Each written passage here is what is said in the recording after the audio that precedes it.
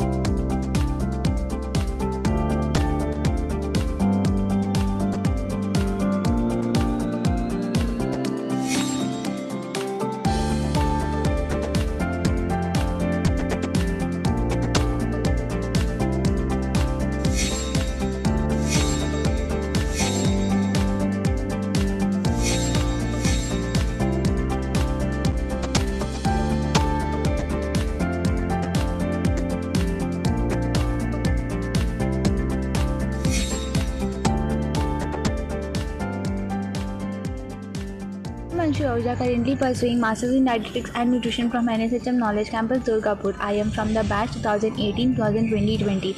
Discovering and choosing a college that fulfilled all my needs was a hectic yet exciting task. The NSHM Knowledge Campus emerged as the best choice for me. After visiting the college, reading the information from the pamphlet, and researching about the college website, I realized that the NU system offers what I hope to gain from the college experience. In addition to the academic grade, there are a large variety of extracurricular activities that are available. I am Poushali Kush. I am a student of NSHM Knowledge Campus Durgapur, BMLT department. After joining NSHM, I got to know that learning is definitely not boring, but it's really fun here, along with the several activities happening in the campus. So I am looking forward to have a great learning experience with the help of my respected teachers.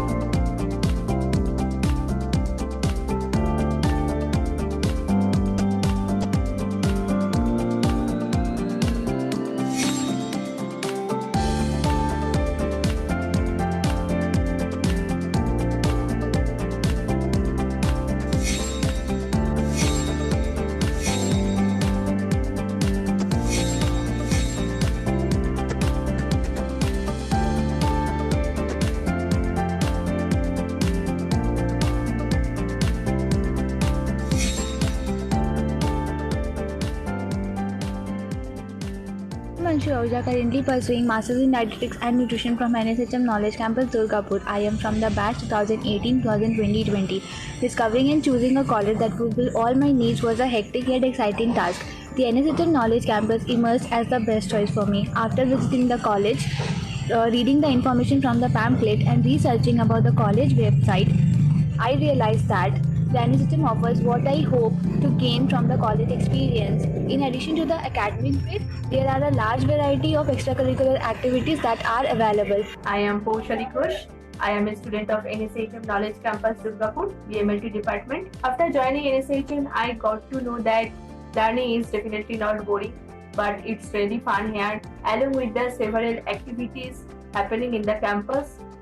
So I am looking forward to have a great learning experience with the help of my respected teachers.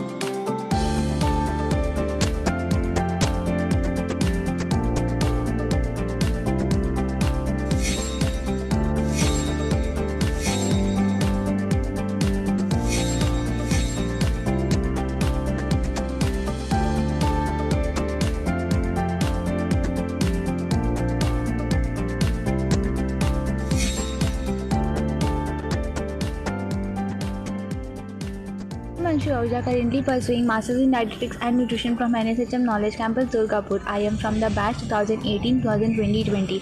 Discovering and choosing a college that fulfilled all my needs was a hectic yet exciting task. The NSHM Knowledge Campus emerged as the best choice for me. After visiting the college, reading the information from the pamphlet, and researching about the college website, I realized that the NSHM offers what I hope to gain from the college experience. In addition to the academic grade, there are a large variety of extracurricular activities that are available. I am Poushali Kush.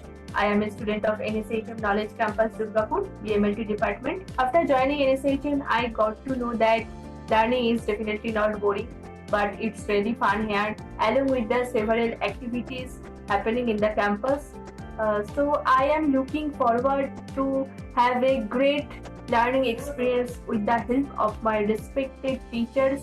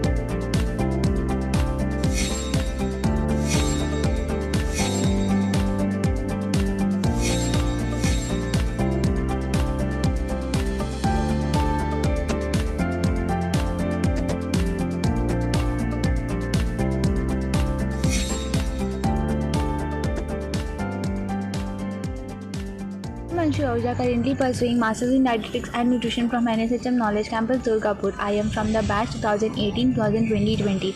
Discovering and choosing a college that fulfilled all my needs was a hectic yet exciting task. The NSHM Knowledge Campus emerged as the best choice for me. After visiting the college, reading the information from the pamphlet, and researching about the college website, I realized that the NSHM offers what I hope to gain from the college experience. In addition to the academic grade, there are a large variety of extracurricular activities that are available. I am Poushali Kush. I am a student of NSHM Knowledge Campus Durgapur, BMLT department. After joining NSHM, I got to know that learning is definitely not boring, but it's really fun here, along with the several activities happening in the campus. So I am looking forward to have a great learning experience with the help of my respected teachers.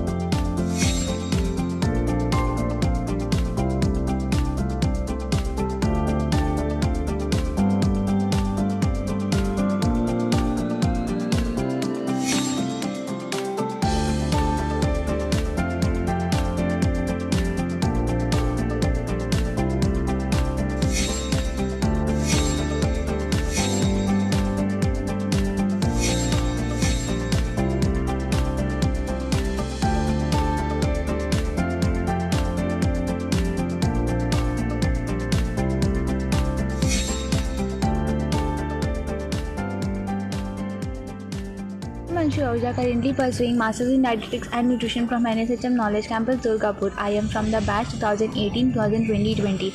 Discovering and choosing a college that fulfilled all my needs was a hectic yet exciting task. The NSHM Knowledge Campus emerged as the best choice for me. After visiting the college, reading the information from the pamphlet, and researching about the college website, I realized that the NSHM offers what I hope to gain from the college experience. In addition to the academic grade, there are a large variety of extracurricular activities that are available. I am Poushali Kush.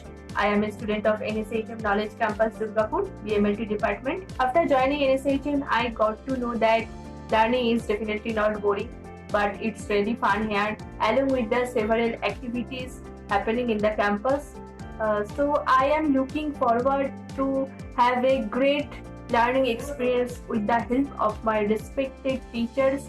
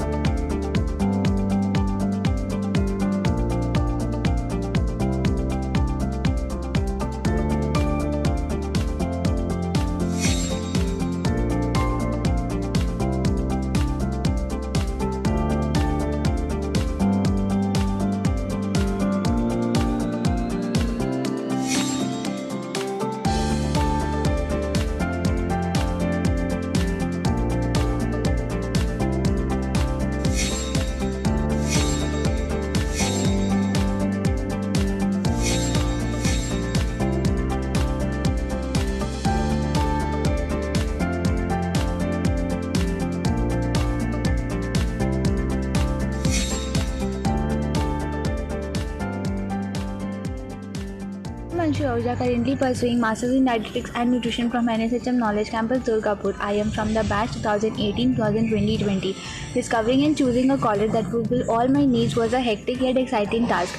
The NSHM Knowledge Campus emerged as the best choice for me. After visiting the college, reading the information from the pamphlet, and researching about the college website, I realized that the NSHM offers what I hope to gain from the college experience. In addition to the academic grade, there are a large variety of extracurricular activities that are available. I am Poushali Kush. I am a student of NSHM Knowledge Campus Durgapur, BMLT department. After joining NSHM, I got to know that learning is definitely not boring, but it's really fun here, along with the several activities happening in the campus. So I am looking forward to have a great learning experience with the help of my respected teachers.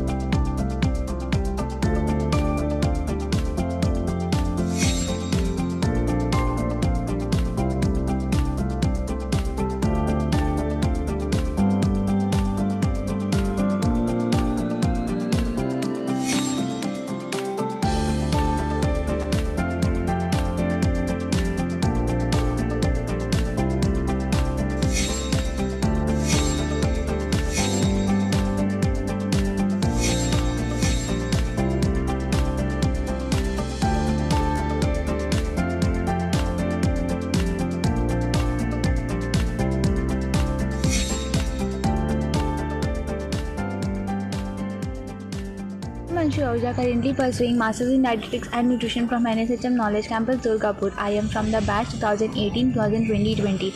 Discovering and choosing a college that fulfilled all my needs was a hectic yet exciting task. The NSHM Knowledge Campus emerged as the best choice for me. After visiting the college, reading the information from the pamphlet, and researching about the college website, I realized that the NSHM offers what I hope to gain from the college experience. In addition to the academic grade, there are a large variety of extracurricular activities that are available. I am Poushali Kush. I am a student of NSHM Knowledge Campus Durgapur, BMLT department. After joining NSHM, I got to know that learning is definitely not boring, but it's really fun here, along with the several activities happening in the campus. So I am looking forward to have a great learning experience with the help of my respected teachers.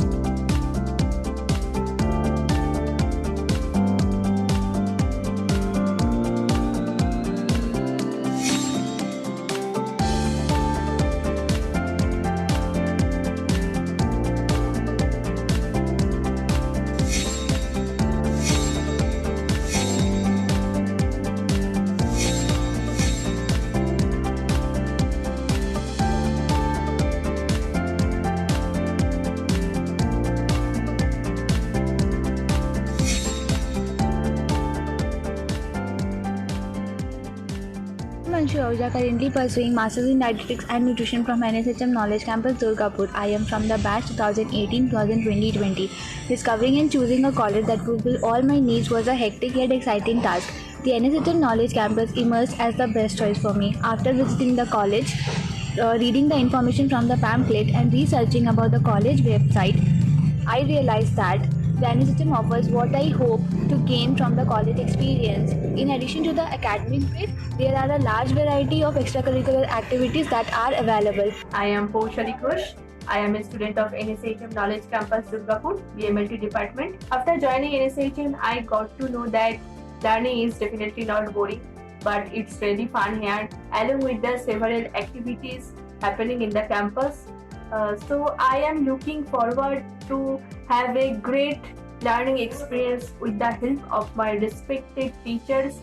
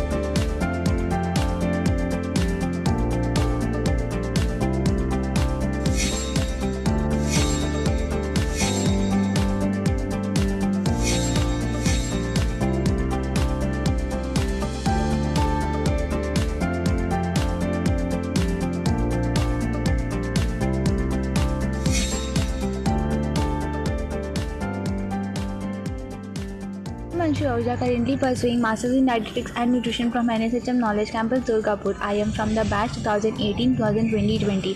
Discovering and choosing a college that fulfilled all my needs was a hectic yet exciting task.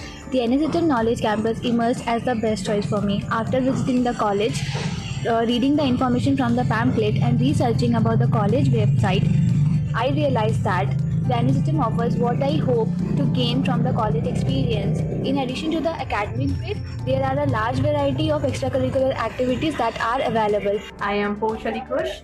I am a student of NSHM Knowledge Campus Durgapur, BMLT department. After joining NSHM, I got to know that learning is definitely not boring, but it's really fun here, along with the several activities happening in the campus. So I am looking forward to have a great learning experience with the help of my respected teachers.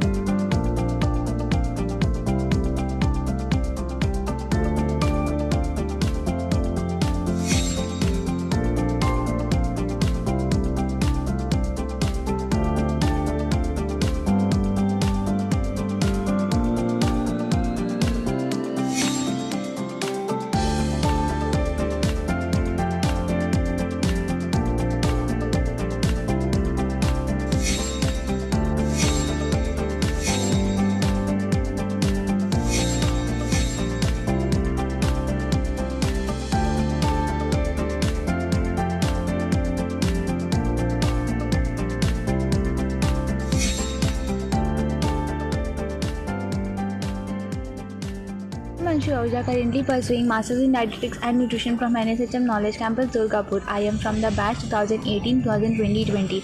Discovering and choosing a college that fulfilled all my needs was a hectic yet exciting task. The NSHM Knowledge Campus emerged as the best choice for me. After visiting the college, reading the information from the pamphlet, and researching about the college website, I realized that the NSHM offers what I hope to gain from the college experience. In addition to the academic bit, there are a large variety of extracurricular activities that are available. I am Poushali Khush. I am a student of NSHM Knowledge Campus Durgapur, BMLT department. After joining NSHM, I got to know that learning is definitely not boring, but it's really fun here, along with the several activities happening in the campus. So I am looking forward to have a great learning experience with the help of my respected teachers.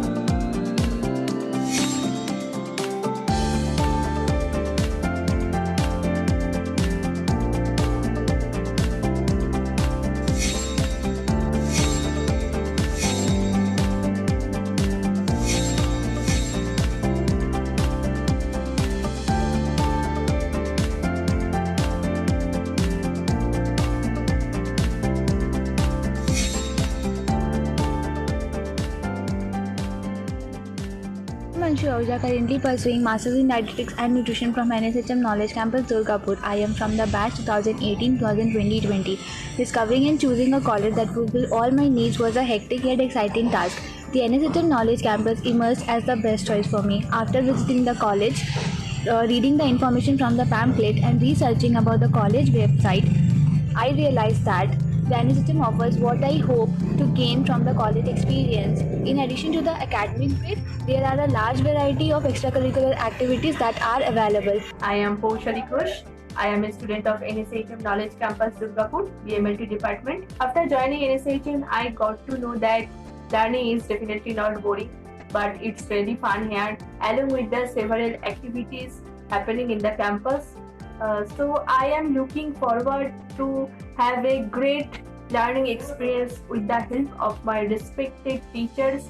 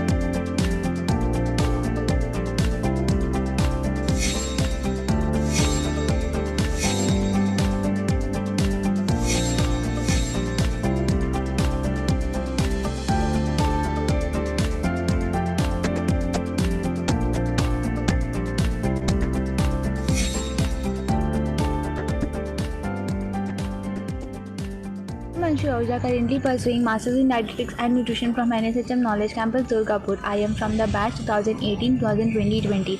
Discovering and choosing a college that fulfilled all my needs was a hectic yet exciting task. The NSHM Knowledge Campus emerged as the best choice for me. After visiting the college, reading the information from the pamphlet, and researching about the college website, I realized that the NSHM offers what I hope to gain from the college experience. In addition to the academic grades, there are a large variety of extracurricular activities that are available. I am Poushali Kush. I am a student of NSHM Knowledge Campus Durgapur, BMLT department. After joining NSHM, I got to know that learning is definitely not boring, but it's really fun here, along with the several activities happening in the campus. So I am looking forward to have a great learning experience with the help of my respected teachers.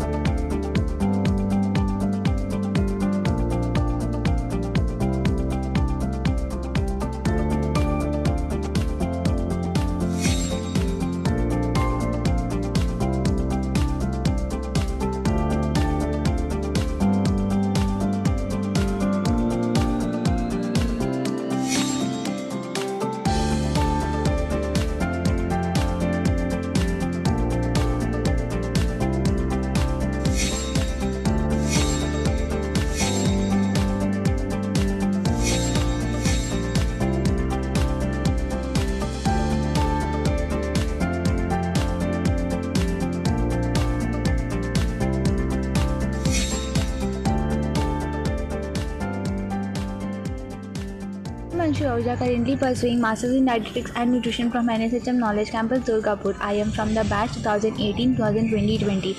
Discovering and choosing a college that fulfilled all my needs was a hectic yet exciting task.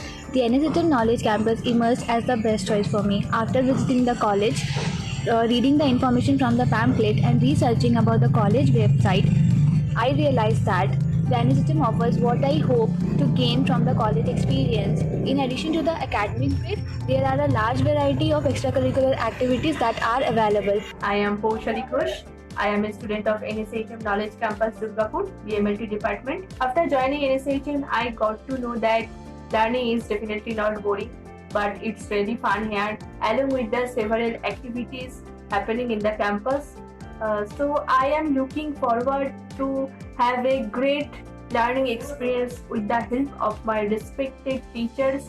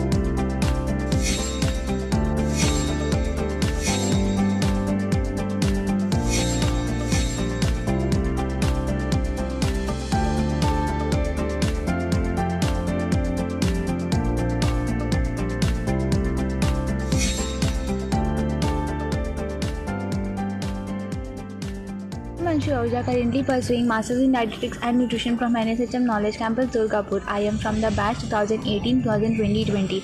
Discovering and choosing a college that fulfilled all my needs was a hectic yet exciting task. The NSHM Knowledge Campus emerged as the best choice for me. After visiting the college, reading the information from the pamphlet, and researching about the college website, I realized that the NSHM offers what I hope to gain from the college experience. In addition to the academic grade, there are a large variety of extracurricular activities that are available. I am Poushali Kush. I am a student of NSHM Knowledge Campus Durgapur, BMLT department. After joining NSHM, I got to know that learning is definitely not boring, but it's really fun here, along with the several activities happening in the campus. So I am looking forward to have a great learning experience with the help of my respected teachers.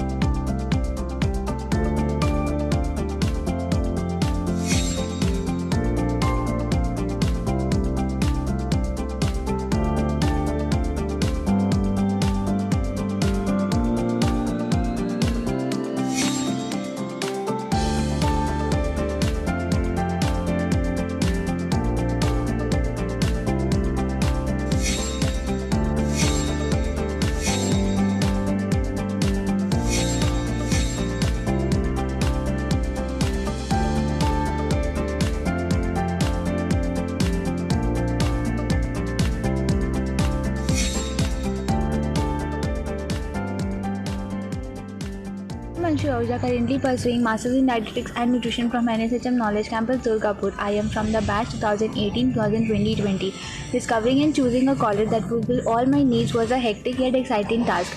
The NSHM Knowledge Campus emerged as the best choice for me. After visiting the college, reading the information from the pamphlet, and researching about the college website, I realized that the NSHM offers what I hope to gain from the college experience. In addition to the academic grade, there are a large variety of extracurricular activities that are available. I am Poushali Kush. I am a student of NSHM Knowledge Campus Durgapur, BMLT department. After joining NSHM, I got to know that learning is definitely not boring, but it's really fun here, along with the several activities happening in the campus. So I am looking forward to have a great learning experience with the help of my respected teachers.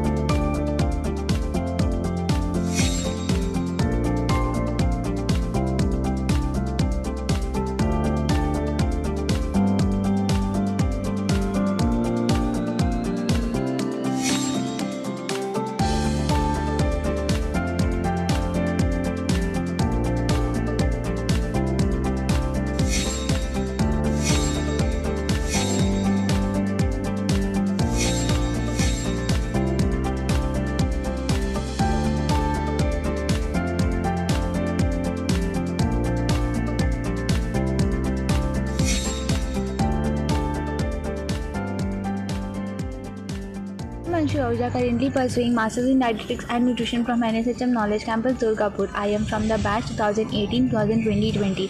Discovering and choosing a college that fulfilled all my needs was a hectic yet exciting task. The NSHM Knowledge Campus emerged as the best choice for me. After visiting the college, reading the information from the pamphlet, and researching about the college website, I realized that the NSHM offers what I hope to gain from the college experience. In addition to the academic grade, there are a large variety of extracurricular activities that are available. I am Poushali Kush. I am a student of NSHM Knowledge Campus Durgapur, BMLT department. After joining NSHM, I got to know that learning is definitely not boring, but it's really fun here, along with the several activities happening in the campus. So I am looking forward to have a great learning experience with the help of my respected teachers.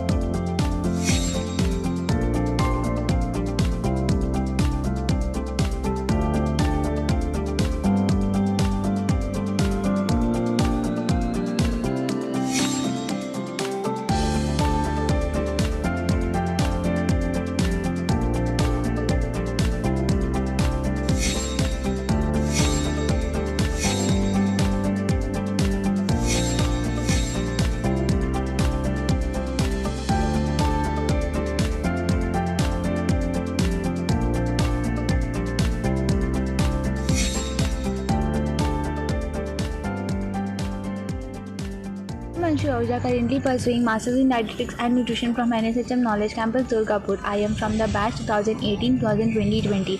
Discovering and choosing a college that fulfilled all my needs was a hectic yet exciting task.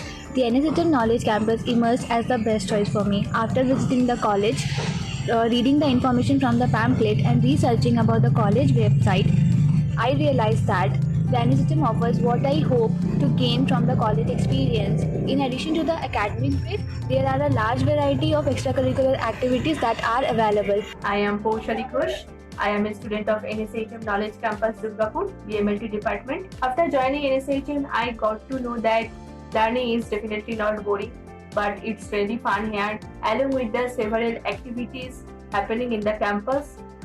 So I am looking forward to have a great learning experience with the help of my respected teachers.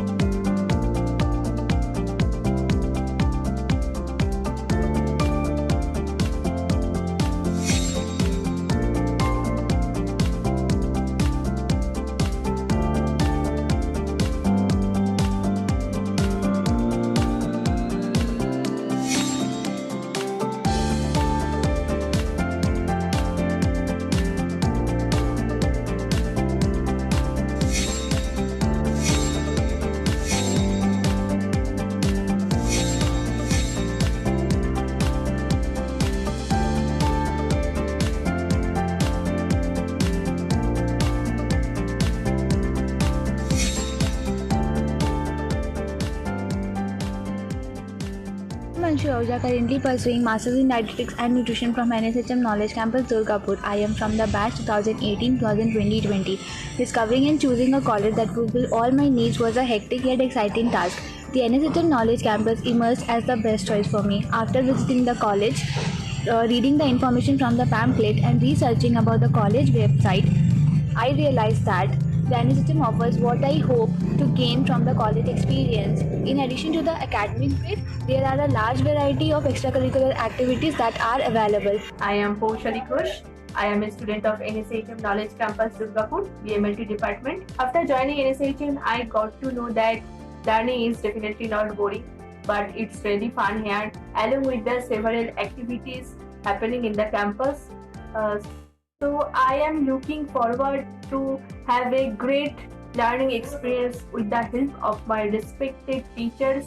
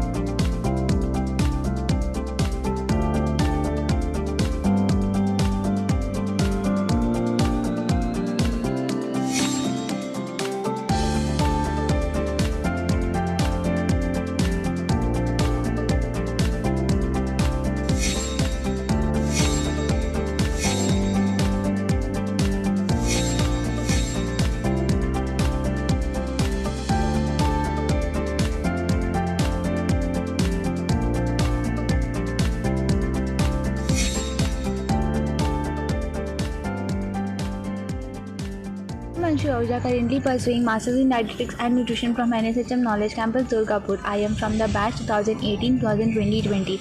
Discovering and choosing a college that fulfilled all my needs was a hectic yet exciting task. The NSHM Knowledge Campus emerged as the best choice for me. After visiting the college, reading the information from the pamphlet, and researching about the college website, I realized that the NSHM offers what I hope to gain from the college experience. In addition to the academic grades, there are a large variety of extracurricular activities that are available. I am Paushali Khush. I am a student of NSHM Knowledge Campus Durgapur, BMLT department. After joining NSHM, I got to know that learning is definitely not boring, but it's really fun here, along with the several activities happening in the campus. So I am looking forward to have a great learning experience with the help of my respected teachers.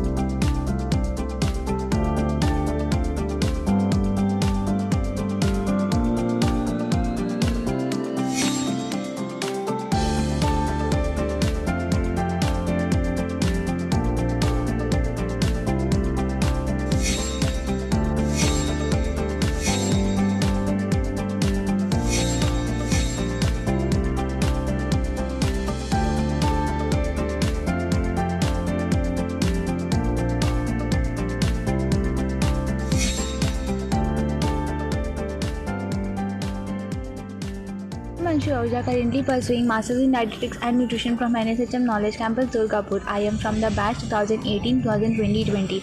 Discovering and choosing a college that fulfilled all my needs was a hectic yet exciting task. The NSHM Knowledge Campus emerged as the best choice for me. After visiting the college, reading the information from the pamphlet, and researching about the college website, I realized that the NSHM offers what I hope to gain from the college experience. In addition to the academic grades, there are a large variety of extracurricular activities that are available. I am Paushali Khush. I am a student of NSHM Knowledge Campus Durgapur, BMLT department. After joining NSHM, I got to know that learning is definitely not boring, but it's really fun here, along with the several activities happening in the campus. So I am looking forward to have a great learning experience with the help of my respected teachers.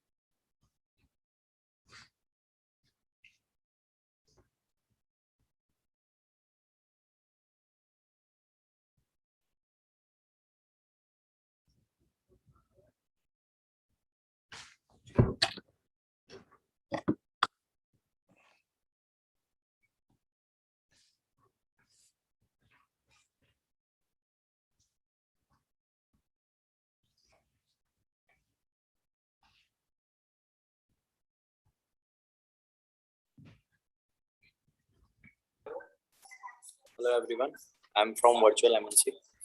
Hello. So we are going live in 2 minutes.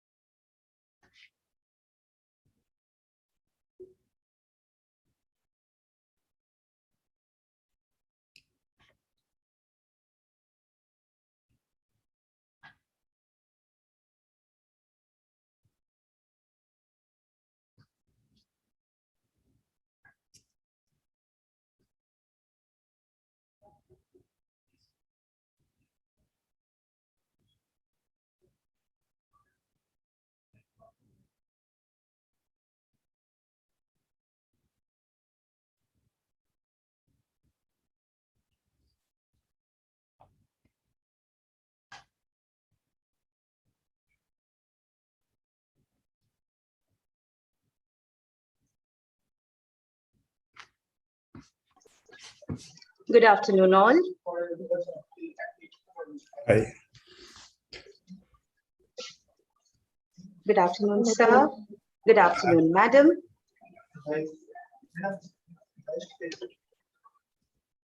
Am I audible? Yes, I can see you. I can hear Okay, you. thank you. Thank you. That's great. So we'll just shortly begin with our program here in the Mother Teresa Hall. I'm really very glad and honored to be a part of this. Okay, so we have got our students coming and joining.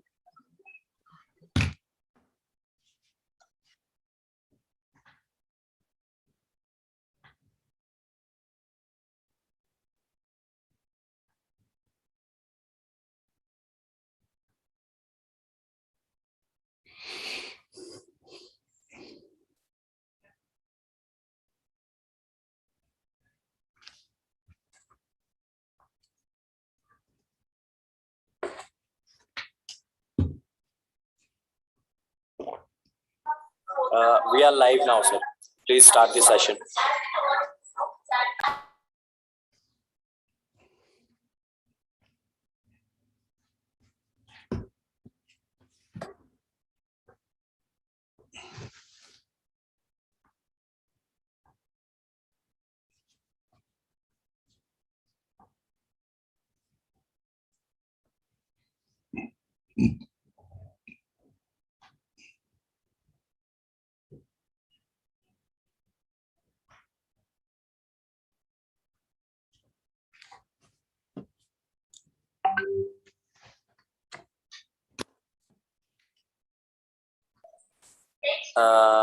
Sir, we are live now. Please start the session. So I should start the session? I don't understand.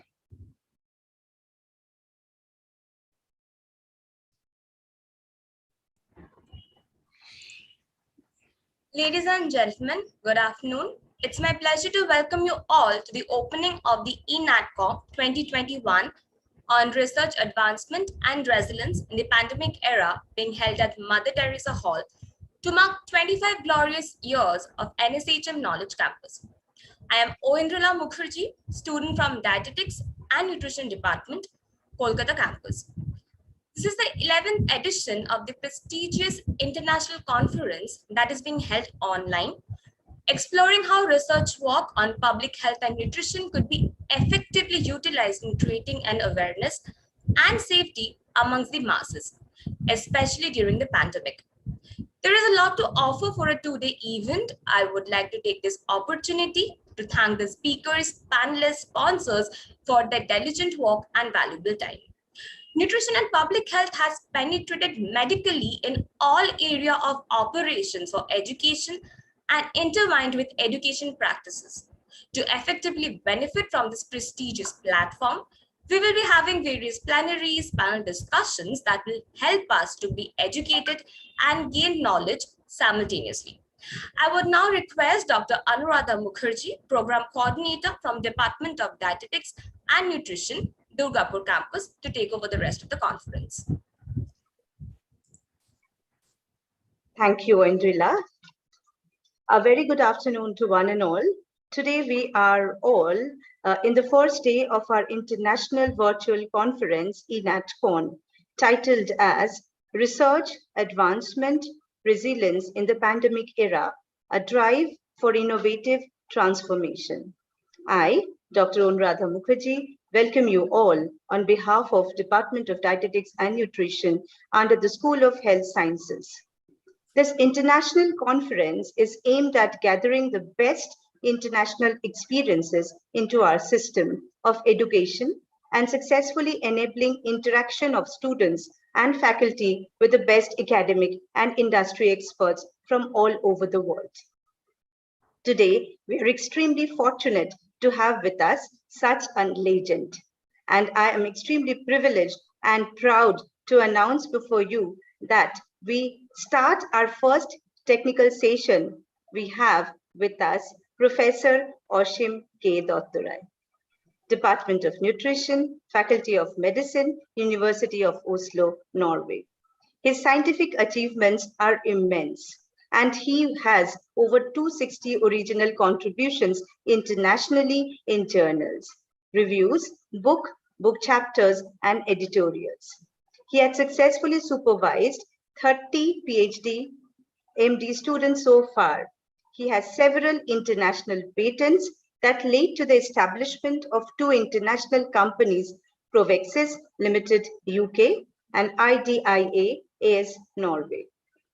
About his professional accomplishments, he started as a clinical instructor in 1985 in Wright State University, Ohio, USA, and then he was the faculty of the program MD PhD in 1987 in Wright State University and was an assistant professor in 1987 in the Department of Medicine and Biochemistry in Wright State University School of Medicine, Dayton, Ohio, USA, and also was a senior health scientist in 1987 to 89 in VA Medical Center, Ohio, USA. Then he was as a principal scientist from 1990 to 2001 of Lipid Transport and Metabolism Group, Rowett Research Institute of Aberdeen University, UK, and then he started working as professor from 2001 till date in IMB, Faculty of Medicine, University of Oslo, and is also a group leader in chronic diseases. There have been innumerable recognitions and awards to add up to his credentials. To name a few, in the year 1987, he received the prestigious Elizabeth Kushner Memorial Award for prostaglandin research by the American Heart Association. In 1992, his contributions were cited in American Men and Women of Science 18th edition. Again in 1996, he was awarded with the prestigious Hoffman-La Roche Award for Feto-Placental Research by the International Conference on PUFA Nutrition and Disease Prevention, Barcelona, Spain. In 1998 to 2011, his contributions were cited in WHO's, that is in the World of Science 15th edition. In 2000, he was recognized as an honorary professor by Robert Gordon University, Aberdeen, UK. Also in the same year, he became the Fellow of International College of Nutrition. Also in 2000, he was the honorary professor, International College of Clinical Nutrition. In 2002, he became the executive member, European Academy of Nutritional Sciences. Also in the same year, he was awarded with Felicitation Award in 9th International Congress on Clinical Nutrition, London. In 2008, he was felicitated at 13th International Clinical Nutrition, Mexico. So far, he has delivered more than 140 invited lectures globally in different countries on cardioprotective factors in fruits, prenatal nutrition and health, fetal brain development, and baby food and nutrition. He had also been extremely kind in participating and presenting in special lecture tour in 4 mega cities, Kolkata, Delhi, Mumbai, Gurgaon, organized by Sanofi India in 2013, and given his insights on early lipid nutrition for better pregnancy outcome. The patents need to be having a special mention. The patents he holds are several international ones, includes cardioprotective factors in tomatoes and kiwi fruits. Fruit flow is a patented, scientifically proven tomato extract which inhibits platelet aggregation, a known cause of heart attack, stroke, and venous thrombosis. And Fruit Flow became the first product in Europe to obtain an approved positive health claim under Article 13.5 of the European Food Safety Authority regulation. Adding to all, he was also the editor-in-chief of Food and Nutrition Research, previously known as Scandinavian Journal of Nutrition. Now, let's not wait any further. Let me request you, sir, to please start with your lecture titled Development of Nutraceuticals in India. Please, sir. Thank you. Thank you very much, Anuradha. And I'm also very grateful to NATCO PH, that is a national conference, rather international conference on pharmacy and healthcare. And I'm also very grateful to Dr. Joyita Ghosh for corresponding regarding these lectures. Today, I will be talking about the nutraceuticals and how it can be developed. And I will share some of my experience. As you mentioned, the first approved EPSA functional food is our Fruit Flow. I will be talking about this, the journey. And then I'll allude to how in India, with so many resources and so many folk medicine, etc., it can be rationalized and scientifically proven so that it can be used worldwide. So with this, I will share my screen now and start my lectures.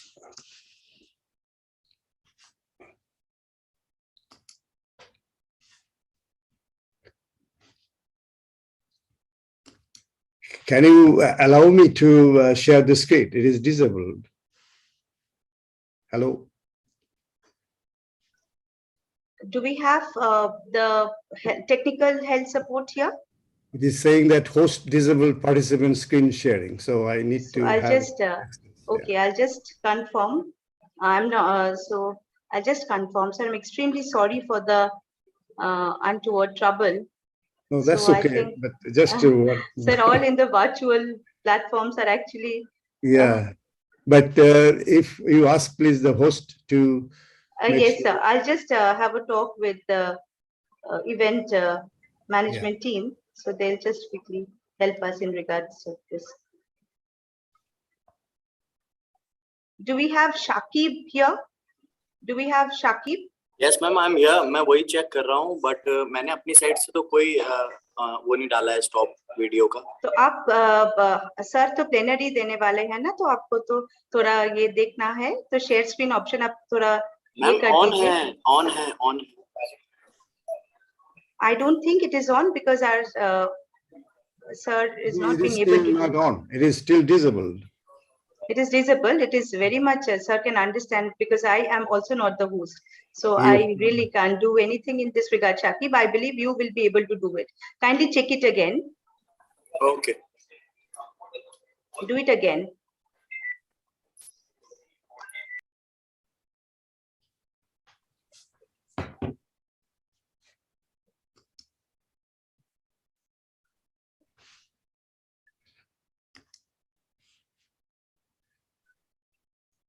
It should not take more than a second. Yeah, I think so, because Now we you can share, ma'am. Okay, now it is okay. Okay, thank you so very much. Shakib, thank you to you also. Can you see the screen now? Absolutely, sir. Okay, all right. All right. I'm sitting now in my office at the Austin University Medical School. Probably you know that in Norway, the medicine is free, and so is the healthcare system, so that we make sure the people quite live healthily and they should have healthy aging. And for that, the most important part is lifestyle and nutrition. So that's why nutrition is also in the curriculum of medical school here.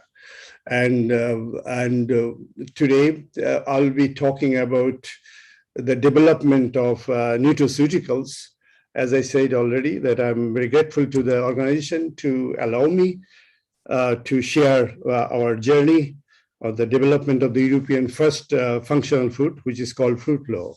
And then I will allude from there how it can be used, this experience, in Indian context. If I go back to long time back, that is, Hippocrates says that let food be your medicine. The philosophy behind this talk is a focus on the prevention. And the prevention means you have to understand your health, physiology, nutrition, lifestyle, etc. And it was much further, later on, more corroborated by the father of modern medicine, Sir John Osler. He said that the first duty of the medical doctor is to advise the people not to take the medicine. But what that everything means to that is that we should not be dependent on too much of chemicals, and that can also have, all chemicals have side effects. So we should look for the good nutrition, food, and our physiology so that we can live much longer. And this is the idea. But what is food? Every day we take 1.5 to 2 kilos of food and drinks, and it contains so many essential nutrients, minerals, vitamins, energy, etc., etc. But then we have to think about that we are just not a mammal, or we're not just a human being. We are hybrid. We have much more non-human cells in our body than our own cells. So we have to think about their beneficial impact, their interaction with us. As you know probably very well, the gut microbiota, it has 2 kilograms of weight of bacteria that produces so many things in the body, and they control blood pressure, mood, skin, you name it, it is there. So we have to think about, when we develop or talk about nutrition, how this bacteria is responding to that. And also we have to think about, if we take antibiotic or we are exposed to pollution, how much this bacteria is getting damaged or killed. And that is very important. And also we have so many, of course, the proteins that work in it, and only 98% don't express. And we got so many other genes, etc., from other species. So that means that the whole niche that we are in, our body contains is a varieties of systems, the organ, etc., and it has also genetic elements it got from different virus and bacteria. And also we carry trillions of bacteria on the surface as inside our body, and it is everywhere, and most of them are beneficial. They are interacting with us. So it's very important that we understand the interrelationship between the microbe and ourselves. And also we should understand, before I go to the functional food, that all are of us different, as personalized nutrition is coming a big way. If you see this cartoon here you see that banana has a different effect in terms of glycemic response compared to cookies in two different groups of people. So it is showing one group, the banana is producing more easily glucose than the other groups. So that means it is not true that all would be the same, because we have a different kind of bacteria, genotypes, and also some lifestyle, etc., that actually determines the metabolic effects of different food we take it. So the modern situation is like that everything could be personal, including medicine, of course, but this is not the remit of the talk today. And if you look at the evolution of nutrition, I'll be talking functional food, the top of the graph here, that is the 21st century's discovery. But if you look at from early man survival, the food and physiology is very important. For 3 days food, people have to run or walk. for 7 days to have the hunt or hunting for food, animal, etc. And those who could not do it, they died down. So that's why the physiology came into the nutrition concept, that if, those who are having a sedentary lifestyle or something, they could not survive because they could not have a food there. So there is some element of physical activity with food and nutrition. But today we have food is on our table, but with this genotypes that is much older. So there is a mismatch between diet and physical activity. And so there is obesity and other things, which was not a liability before. Now it is a liability because of, as you know, the lipid level, etc., goes up, and there's a big problem.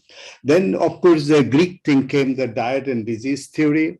Then 16th century diet and longevity came. Then, of course, 19th century, you know, the discovery of a lot of vitamins and minerals.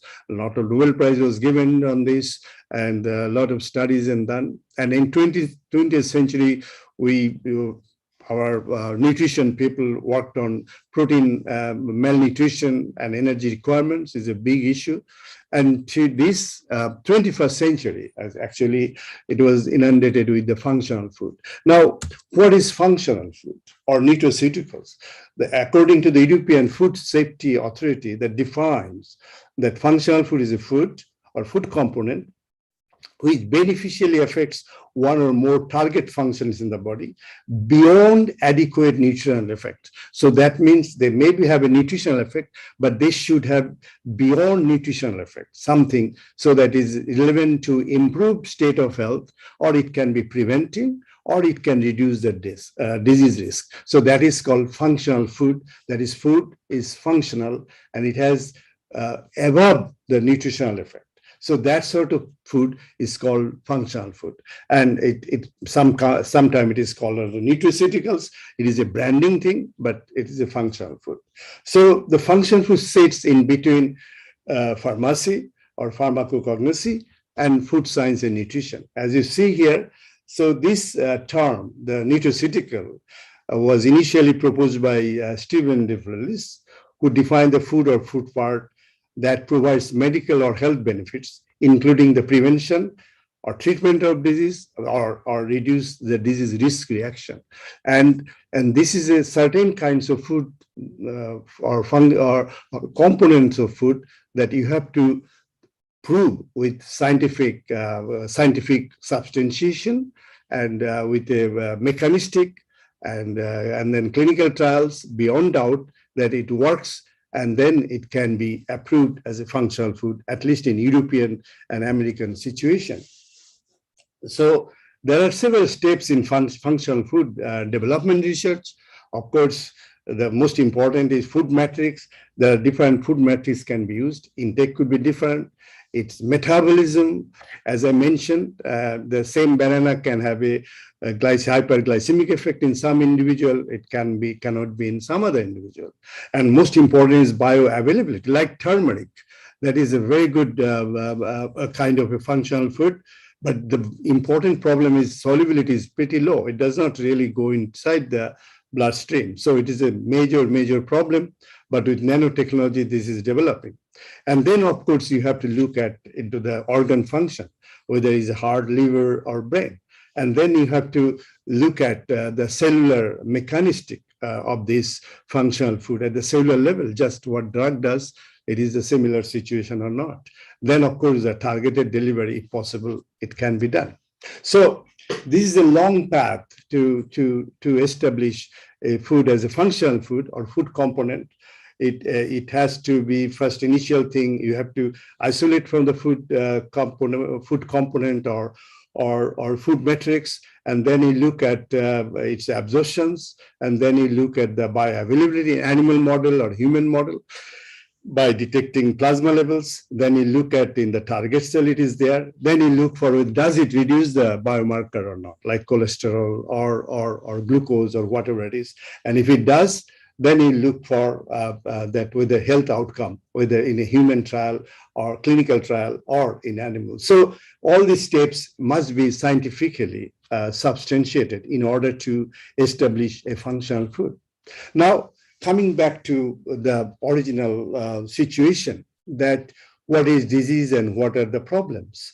And if you look at the therapeutic or pharmaceutical situation today, that if somebody has blood pressure, high blood pressure or high cholesterol level, high glucose level, look at the end of this cartoon here, then we call it a disease, because symptoms and the clinical marker are correlated.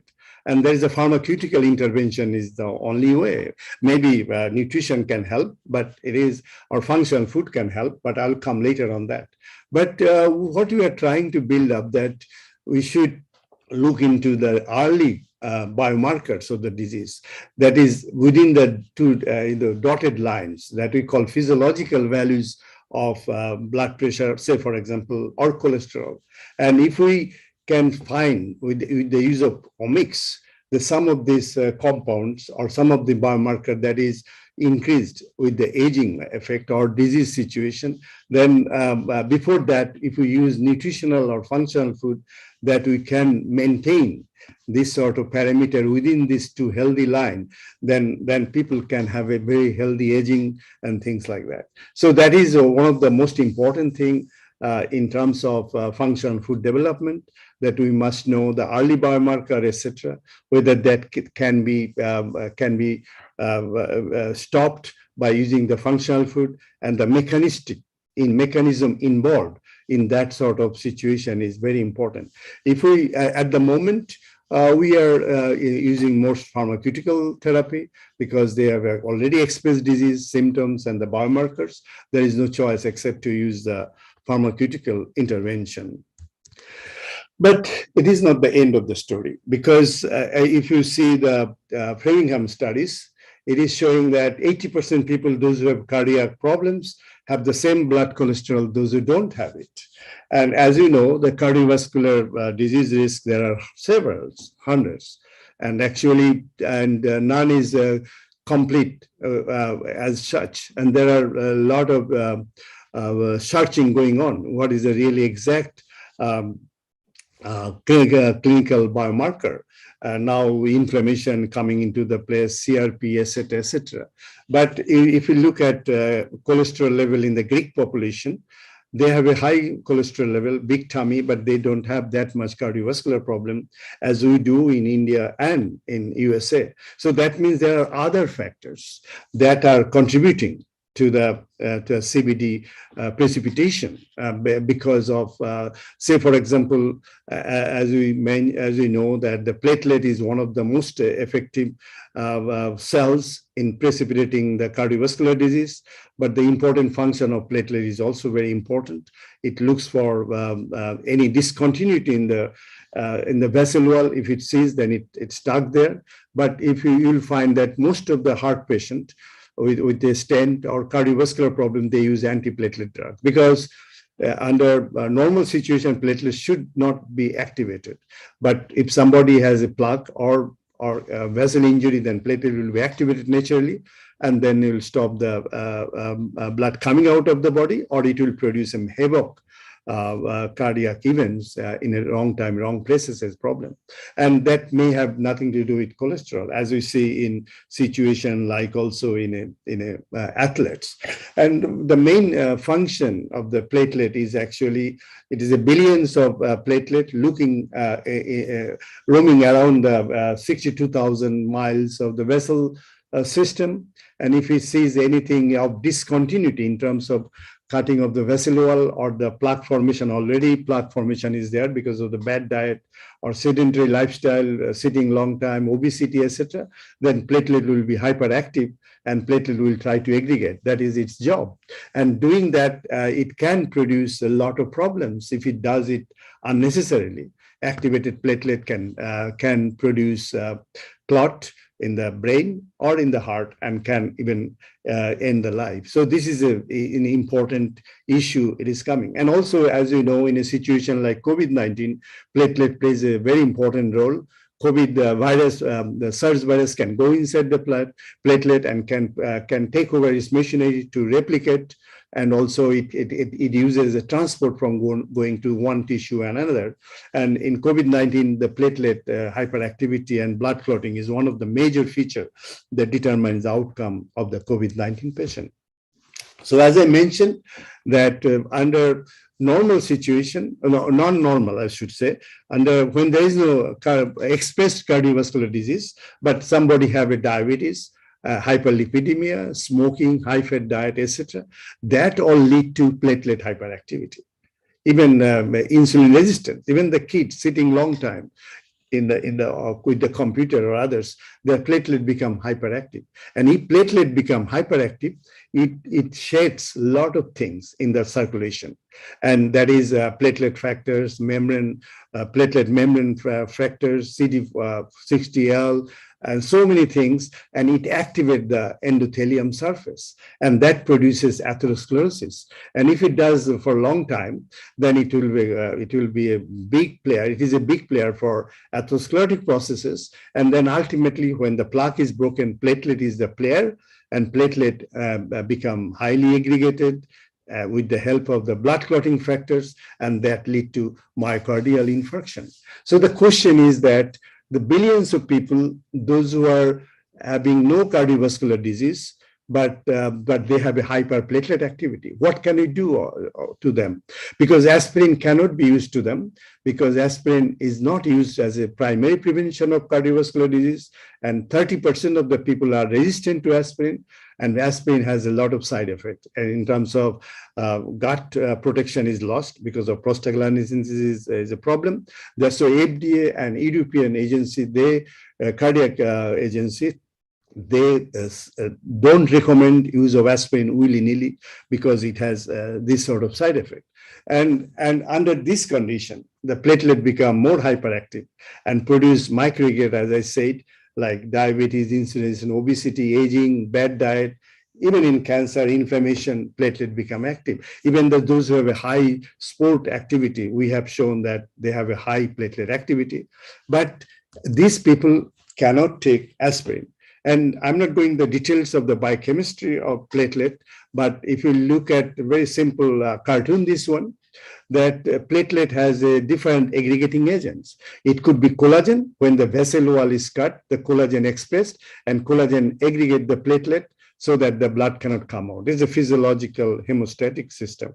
And if the plaque is broken, then thrombin is generated by extrinsic and intrinsic pathway and can activate the platelet. ADP, epinephrine, if a stress condition, that all activate the platelet. By mechanism is through phospholipase C or A2 that liberate arachidonic acid from platelet membrane phospholipids. And this arachidonic acid then through the action of the cyclooxygenase produce thromboxane A2, and thromboxane A2 is the most important agent that bring the fibrinogen receptor in active state so that the platelet aggregation can go on.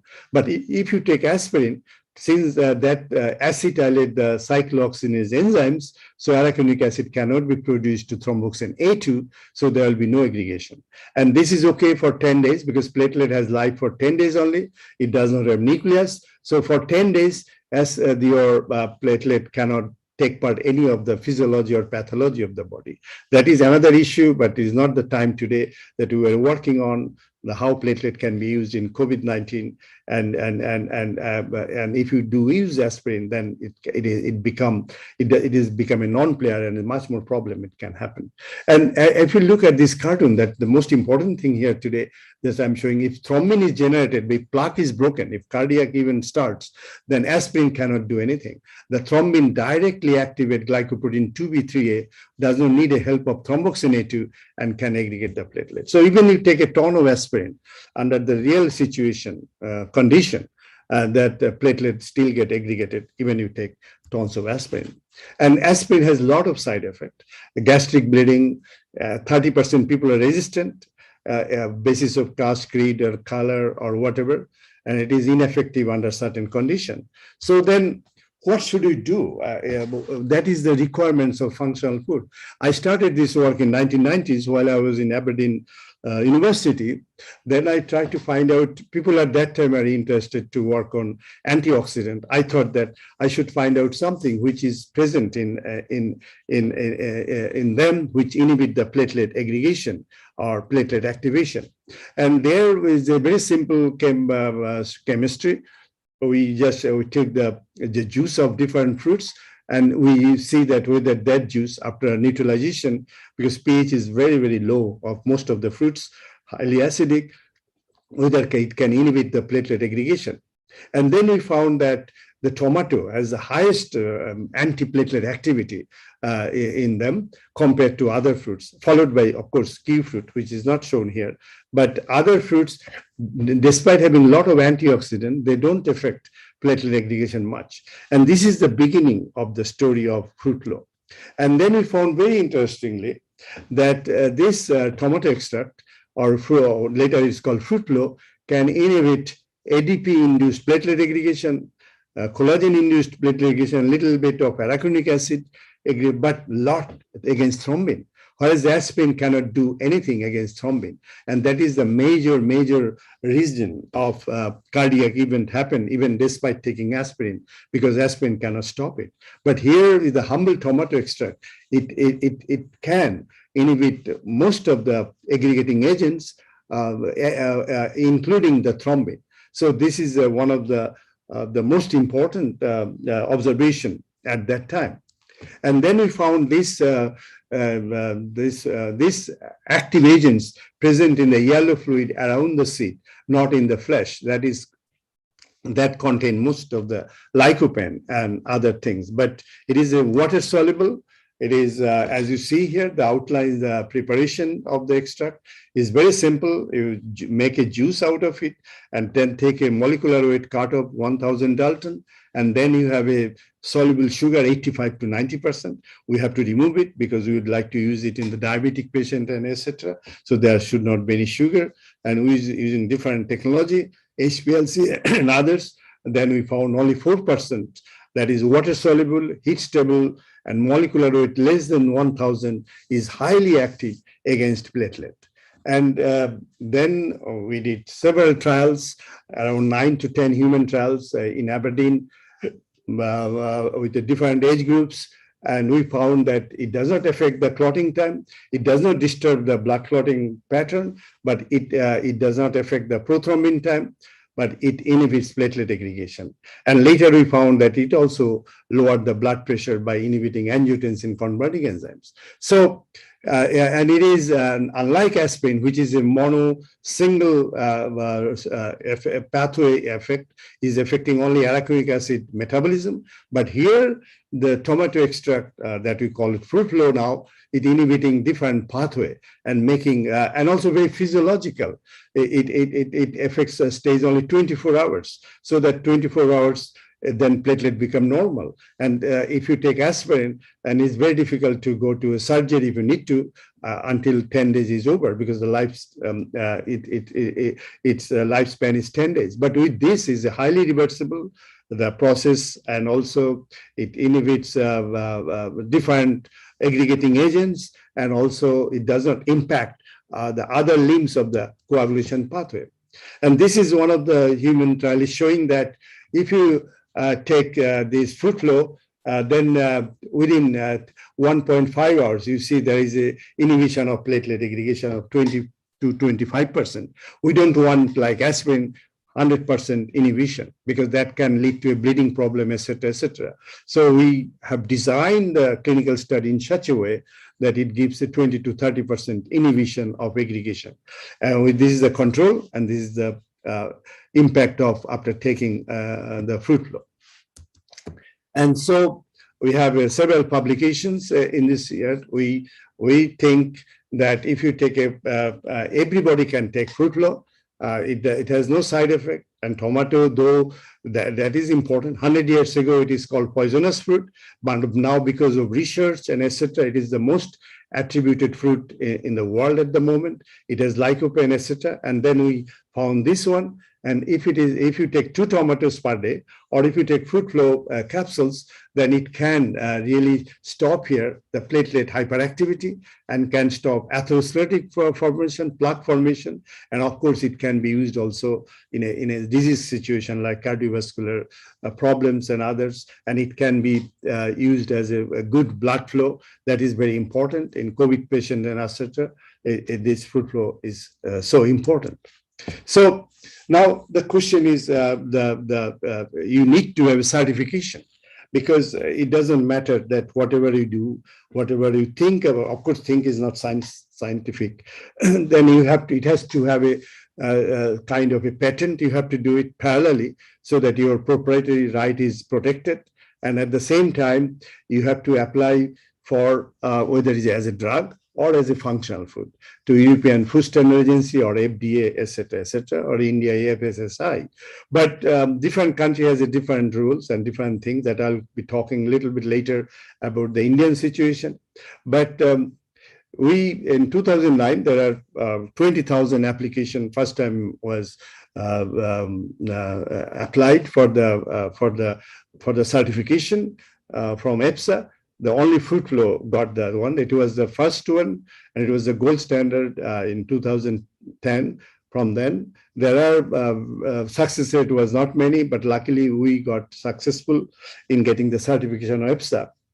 And it allows, it says in this in certification, all these human studies consistently show a reduction in platelet aggregation following consumption of water, soluble tomato concentrate under the condition used provided by the applicant. So that maintains, so the important thing, EFSA approval, what you label your compound, because functional food has the most important intended use.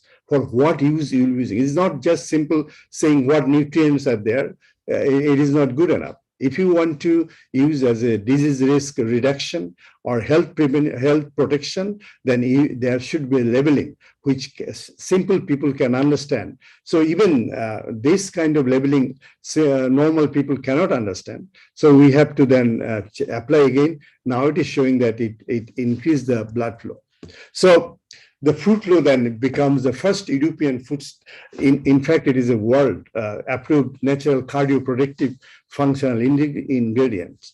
The important thing, the people come to us, different companies, those are working in functional food, as you know, like big pharmaceutical companies are now more interested to go in this line, because there are people, they are interested in a natural products which can claim the health benefits, and a lot of pharmaceutical company going that direction to develop it. So it's a very important aspect in the development of cardioprotective drugs or function. But European Food Standard Agency, it is now sitting in Parma in Italy. It has a huge budget. It looks after all the matter, direct or indirect impact on food and feed safety, animal health also, because people eat animal, and they support, they produce the recommendation and then goes to European Commission, and then European Parliament and EU members are effective and timely, and they can check whether it should be permitted or not. So this is their job. So as I mentioned, that what is functional food? The European Food Standard Agency clearly says the food which beneficially affect one or more target function in the body beyond adequate nutritional effects in a way that is relevant to either an improved state of health and well-being and reduction of risk disease. That is functional food.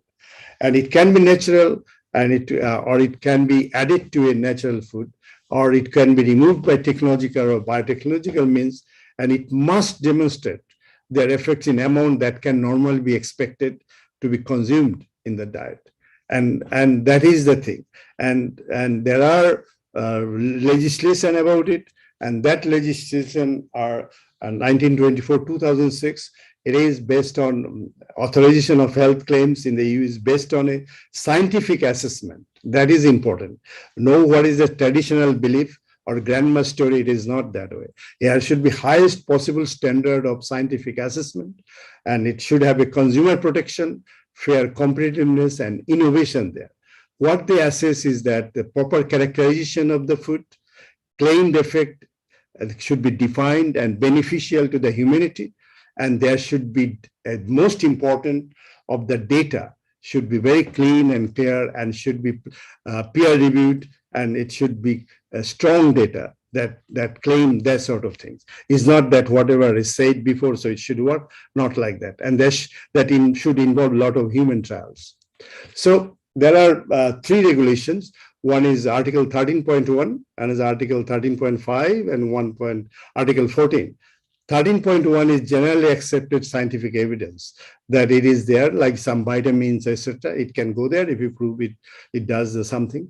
And 13.5, that fruit flow belongs to that, is a newly developed scientific data and proprietary data. In 13.1, it may not be patented, but 13.5, you have to develop, or you have to attribute a new property or function to the food components, and it has to have a proprietary data, and that below 13.5. And most of the studies or trial done should be with the healthy people, or not a diseased people. Then it will not fall into 13.5. Then Article 14 is a reduction of disease risk, and mostly it is a children development health, like children brain development or brain function, autism, etc. That goes to that article. And if you see here, just to show you that in 13.1, the 90% claim was rejected by EFSA, because it is only product with a very well established science and vitamin have been successful. So it is all gone. It is rejected because the science was not strong. And 13.5, the newly developed scientific claims on the food or food components, then there are so many applicants, but they took 8 for further studies. And Article 14, and there are 26 claims approved last year out of 268 claims. And if you look at here, that in 2009, the EFSA published 9 articles, and out of them 1 is fruit flow. And only fruit flow was approved in 2009 or 10 as a EFSA approved functional food. And 2010, only 1, Ribena, for reduction of tooth demineralizations. And 2011, slowly digestible starch. It is owned by Kraft, and reduced glycemic response. Sugar beet fiber in 2011. So you see, the number of EFSA approval product is very, very little. It's not much. Ours is the number 1 in 2009 and 10. And then there is only 1 per year out of thousands of applicants. And that is because most of them application has not a good data, not good statistical design, and does not have a good number of people, or a maximum number of people, and good mechanism is not provided. And animal study has nothing to do with it. It should be human studies. And also the toxicological study was not done. For several reasons, these applications are rejected. And if you look at the way the proposal has been handled in Europe, that it goes first to every country has their own advisory board, National Control Agency, NCA. It goes there. If they think it is okay, then they allow to the organization, university or company to go to send the dossier to EFSA, and EFSA review it, takes a few months, and then EFSA gives opinion to if it is a positive, it gives to the European Commission, and then European Commission discuss with the European members, then ultimately the wording, this is the important leveling, then decide, and then it will be published. So this process, it takes 12 months, now probably less, but at our time, when the fruit flow was approved, it took more than 12 months at that time. So now fruit flow is being sold all over the world, not in India, but China, it will be soon sold, and with a different name, but you will see always the fruit flow, the branding there. And it is now all over the world, producing millions of tons of fruit tomato extract from tomato by Indena company, and it is now owned by Probexis, and DSM is one of the largest food company in the world, and they are the sole owner of this. Now, what is the Indian condition? In India, we have traditional product touted as functional, but very little scientific validation is there. These are all hearsay and story, but there is no really good science there, because there may be effective compounds, but you know that the plants, their compounds varies with time. In night is different than daytime, so quality control is important. The signature molecules should be standardized, and then there should be a specific control trial, and there should be a good trial involving what is called RCT, that random trial with a double blind, etc., with a crossover if possible, and then you come up as a conclusion whether it has effect or not. That is important, and companies should be sincere and honest in their claims, and there should be much more rigorous kind of a observation what they're claiming, and whether the customers are benefiting or not is important. And there should be scientific validation, and committee should be independently working on it, and the data should be screened like a peer review with a stringent kind of a standards, and the processor will need to provide optimal merger. And then, of course, the taste, convenience, health attributes, etc., has to be done there. And in India, there are enormous problems and opportunities. As you know, that we have a huge population with several chronic diseases, including cancer, heart disease, diabetes, you name it, they are there. And also we know that most of the diseases could be food related, nutrition, lifestyle, etc., like cancer, high cholesterol, coronary heart disease, stroke, diabetes, etc. So, and also we know there are a lot of plant and fruits and Ayurvedic products, they may have impact on this thing, but for that we need to have a important research, as I mentioned, with a stringent control. First is mechanism, and then we have to find out the responsible compound or compounds. And then we have to look at that we have to maintain this compound in all our best products, and the human trial should be done properly so that we can see with the proper design, with a good statistical input in it, then we can have a proper thing, then the world can accept these sort of things. And of course, we have to think about every country has their different regulatory things. Food industry has their own way of working. And we have also aging population. How can we benefit them using a proper functional food? Because aging population means the nutrition is compromised because they don't absorb all of this. For functional food is one of the way to enhance their health situation. And of course, the consumers should be confident in the product that produced by companies in our situation. So the key issues actually first you have to establish the bioactivity of the functional food in the available plant kingdom in India, and then you have to think about how much it is going in the body, bioactivity terms and also chemistry terms.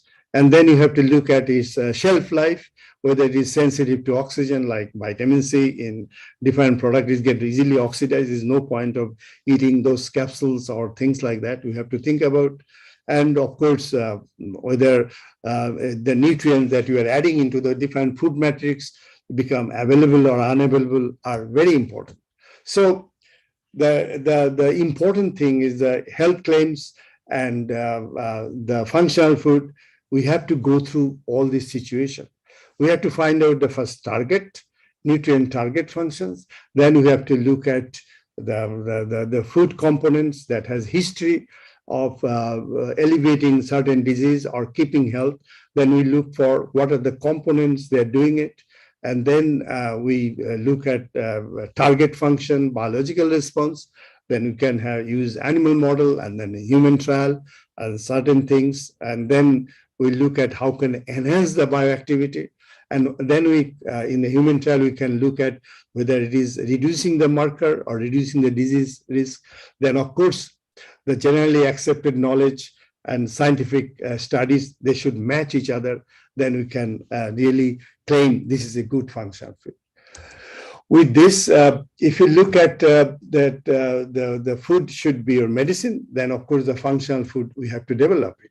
And that means the development, involvement, a lot of science and a lot of honesty and integrity, and then publishing it and bringing people together with this research. Then this sort of research will be very important and can benefit India, also the world, because we have so much resource in terms of functional food, and we have a history of Ayurveda and others and the plants, etc. But for that, we need to have a scientific substantiation in a proper way, mechanism, and the mechanistic products, identification of the products, and then human trial, and then look for the bioactivity in terms of whole body physiology, and then look whether it is reducing the disease or preventing the disease. So the important knowledge is diet disease links. Then you have a nutritional science. You have to prove the evidence, as I mentioned, through all these things. Then you have, of course, the health regulation. You have to go by it. Different country has a different health regulation. Europe, America and Australia and Asia and India. And then you have a food products which can claim the functionality. Then we can develop the industry, functional food industry, and attribution to our products, our endogenous product, which have a lot of history that we know of it. But now the time is to prove it in a modern scientific, nutritional, and other ways, so that we can claim the functional food. Thank you very much for your time.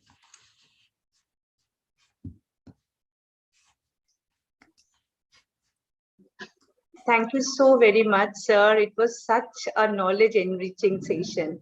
So we have learned, I'm sure the students have also learned, and it was like an honor to hear from you, sir. So thank you so very much, sir, for such a wonderful plenary. Thank you.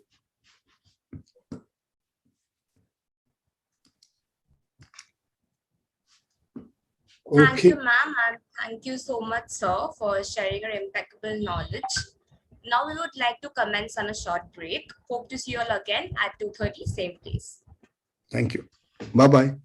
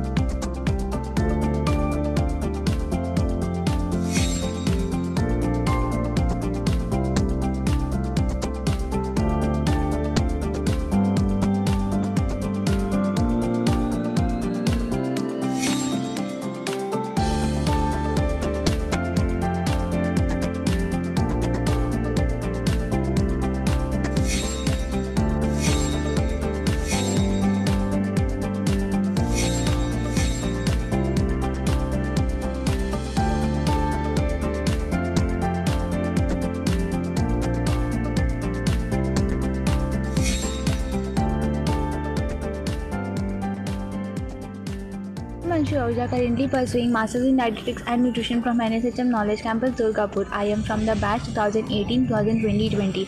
Discovering and choosing a college that fulfilled all my needs was a hectic yet exciting task. The NSHM Knowledge Campus emerged as the best choice for me. After visiting the college, reading the information from the pamphlet, and researching about the college website, I realized that the NSHM offers what I hope to gain from the college experience. In addition to the academic brief, there are a large variety of extracurricular activities that are available. I am Poushali Kush.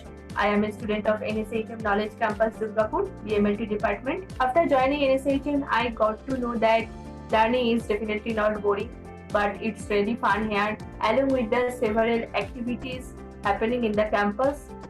So I am looking forward to have a great learning experience with the help of my respected teachers.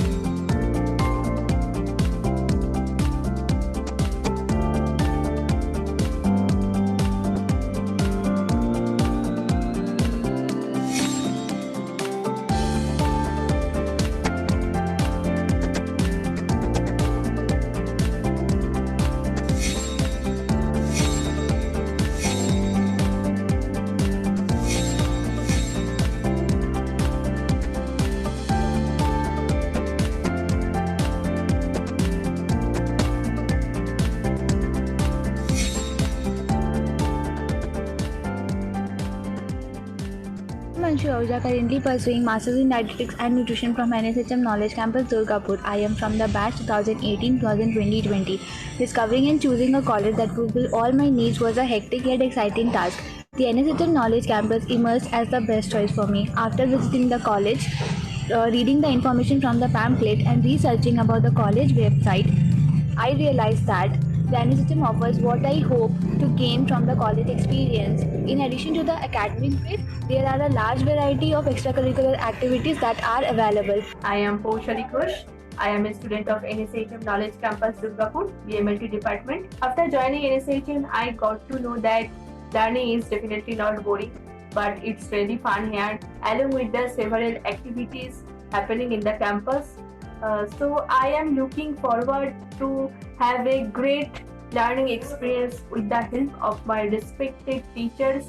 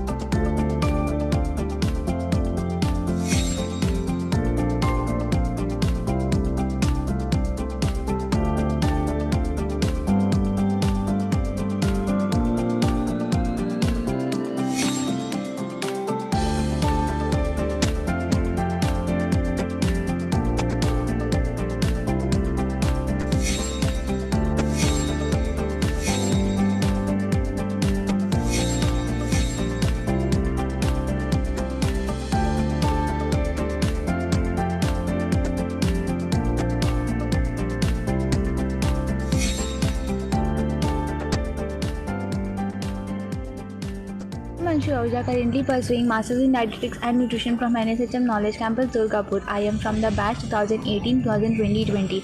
Discovering and choosing a college that fulfilled all my needs was a hectic yet exciting task. The NSHM Knowledge Campus emerged as the best choice for me. After visiting the college, reading the information from the pamphlet, and researching about the college website, I realized that the NSHM offers what I hope to gain from the college experience. In addition to the academic grade, there are a large variety of extracurricular activities that are available. I am Poushali Kush.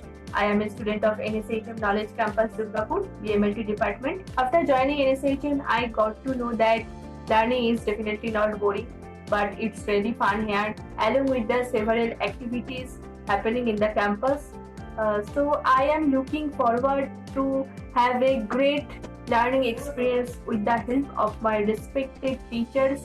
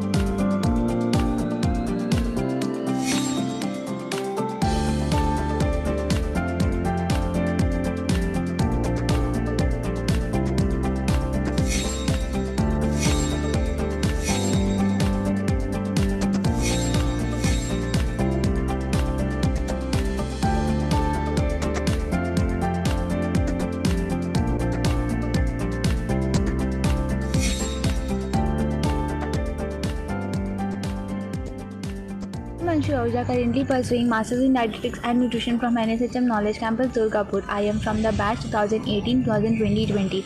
Discovering and choosing a college that fulfilled all my needs was a hectic yet exciting task. The NSHM Knowledge Campus emerged as the best choice for me. After visiting the college, reading the information from the pamphlet, and researching about the college website, I realized that the NSHM offers what I hope to gain from the college experience. In addition to the academic grade, there are a large variety of extracurricular activities that are available. I am Poushali Kush. I am a student of NSHM Knowledge Campus Durgapur, BMLT department. After joining NSHM, I got to know that learning is definitely not boring, but it's really fun here, along with the several activities happening in the campus. So I am looking forward to have a great learning experience with the help of my respected teachers.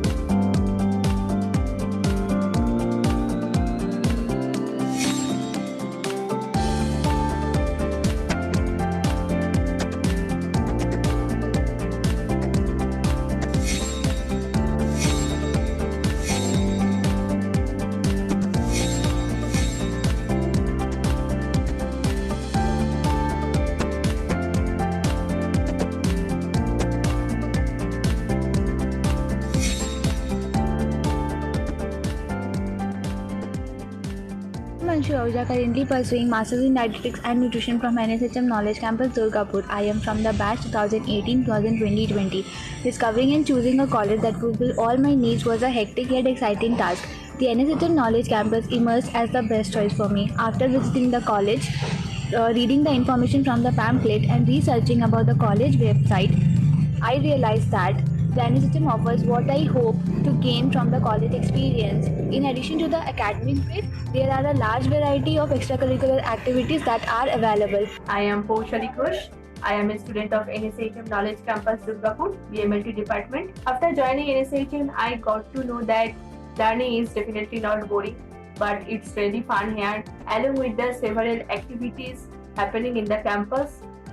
So I am looking forward to have a great learning experience with the help of my respected teachers.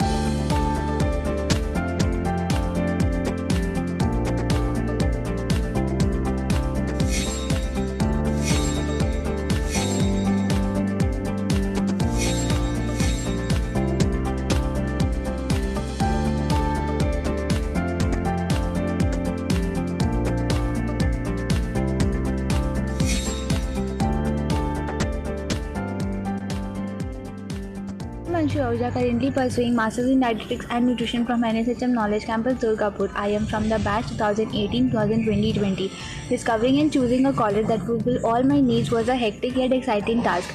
The NSHM Knowledge Campus emerged as the best choice for me. After visiting the college, reading the information from the pamphlet, and researching about the college website, I realized that the NSHM offers what I hope to gain from the college experience. In addition to the academic grade, there are a large variety of extracurricular activities that are available. I am Poushali Kush. I am a student of NSHM Knowledge Campus Durgapur, BMLT department. After joining NSHM, I got to know that learning is definitely not boring, but it's really fun here, along with the several activities happening in the campus. So I am looking forward to have a great learning experience with the help of my respected teachers.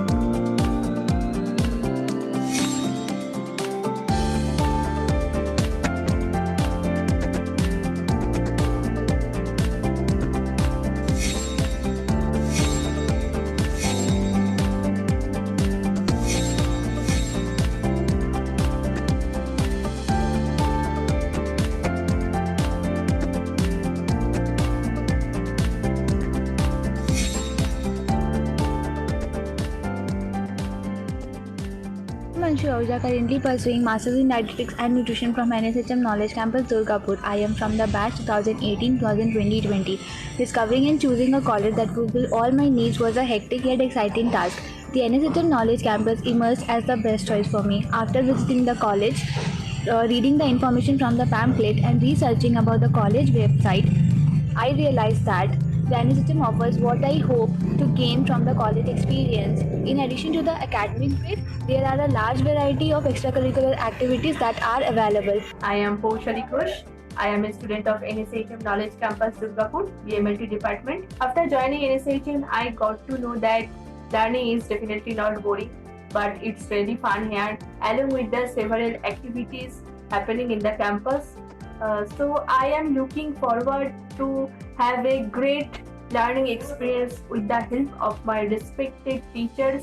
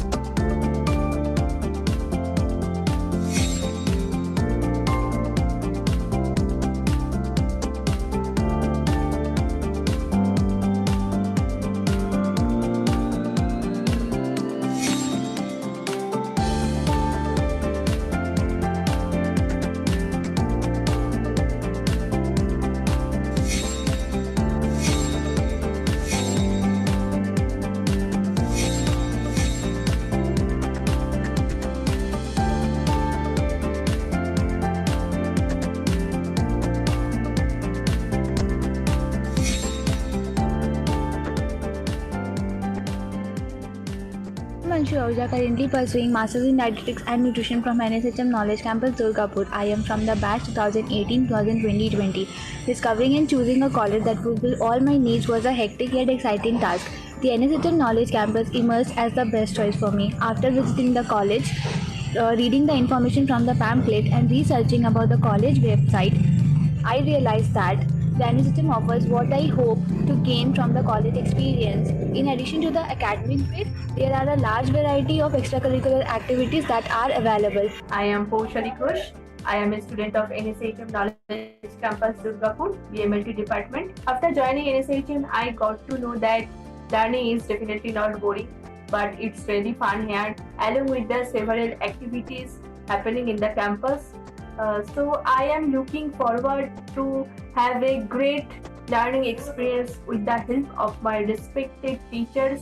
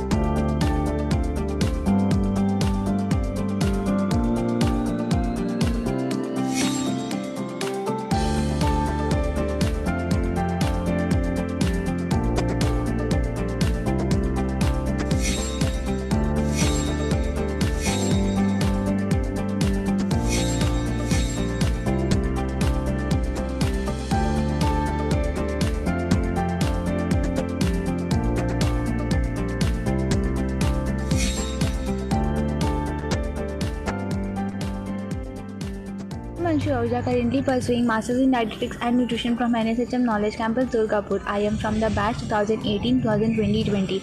Discovering and choosing a college that fulfilled all my needs was a hectic yet exciting task. The NSHM Knowledge Campus emerged as the best choice for me. After visiting the college, reading the information from the pamphlet, and researching about the college website, I realized that the NSHM offers what I hope to gain from the college experience. In addition to the academic grade, there are a large variety of extracurricular activities that are available. I am Poushali Kush. I am a student of NSHM Knowledge Campus Durgapur, BMLT department. After joining NSHM, I got to know that learning is definitely not boring, but it's really fun here, along with the several activities happening in the campus. So I am looking forward to have a great learning experience with the help of my respected teachers.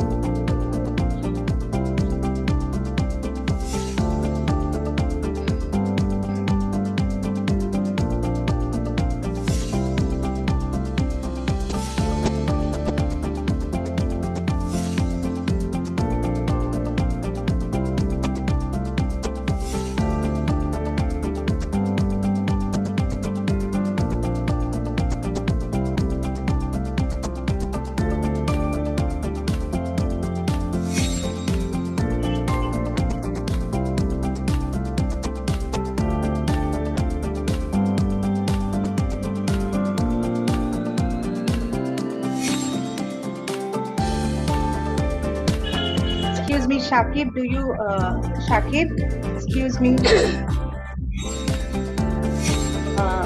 Mr. Shakib.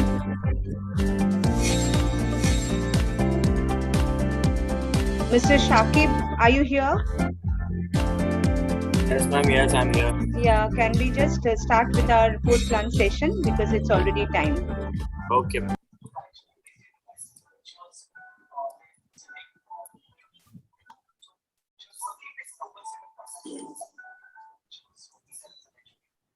We are back and eagerly looking forward to the rest of the conference. I would hereby request Shudrita Roy Chaudhuri, student from Masters of Dietetics and Nutrition, Kolkata campus, to take forward the conference. Thank you, Vandila. Hello, everyone. My name is Shudrita Roy Chaudhuri, and I'm from Masters of Dietetics Department, Kolkata. Next, we have a panel discussion, and we have eminent list of panelists in this session.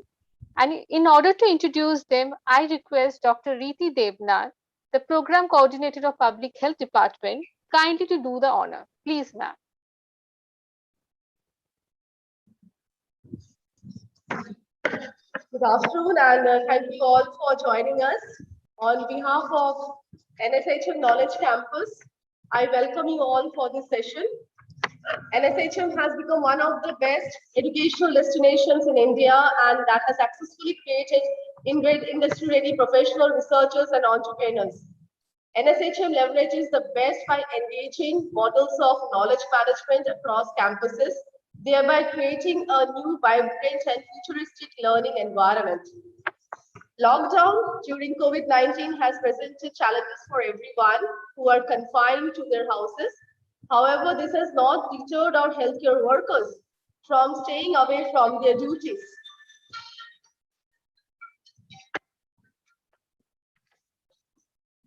Public health focuses on improving and protecting community health and well-being. Taking another step ahead today, NSHM, we have come together on this digital platform in these unprecedented times to talk about research and innovation. The title of today's panel discussion is Human Crisis, Research and Innovation in Public Health and Nutrition in Pandemic Era. We have three speakers who would enlighten us on this issue. Ladies and gentlemen, I'm honored to introduce you all to the moderator of this session, Dr. Preetham Roy. I would request Dr. Preetham Roy if you could come online and your video on, please. Dr. Preetham Roy, are you here?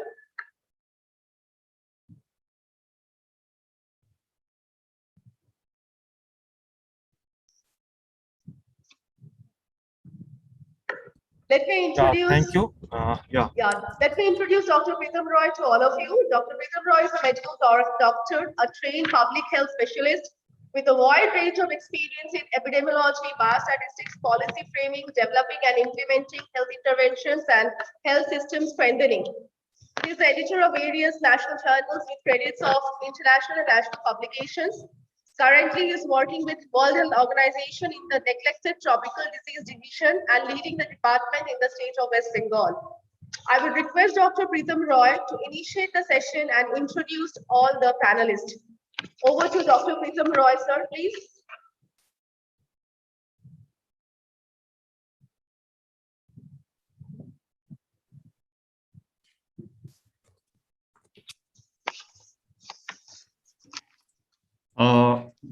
Welcome to this very interesting session of NSHM. I think this is one of the, in the pandemic era, one of the biggest educative conference that we are holding with both national and international participants. So we have a very good discussion on this human crisis research and innovation in public health and nutrition in pandemic era. And this is really, really very interesting. And with this, we have a very good list of panelists amongst us. We have Dr. Professor Shandip Poddar, who is the Deputy Vice Chancellor, Research and Innovation from Lincoln University, Malaysia. And I would request him to speak on this very interesting topic of ecology-based nutrition and current effect on health and nutrition in this pandemic era. So let's begin this very interesting session, and I would request our esteemed Professor Dr. Shandip Poddar to give his deliberation and make this conference start with a nice lecture. Over to you, sir, for your presentation. Thank you, Dr. Preetham, and very good afternoon and good evening from Malaysia. Good afternoon to India, all the delegates. I thought that I am the last speaker, but you called me first. Thank you. And is it okay I present now or other speaker as per schedule? No issue. So, sir, you please start and then we will continue with other speakers with their introduction. Okay.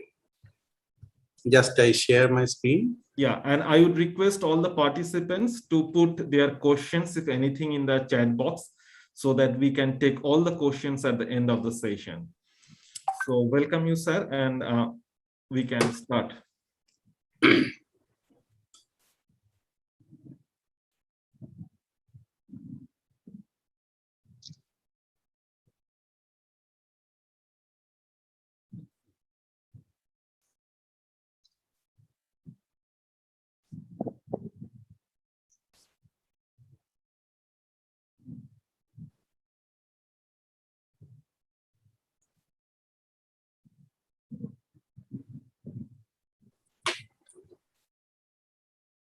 My screen is okay now? Yes, sir, visible. Okay. It's Thank you. visible, sir. Yeah, please. Today we are the first day of the International Conference on Research and Advancement, Resilience in the Pandemic Era, a drive for innovative transformation, and organized by NSHM School of Health Sciences. And in this first day, this is a very, as Dr. Pritam Roy told, that it is a very interesting, means not interesting, it is a very, what do you call it, a pressurized condition in pandemic era, and we have to follow these new laws and new advancement in this era. And it is of course, it is a benefit for our society, scientific society, so that we're sitting in Malaysia, we are sharing information with India and other countries as well. So this is one of the aspects of benefit we are getting from this pandemic era. I am discussing on ecology-based nutrition and current effect on health and nutrition in pandemic era. It is not a new thing, and we all dependent on the nature, and that I want to focus here with a short, quick view. As we know, nature have the agents, the investor, employ strategies that provide resources, services, or information, and others are the exploiters who gain advantage from this. You can see this picture. One calotis is there, garden lizard. It takes the insect, and that insect lives on the trees, plants, and that plant live on the soil, and that, you know, the full cycle. If I'm going to tell, all biology class will come up. So we are not going to part detail. So it is a struggle for existence. The garden lizard cannot survive without the insect. Without the insect cannot survive with the plant. And there are several reasons for these exploiters and investors are totally mutually have to stay in this ecosystem. So the geographical variables varies. Actually, when we go to the top of the earth, there is a ice covered. So ice covered places, we cannot imagine that there is a plant going up, or in a desert, a plant is growing up with a leaf, big leaf. It cannot possible.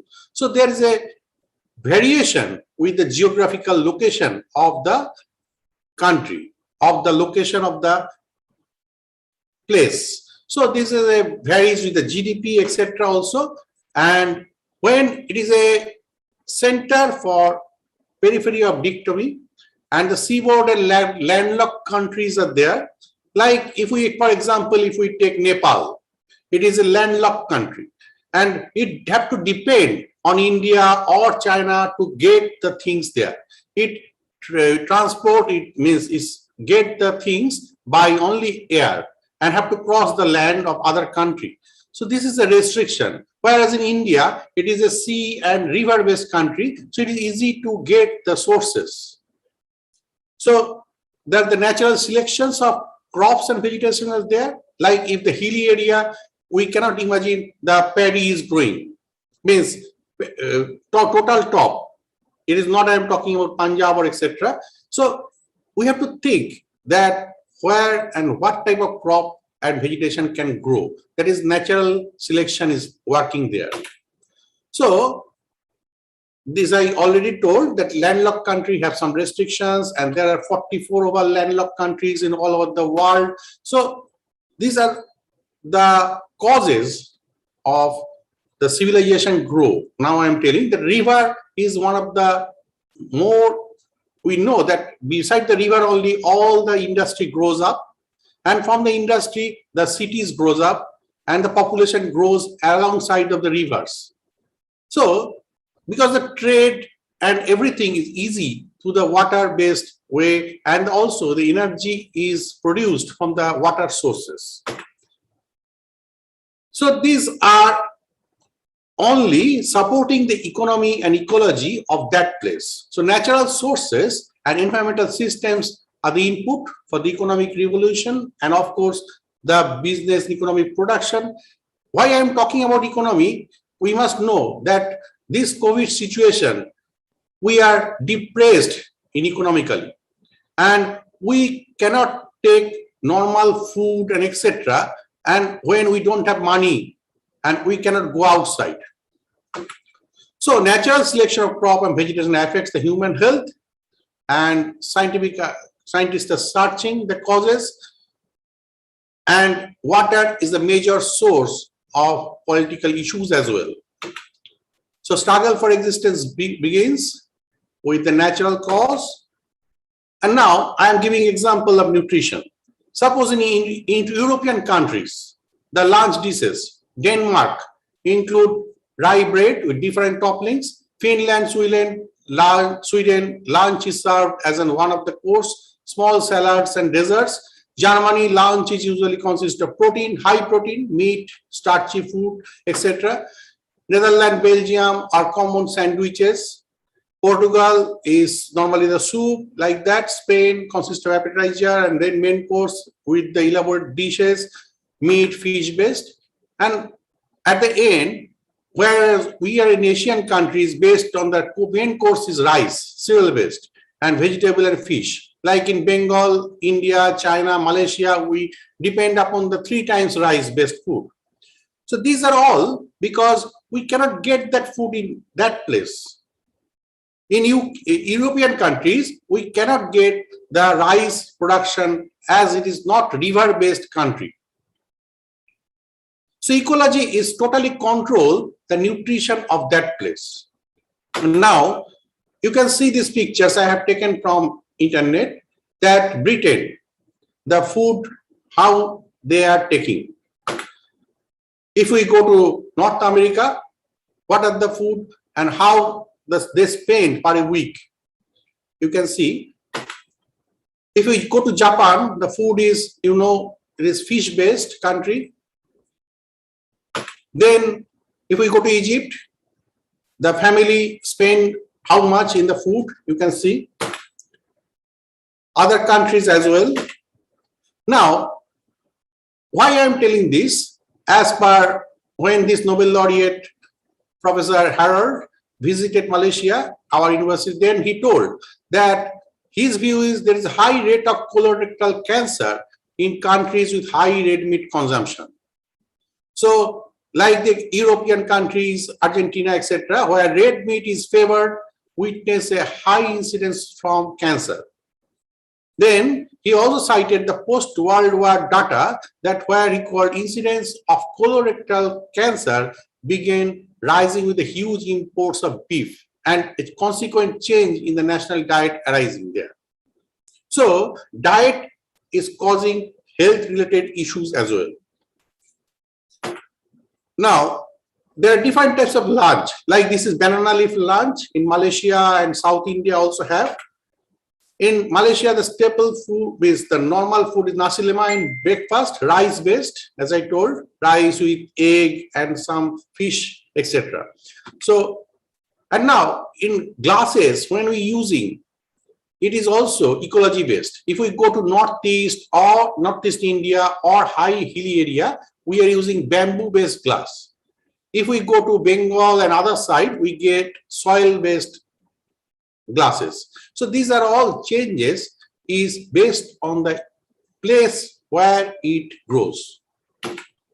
So there are different types of food we are using and using different types of thermocol and plastic carriers, and which we can avoid by this type of bamboo and other type of sources like paper, etc. Now you can see this type of food, the seafood, is available in Indonesia, Malaysia here, but we cannot think that this food we are consuming in India.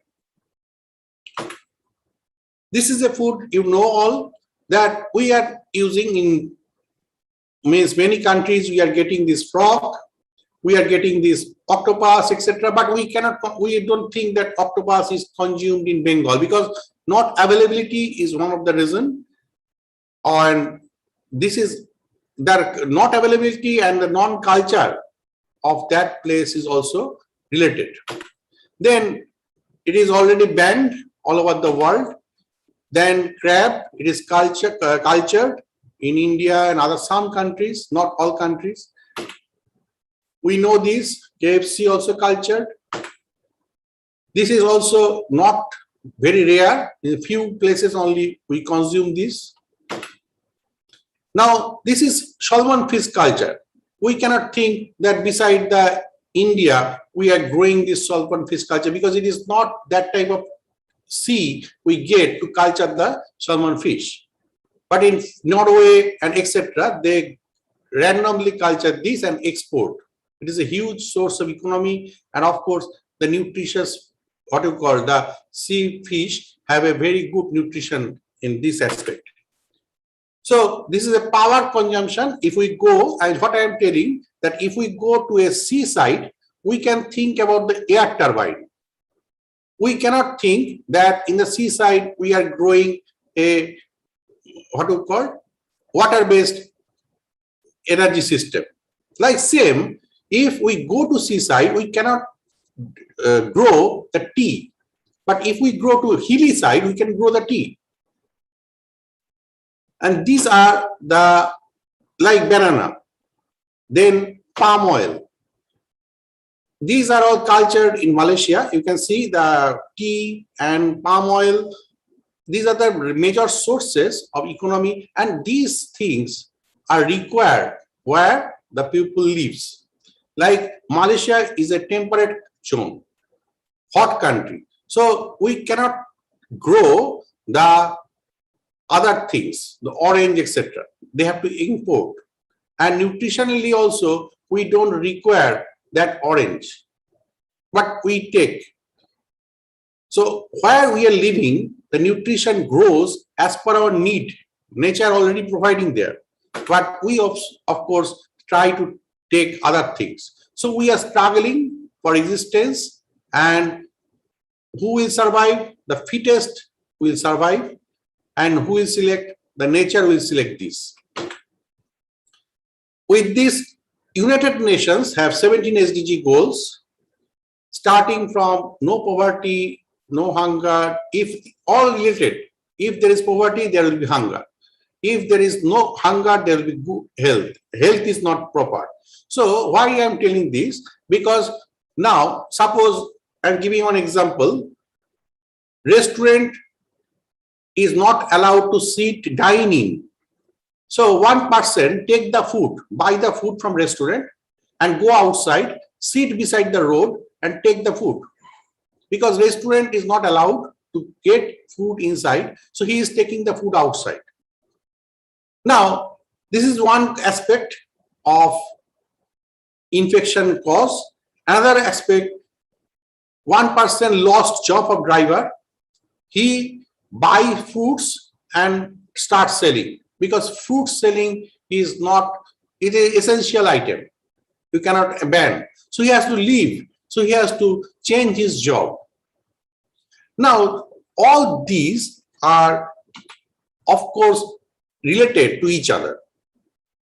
And what we are getting, suppose if we are living in southern part, a not hilly area, we cannot consume much alcohol like type of thing. If we living in hilly area, because it is cold, we can consume alcohol. So these all is based on ecological place where we are living. The European countries can consume meat, but we cannot consume meat so much because the ecology and the temperature difference is there. And food sources are growing as per the ecology. So where means nature. So where we are living, we have to based on that place food, and the economy is growing accordingly. So as we are in human society, we are working hand by hand to live together. We have to depend upon economy, and of course economy is based on the ecology. So these nutritional factors is based on independent, means directly or indirectly with the nature.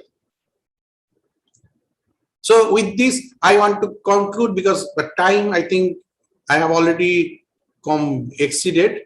I thankful to Department of Public Health and Nutrition, School of Health Sciences, NSHM Knowledge Campus for giving me this opportunity to talk with you. If any question, please feel free.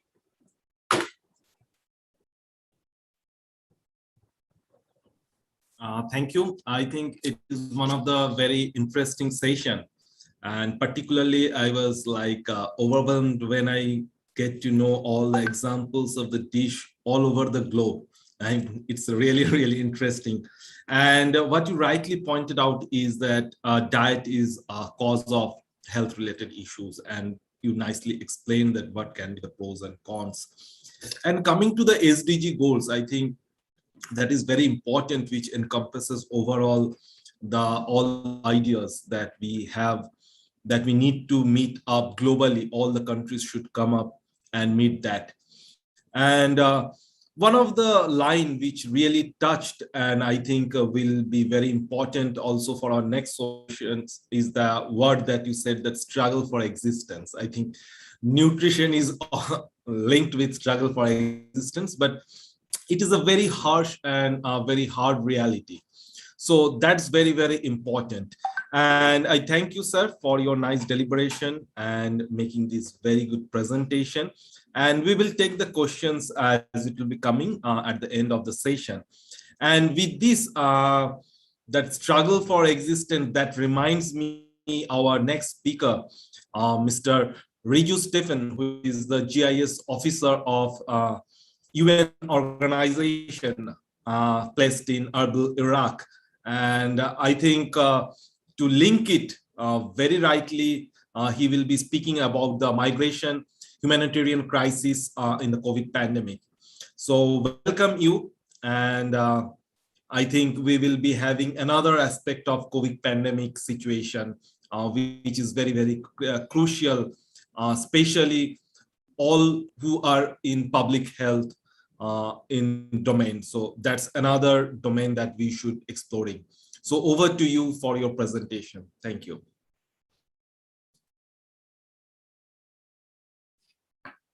I think your mic is muted. If you can just unmute and we can have your presentation. Thank you. Thank you, Dr. Roy. Am I loud and clear? Yeah, perfectly. Okay, okay. Yeah, so my presentation here is on human migrations and the crisis that this kind of migration leads to in the human population. That's what I'm going to present. So migration is generally caused by several factors such as social, economic, and political reasons. Causes migration of people from one place to another. It can be from one country to another. It can be from one district to another district, one state to one district, depending on the needs. So the map here shows a pattern of historic migration of people from South Asia to the different parts of the world. You see those countries highlighted in yellow, like Canada, United States, Southeast Asia, South Africa, the Gulf countries, Australia, etc. So this is just to show the general patterns of migration from our Southeast Asia. So what we are actually focusing here is the forced migration. Forced migration is some migration happening against their own will. So what causes forced migration? Natural disasters are one of the reasons for forced migration of population. Armed conflicts are other reason, like violence or persecution of population in different parts of the world causes these sorts of forced migration. So it's not always one or two single reasons alone that causes migration. Usually it's a combination of violence, natural disasters, or other human problems that causes a lot of people to migrate from their origin to other parts of the country or other parts of the world without their will. So UNHCR estimates that currently there are 82.4 million forcibly displaced populations all over the world. So what happens is it causes what we call a humanitarian crisis in many parts of the world.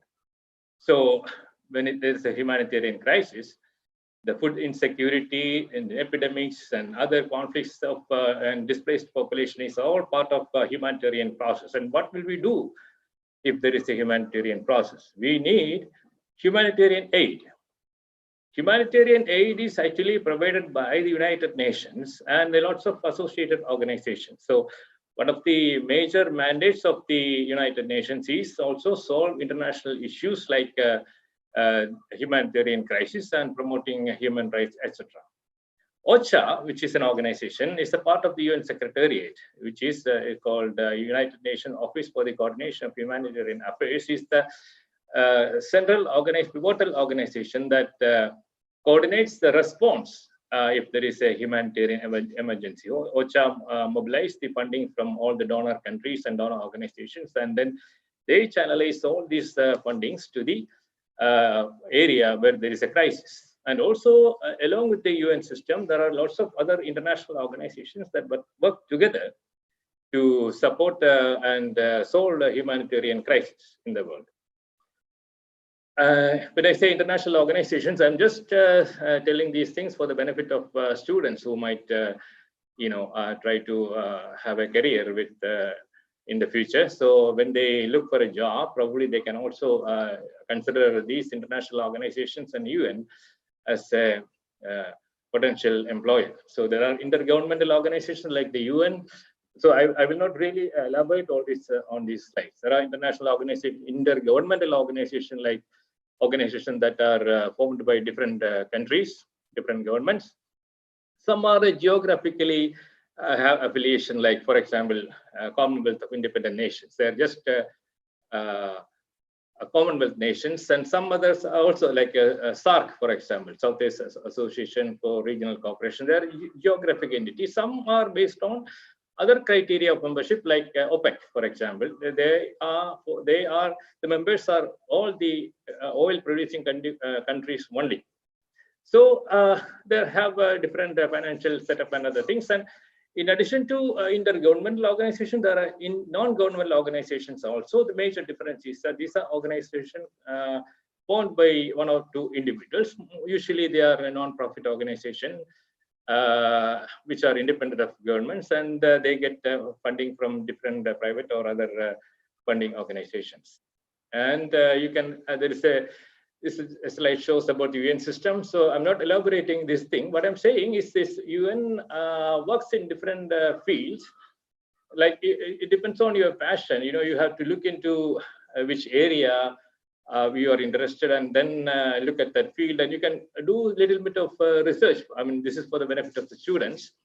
Like if you have a passion for helping children, probably you would look into UNICEF and all the related organizations and try to forge a career with that thing. So I'm not, and everybody knows about World Health Organization, and there are so many agencies and funds and programs and specialized agencies as part of the UN system. And this is a list of non-governmental organizations. Many have a components of public health in their activities. So if you Google those lists of non-governmental organizations, it's possible to get a long list of these organizations where you could, apply and find a job with them. I am working for the International Organization of Migration. So we specifically address the problems, humanitarian crisis caused by forced migration of people from their origins to other parts of the country or outside their country. So I am a geographic information system officer. So what I do is to use geographic information system for tracking the IDP. So GIS is a tool which is extensively used in public health also, like WHO and many of the health organizations employ GIS people with GIS skills. So it's a good thing to learn. So, when we talk about humanitarian crisis, there are certain characteristics associated with the humanitarian crisis. So first of all, it would have an extensive violence and loss of life in a crisis. And that would displace a big chunk of population to further places. And there would be widespread damage to societies, and economy will be shattered. And the situation would need not a simple solution, but it would require a multifaceted humanitarian assistance to solve those crises. And if there will be always, won't be a smooth thing, because the access to those areas would be,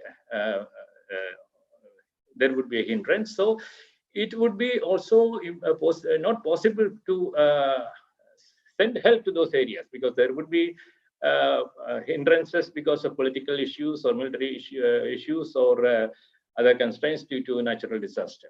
So it's always posed a significant challenge to the humanitarian relief workers to access those areas and help those people. So these are the characteristics of a place where there is a huge humanitarian crisis. I would give an example of a humanitarian crisis, Haiti humanitarian crisis. So what happened in Haiti several years ago, in 2010, when huge earthquake struck the country of Haiti. So 230,000 people were died, 300,000 were injured. So this high casualty was due to the fact that the earthquake mostly struck the urban area, which is Port-au-Prince, the capital of the city. So that caused a lot of death in that disaster. 3 out of 10 million people population affected. That means 30% of the population of the whole country was affected. So lots of the civil servants. So you know, civil servants actually are the officials who were supposed to do this, coordinate the relief work and other support to the people, but they themselves were died. Health institutions were damaged. So it was a huge crisis, and there was characteristically a large number of female casualties, because that earthquake struck during daytime, and most of the male people, their counterparts, were out in the work. So the females were mostly, they were in their houses, and when the houses collapsed, a large percentage of the female population died. So some of the students probably may not be aware of where Haiti is. Haiti is not a popular country. It's in the Caribbean, between, see, this North America and South America. There is the Gulf of Mexico, and below that is the Caribbean Sea. And this green part is the island nation of Haiti.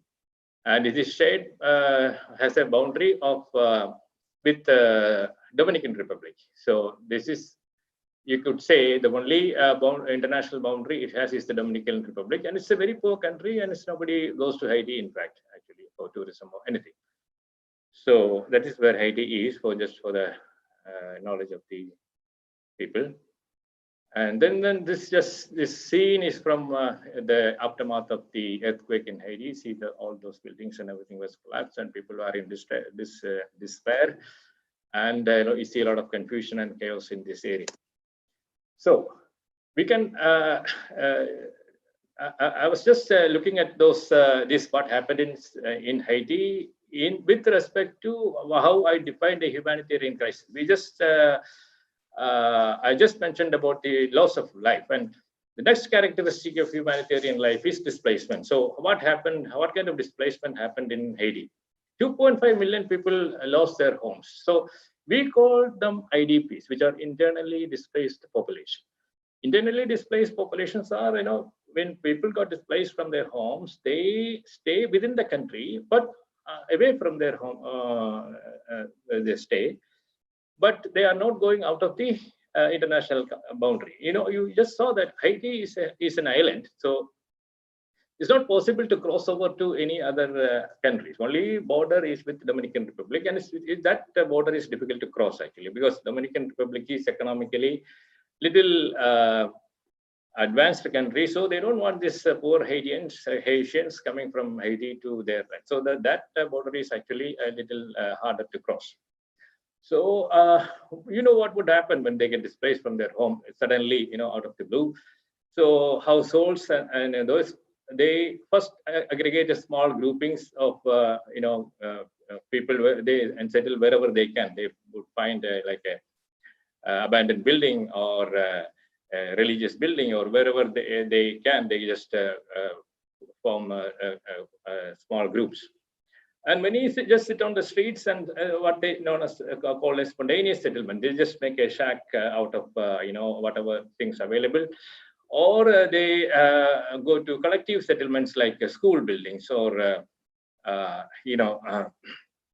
when the people come and set up camps, they settle into camps. So these are collective settlements. So most of them remained in the Port-au-Prince area, and some left that area to other non-affected areas, and some people went to host communities in areas that are not affected. And some people have the option of private stay, where they go to their relatives, for example, and stay with them.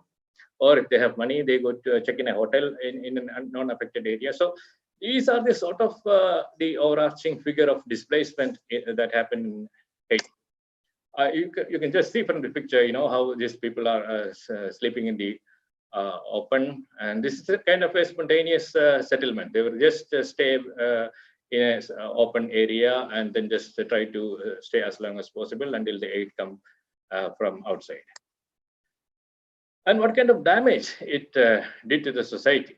So insecurity and criminality is the first things that affect these people, because Haiti is already a poor country, and there is already criminality in the society. So when chaos like this happens, these things aggravate. So kidnapping, carjacking, and burglary, all those things goes up. And in addition to that, the prison is called a Civile de Port-au-Prince, destroyed in that earthquake. All the prisoners were out in the streets. So that posed another threat to the society. And the state protection institutions were seriously damaged. So there is no police stations, or law enforcement is not there to manage these people. So this becomes, makes these women and children especially very vulnerable. So there is aggravated threat of sexual abuse and trafficking. So their situation is really becomes very bad. Then even for most of the women, when the aid workers come and when they distribute food items and other non-food items, even traveling to those distribution points become a risky affair for women. And because of this poverty, when this food distribution or other distribution comes, then people would do violent things, because they want to grab whatever more than whatever they deserve from those things. So overall, this in 2010, this whole earthquake cost, the cost of this earthquake was $7.8 billion in 2010. So economically and socially, that was a very damaging thing for Haiti. And then food security is another aspect of this humanitarian crisis. So how will you see, now I'm saying, what are the things you address when you have a humanitarian crisis? First thing you have to address is food security. People need to have food. They don't have any food. They're out in the streets, or in some cramped places, or in some informal settlements, and you have to provide them food. So there is no provision to cook, so you have to give them ready to eat meals and targeted assistance to vulnerable population, especially the older people, the pregnant women, the lactating women, and the children. They are vulnerable population. So we need specific attention to give attention to those the vulnerable groups, and give them make sure that they get whatever food required. And so, to distribute food, we start mobile distribution and community kitchen. And then further there would be a school feeding program and food for work activity. So those are the things that we do to make sure that the food security is assured for those displaced population. And then comes an, shelter. If you just give them food, but you have to make sure that they live in a proper accommodation. So we first of all, we have to do is to make sure that we distribute shelter materials like tents, for example. Then distribution of non-food items, NFAs, non-food items like soap, shampoo, and cleaning items, hygienic items. All those things are part of fuel, also all the part of non-food items, and they have to be distributed. And then during the course of the time, we change that canvas shelters into a more rigid permanent structure, so that they can live a little more comfortably.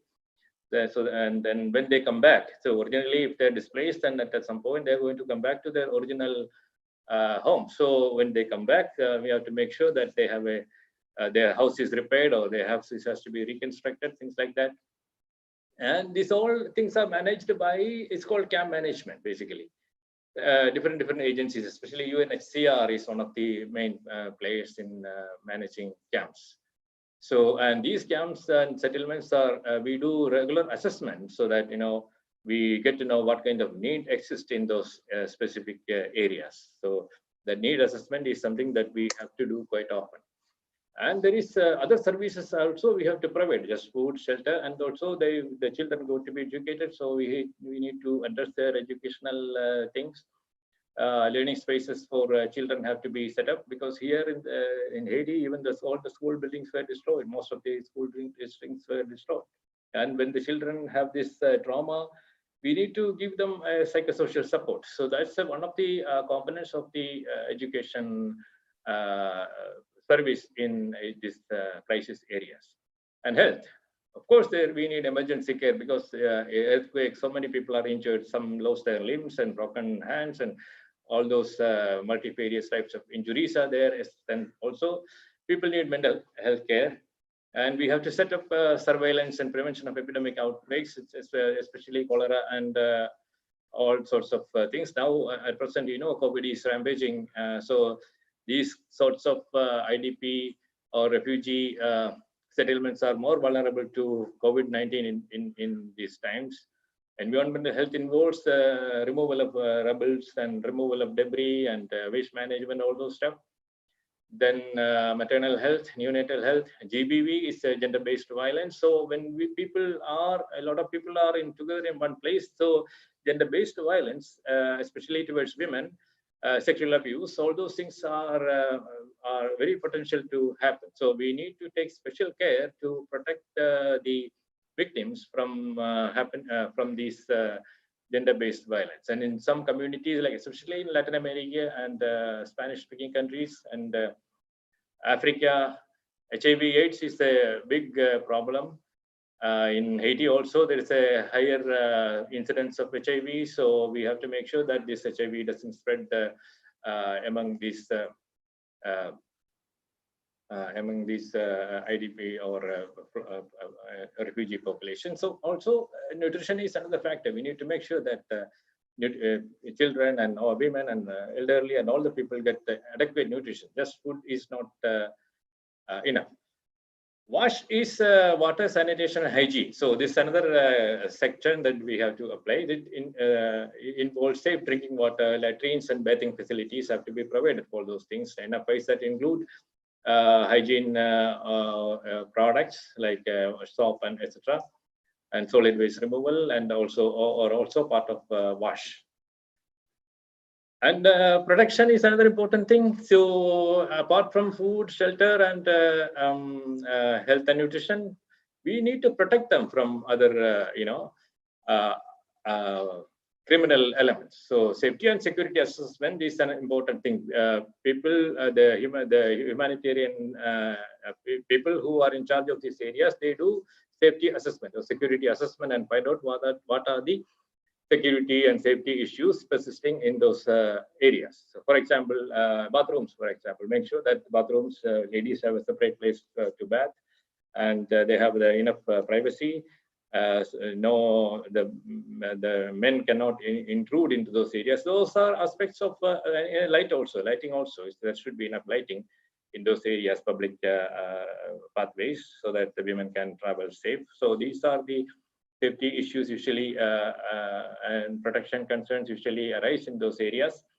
And children need to have a special spaces for the children, so that children has to be protected from all those other because they are also vulnerable for abuse and trafficking. And sexual violence against women is another thing that we need to be aware of. And women should get this access to the services. Say, for example, in some areas, women may be scared to walk outside and go to the food and bring back to their place where they're staying. So we need to make sure that they are free to move and get all the access of food and other services in that area. Now, after discussing the Haiti crisis, we will come to another crisis. It's Iraq humanitarian. What happened in Iraq? There was a humanitarian crisis in Iraq, but it's not due to a natural hazard, but it's not due to a political and terrorist-related thing. If I'm when I'm very close to finishing time, somebody please let me know. I will cut it short. So I am not very going that in very detail. So this is just to say the geography of Iraq. The north Iraq is, is a Shia country, and the northern part is actually occupied by Kurdish ethnic minority people. They have their own partial independence in that area. I live in that Kurdistan area. Capital is Erbil, somewhere close to the label where Kurdistan is. The rest is Muslim Arabic Iraq, and it's mostly dominated by Shia, and the entire country is dominated by Shia also. So Kurdish include Kurd Sunni, Kurd Shia, Turkmen Sunni, Assyrian Christians, Chaldean Christians, and Yazidis also. So it's a very multi-ethnic population live in Kurdish. So politically, Kurdish population and Arabic population are in loggerheads. They don't like to see each other. So they have a animosity between Kurdish and Arabic. And what happened in Iraq, I'm not really want to go to very details, but what you need to know is in 2010, there was this Arab Spring, that's a revolution in Northern America and Middle Eastern region, Northern Africa and Middle East. So that was all upsurge against the authoritarian rules and democratic in support of democracy. So several countries were affected, like in Egypt, Hosni Mubarak was thrown out, Gaddafi was thrown out in Libya, and there was a huge struggle against al-Bashar in Syria. So those things happened at the beginning of 2001, and that led to the Al-Qaeda. All these are Muslim countries, so Al-Qaeda, the terrorist organizations, they finally grouped into Islamic State, a big organization called Islamic State. And this Islamic State conquered 1/3 part of Iraq, and that led to the humanitarian crisis in Iraq. See, the red area right here is the extent of Islamic State in Iraq and Syria. So they occupied a huge area, and lots of people have to flee from these areas. Some people stayed back, of course. Some people who are willing to oblige to what Islamic State say, they could stay back. But most of the people, they led to fled to all over Iraq, and people outside to other countries like Europe and other countries. So that was the reason for the humanitarian crisis in Iraq. It started in 2014 when ISIS invaded Iraq. Then the fighting occurred between Iraqi forces, and then NATO stepped in, and because of the bombing and all, that aggravated the humanitarian crisis, which is already there in Iraq.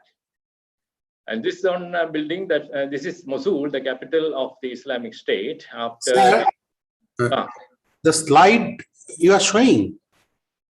Pardon? You are showing slide. Oh, say that again. You are showing the slides, PPT. Ah, yeah. Oh, we cannot see. Oh, right now, or you never seen any? No, not seen any. Because you are telling red, etc. So I now understand you are showing. Oh, no. I'm sorry. I was sharing my. Not shared, sir. Oh. Yeah, actually, I also thought that you were just speaking. So yeah, now it's visible. If you can make it full screen. Yes, now okay. Because you are just now told that red color, etc. So now I think that you are showing must be. So this is that the red color. Anyway, I'm not going back to the whole thing. Yeah, this is the red color. So this is the extent of the ISIS invasion in Iraq. And this is what happened in Mosul after the bombing and by the NATO forces and the actions of the ISIS on this city. See, this is how it looked like after the expulsion of ISIS from Mosul city. So So what kind of displacement happened in Iraq? So there are internal displacement IDPs, and there are refugees. Means they cross the Iraq boundary into other countries. They become refugees, and there are returnees also. See, once the IDPs and refugees, they eventually want to come back to their homes of origin. So they become returnees. So these are the IDPs that they're fleeing from their locations to different other parts of Iraq. This is see how it looks like when lots of mass migration. See, they're gathering whatever they could gather and just walking to a safer place. And this is one of the camps that we organized by UNHCR in Sinjar area to accommodate all the Nineveh Governorate to accommodate the refugees here. It's another kind of accommodation. It's also a camp near Erbil.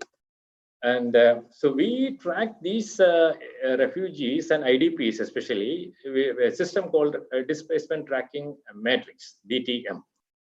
So DTM has field teams. They have key informants in the area. We have a database to collect data. And geographic information system is also part of a DTM, and there is a data management, and we analyze the data. So field teams are distributed all over the country, and they are the one who collect the data about people in their locality, about IDPs through key informants. So they collect the data, like how many people are there, where did they come from, how many women and children are there. What do they want to do? What are the needs of that population? Do they want food? Do they want shelter? Do they have health issues? All those things they collect, and this comes to the database. They collect through ODKs and other mobile data collection devices, and it comes to database, and we analyze the data, and we give this analysis to different organizations in the field. So local organizations can get the data, and they can go to that location nearby and help those IDPs. That's how we support them and make sure that they survive their difficult time.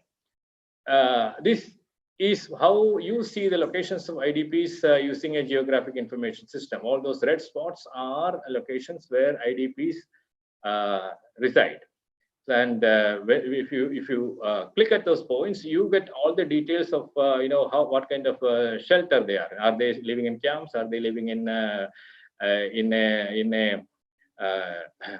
unfinished building? Are they living in school? How many women and children are there? What kind of needs they have? All those things are associated with those points. So this is how a geographic information system helps to visualize the data. So now we can see how in which governorate and which districts all those people are there. So that helps. And once the humanitarian crisis subsides, then people have a tendency to come back. So return and reintegration is that another aspect of managing these IDPs. So even when they come back, still they need food, because they may not have everything to cook, and food items may not be with them. And safety is another aspect. When they come back to their homes, their house, how they might find their houses demolished, or in disrepair condition, or in non-existent at all. So we have to help them building houses and make sure that the location is safe. Because in this kind of armed conflicts, what they do is when they leave, the ISIS people, they deposit or implant explosive devices like booby traps or human or they call improvised explosive devices, IEDs, and the mines, for example, personal mines. So you step into that one, and then explosion, then you die, or you lose your leg. So that's the demining is also a very important thing to when they come back to address when they come back for return to their own houses. So, but like I said, the houses may be damaged, so we have to repair it. Then the place need infrastructure, roads, schools, electricity, water, all those things they have to rebuild again. The living conditions may not be really good, so we have to give them a good living condition. Then they need a livelihood opportunity. They need to find an employment. They need to make a sustenance. And some people lose their documentation when they come back to their original home. You would see somebody else is living there. So you need to prove that this is my house. So he need that documentation, and we would help them to regain their documentation and all those issues. And social cohesion is another important, because when they come back, there will be always tension between neighborhoods and between families or individuals. So we need to intervene in those situations where there are conflicts. And this is how they return. See, return is a little more or less organized than the IDP situation where people are leaving their houses. So they are very systematically, they are coming back from their origin. They are going back to their homestay.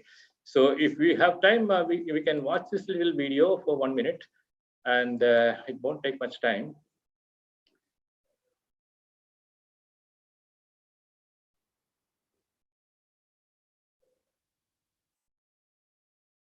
So this is how what you see when they come back to Mosul. How you see how dangerous is the situation.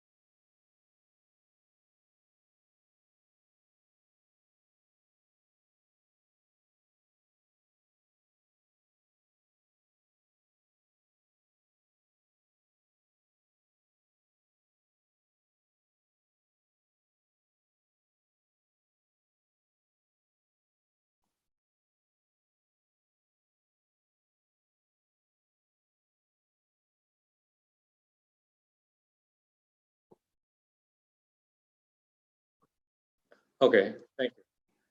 Yeah, and now coming back to the presentation, where were we? Yeah. So when we talk about this crisis, we need a special mention about the Yazidis. Yazidis is a sorry. Yazidis is a special separate religious group. They were in Sinjar region of in Iraq. So they were thousands of Yazidis were killed by this Islamic State militants. So because they saw them as the devil worshippers. So that was a huge case of genocide. Probably you heard that name Yazidi in that presentation. So we that deserve a special mention of what happened to the Yazidi population in Iraq. This is a Yazidi camp organized in Sinjar Valley.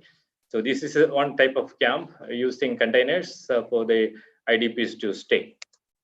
And this one story, I will just give you this also, one story of Abdul Qadir. This is an example of how IOM helps people to have to stand their own feet when they come back to their origin. So Al Qadir, he was staying near Baghdad, and he traveled all the way from Baghdad to Germany, through Turkey to Greece and Montenegro, Bosnia and Slovenia, Austria, and he reached Germany, so that he thought he would have a good life in Germany. But he was not happy in Germany because there were a lot of cultural problems. They speak German, he speaks Arabic, and he don't understand the culture. So and it's very cold country, and his life was difficult. He's not alone; he was with family.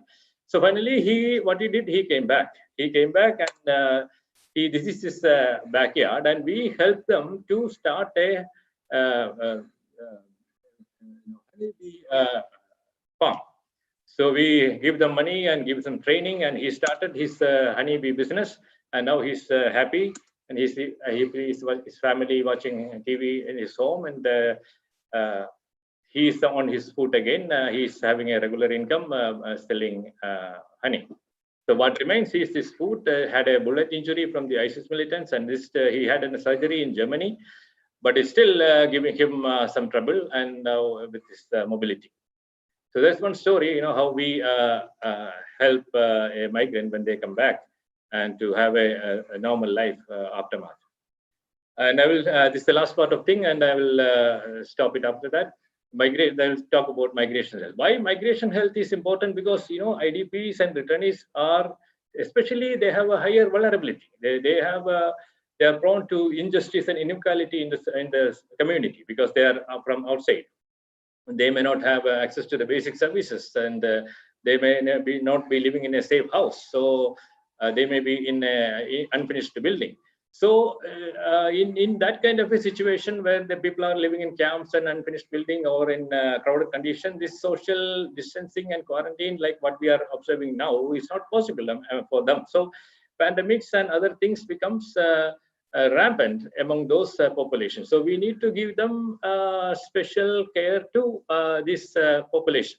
And over that, then they have barriers of access of healthcare. So they may not have money, or they may not have documentation or identity card or whatever. They may have lost it. So it becomes difficult for them to access those things. So and in addition, then the local authorities impose lockdowns. They becomes in a more vulnerable situation, because even though they have to go out to collection points to get their food and livelihood, and when there is a lockdown, that going out becomes very difficult. So their access becomes bad and their situation becomes worse. So then we have a migration health division, MHD, with IOM. So this department is actually taking care of the migration health of the IDPs. So they have different mechanisms. So they monitor constantly what's happening among the IDP population in the camps and other settlements, and they try to formulate policies with the local authorities so that matches the suits the needs of the IDPs, and they forge partnerships with the local organizations so that they make that health services a migrant sensitive ones. So that is how we work among the IDPs. So we basically, what we do is we protect against the epidemics. We strengthening gender-based health services so that none of the people should be discriminated based on their gender when it comes to access to health services. And we provide access to immunization so that they get vaccinated against epidemics. And also we concentrate on mental health and psychosocial support of these people. And this is the last slide. So people, if they are bored, this is the last slide. So this is a geographic analysis we did with the COVID spread in Baghdad. So we used the spatial data of congregation points. Congregation points include markets, places of worship, restaurants, schools, and all those things where people accumulate. So the theory is that the higher these are the neighborhoods in Baghdad, so different neighborhoods. The premise is that the higher the congregation points, the larger the risk of getting this pandemic. And also, higher the density of IDP population is also larger the risk of getting the COVID.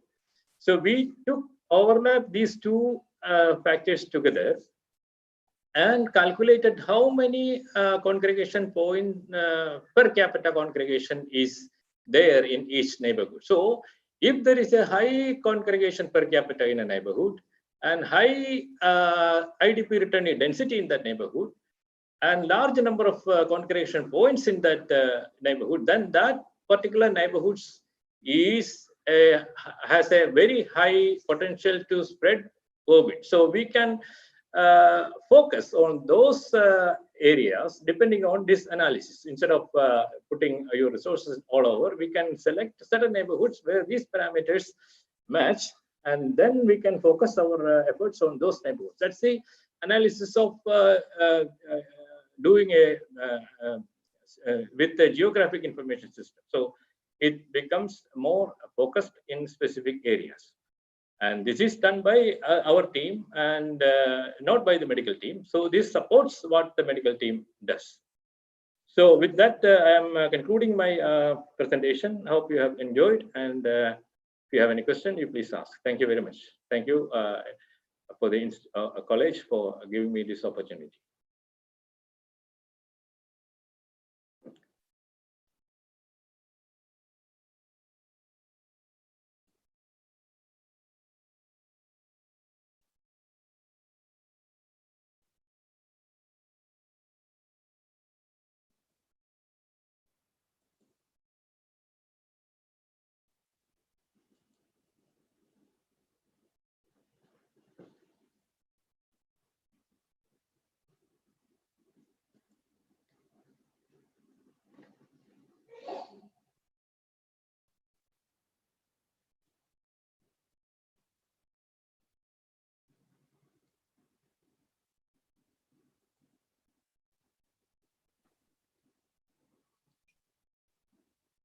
Thank you, Dr. Stephen.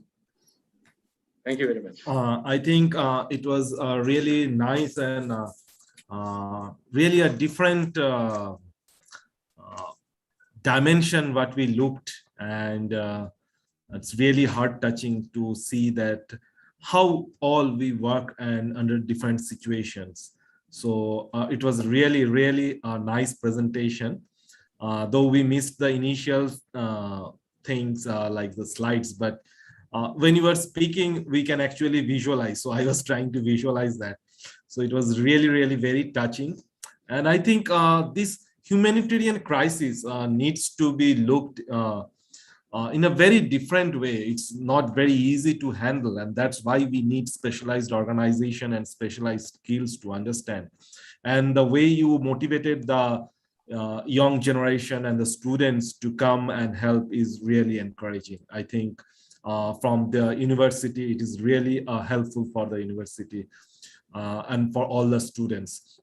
And also this reminds me that when we speak about the humanitarian crisis, something that comes to our mind is something about the mental health and the social well-being. So thank you, Mr. Reju Stephen, for your nice presentation. And in connection to this, I would like to call our next two speakers. We have some very good speaker, Dr. Smelova, who is already there. She is the Associate Professor of Kazakhstan School of Public Health. And along with her is Dr. Aidos, who is from Astana Medical University, Kazakhstan. And they are very good. And what I have heard, that they have done a wonderful work on the mental health of the medical students, and especially when we keep in this pandemic context. So they will be speaking about the pro-social behavior and mental health of the medical students during COVID-19 pandemic in context of Kazakhstan. And I request both of you to complement each other and share your thoughts and presentation. That will be very helpful. And definitely after the session, we will be having a question answer session. We already got a lot of questions, so we wait. And so over to Dr. Smelova, and then to Dr. Aidos. Thank you. Sir, if you can stop your share screen, I think then they will be able to. Me? Am I sharing? Yeah. So please stop your share screen. Sure, so that, okay. Yeah, thank you so much. So over to Dr. Smelova.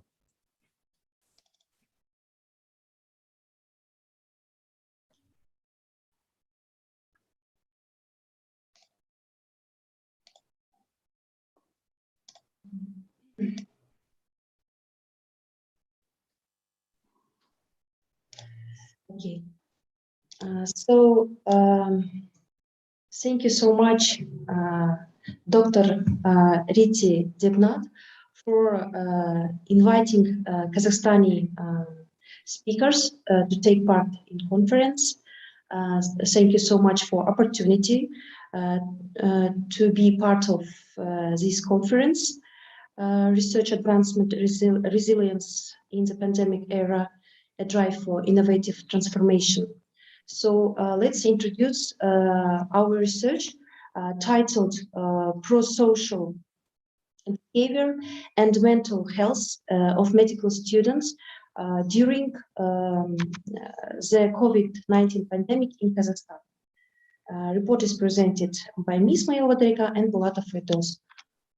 COVID-19 pandemic is a global health problem. The severe situation in the healthcare system, limited by human healthcare resources, gives to assume that senior courses medical students can become valuable labor in the fight against the population. Duty and solidarity-driven medical students around the world have rushed to volunteer in the fight with COVID-19 pandemic. For example, a study from Uganda showed that 80% of medical students were willing to participate in frontline care.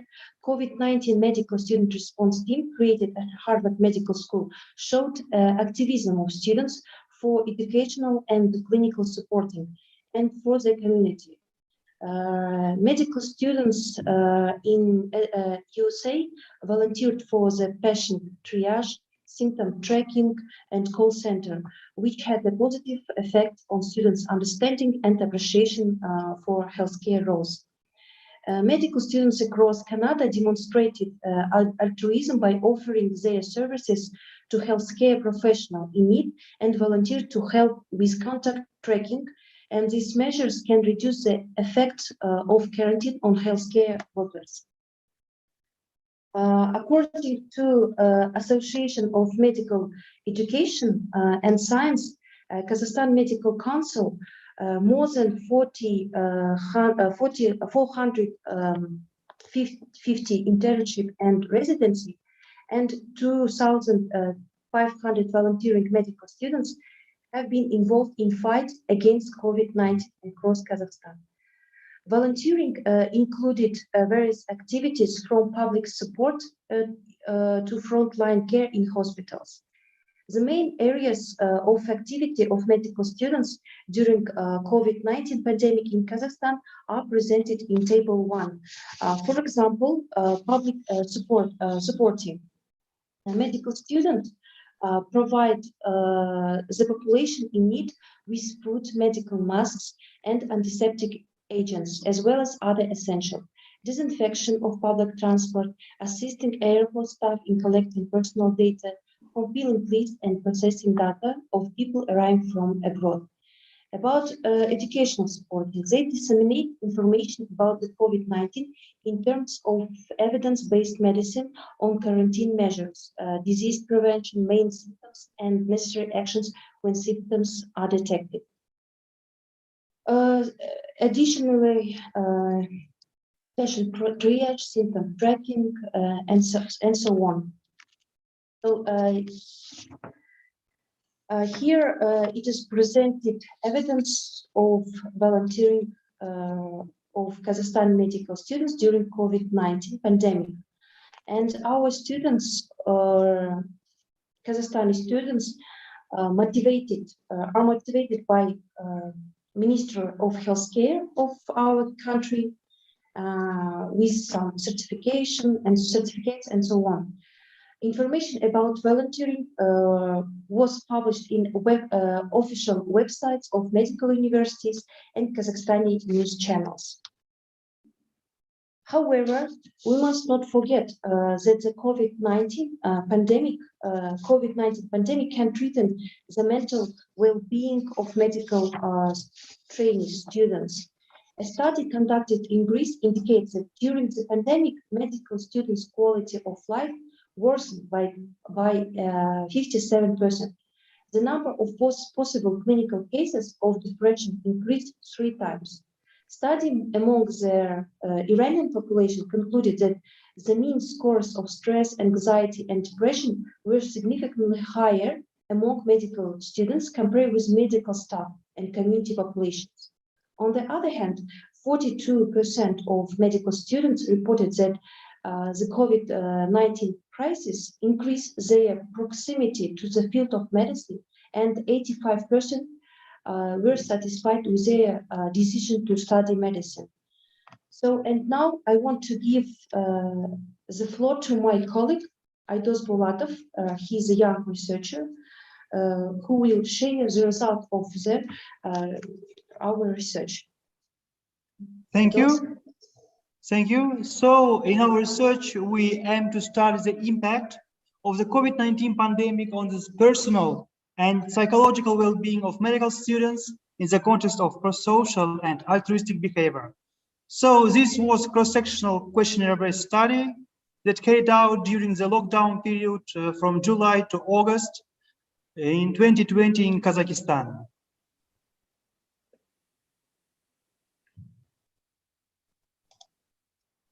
So we use some measurements. For example, we assess the prosocial and altruistic behavior of students, like keeping distance, physical support, educational support, emotional support, volunteering, working in provisional hospitals, and medical care. So to assess the impact on psychological well-being, we use fear of COVID-19 scale, which was created by Akharsu et al. We use psychological well-being, like DAS-21, which assess depression, anxiety, and stresses, and personal well-being index. So, general information according to our study. In general, 437 students participated in current research. 3/4 of them was female students, and around 12% volunteered during the pandemic, and 14% was worked in hospitals. Near 9% have confirmed diagnosis of COVID-19, and 36% of participants indicated that their close relatives and friends have COVID-19. And half of the participants indicated that they live with the people at high risk. So, firstly, we want to discuss results of psychological impact on mental well-being of medical students. So, the first one is fear of COVID-19. So, female students showed higher level of fear of COVID-19 compared to males, and moreover, they pronounced more both in emotional and psychological components of fear. There was no significant difference in the fear of COVID-19 depending on the year of study. However, fear was positively correlated with the level of anxiety, stress, and depression. So, a more pronounced level of fear was noted among students living with people at high risk, like senile-aged people or someone with comorbid condition. The diagnosis of COVID-19 in students and their relatives was not associated with fear in our research. Moreover, the level of fear among students who volunteered or worked in hospitals was the same as who did not during the pandemic.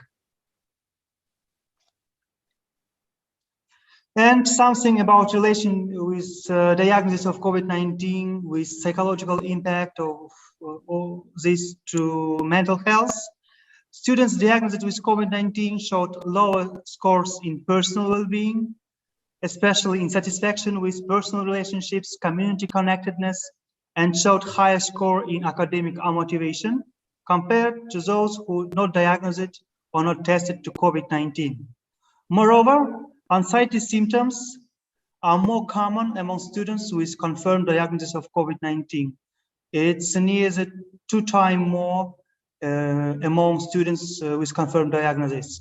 Medical students whose relatives confirmed COVID-19 showed a lower score in personal well-being, especially in satisfaction with standard of living, personal health, achieving in life, personal relationships, and community connectedness, and higher scores for depression, anxiety, and stress. The prevalence of depression and anxiety was higher among students whose relatives were diagnosed with COVID-19.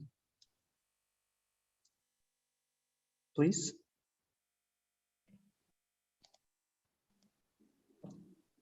So it means that COVID-19 pandemic showed some disturbances in the mental health of medical students, but we know that these correlations are based in general population also around the world. So now I want to start to discuss about prosocial behavior of medical students. So 3/4 of respondents indicated that they protected high-risk individuals by keeping distance. More than half of them supported high-risk individuals, for example, for offering them help with shopping, physical support. 85% gave recommendation on compliance with quarantine measure. Around 80% of respondents demonstrated emotional support, and about half of the participants provided medical care outside the hospital during the lockdown periods. Female students in our research were more likely to provide emotional support and educational support compared to male students. However, male students was more likely to volunteering and providing medical care in the hospital and to work in hospital during the pandemic. So fear of COVID-19 was a predictor of some prosocial behavior. For example, emotional response to fear was a predictor of social distancing. And emotional support, physical and educational support. Moreover, physical response was associated with the physical support among our participants.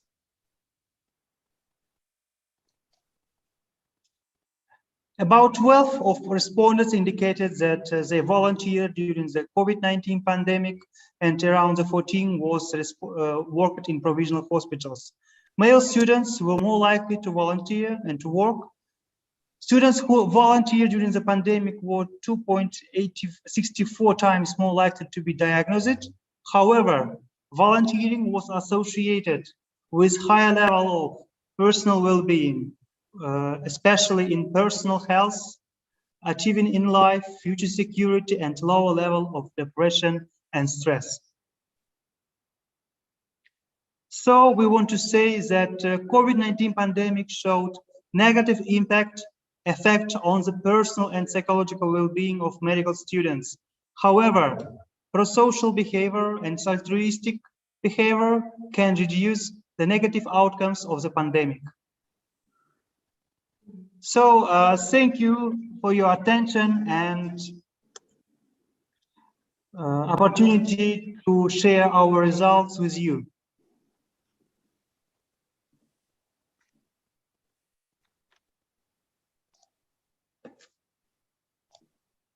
So that's all, yes. Thank you so much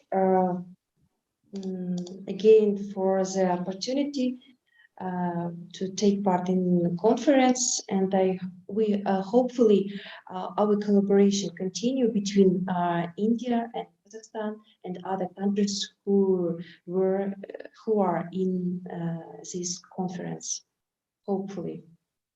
Thank you so much. Thank you. I think it was really very interesting and really very crisp. I mean, you hit the point and it was really interesting to see the presentation and the overall, like how we are calculating and how we are capturing the domain. So thank to you again, Dr. Smelova, for giving the opportunity to share your presentation. So it was really, really nice. Thank you so much.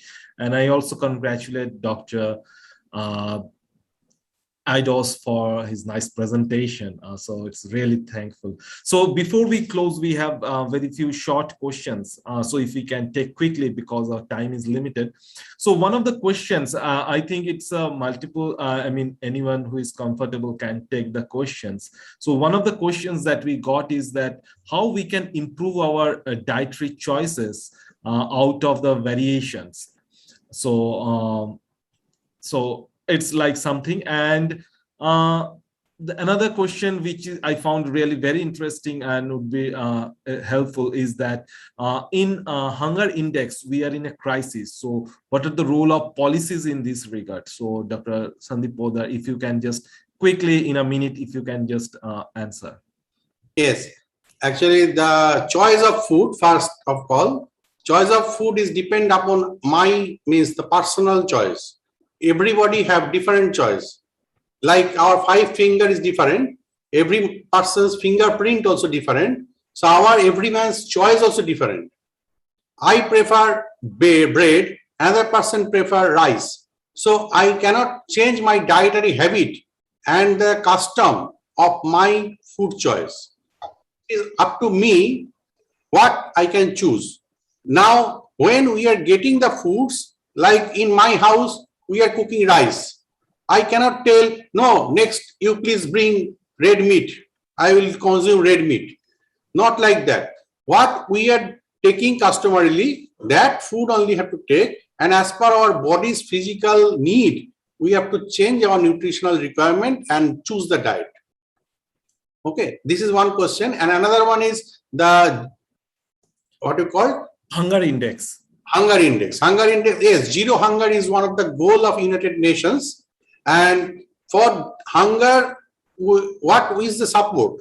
Support is agriculture. If there, the hunger will be stay there. So agriculture is the main support of the food. Now, suppose I have a land, I don't want to cultivate. I want to go for higher study in US, UK. Why? Because I am not getting interested in harvesting. But what other country doing? They getting interest. Just I have shown the picture, the banana cultivation in Australia. It is dole banana. They cultivate and export to Malaysia and other countries. So this is a huge industry. But that banana tree we can grow in our village also. But we don't look at that. We think that, okay, I study agriculture, I go to abroad, I do some now new research. What research we do?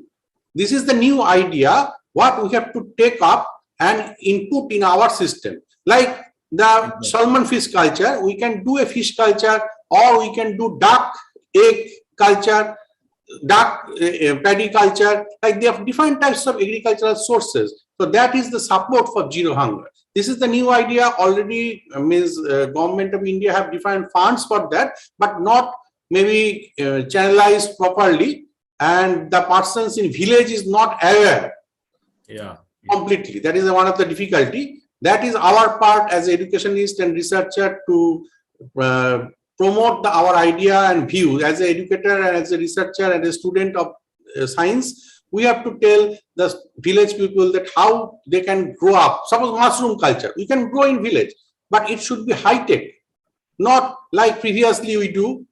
That should be properly maintained and nicely so that the people get encouraged. Already you can understand that when last time we cut the paddy by hand, now it is by machine they cut the paddy in the field. So that is interesting because they are taking up the technology. So we have to insist so that zero hunger can be achieved. Thank you. I think it's really answers and you have touched the core issues, I think, which is very important, especially from public health point of view to how we can intervene. Another very interesting question that's from the students' perspective, as it is a conference. So I would like to ask that to Mr. Reju Stephen, that what would be the job role of public health professionals in handling migrants? I think it's a huge topic. I think one session can be taken on it, but if you can briefly just touch the main points in a minute. Thank you. Yeah. I have mentioned this that in one of those last slides that in our organization also, which is International Organization for Migration, we have a division called Migration Health Department. So Migration Health Department takes care of the health of the IDPs and refugees. So any public health people can get employed in that Migration Health Department. Similarly, other organizations who work in the same field, because we also don't work alone, we work with other, in collaboration with other local organizations also. They have a component of public health in several departments. So that's why people have to do some research about this organization and how they could get employed with their public health skills in those organizations. So, like for example, we also collaborate with the WHO. So WHO has this public health component. Similarly, we have a Migration Health Department, which exclusively takes care of the health of the migrants. Is that does it answer the question? Yeah, definitely. I think though it is a very big topic, I think in future the organizers can keep this as a very good session. Exactly. But I can say for sure that we have a Migration Health Department that deals with migrants' health. Yeah. Thank you. So just a last question for Dr. Smailova. One of the participants asked that you have surveyed on the medical students. So your take on how it relates with the healthcare workers or on general population, any idea that how these results we can interpolate with the healthcare workers or the general people?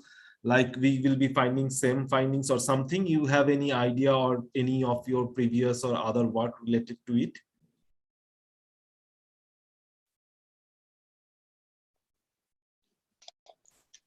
So this research organized among medical students, not among professionals. So that's why we IDOS presented material methods that for more than 400 medical students, Kazakhstani medical students, take part in questionnaire, as our instrument of assessment was questionnaires. So I was just the participant wants to know that will the result be same for healthcare workers? Have you any idea of something like that or any other works? Like the findings of those on the medical students, how we can correlate? I think that I can answer to this question. Thank you, Teresa.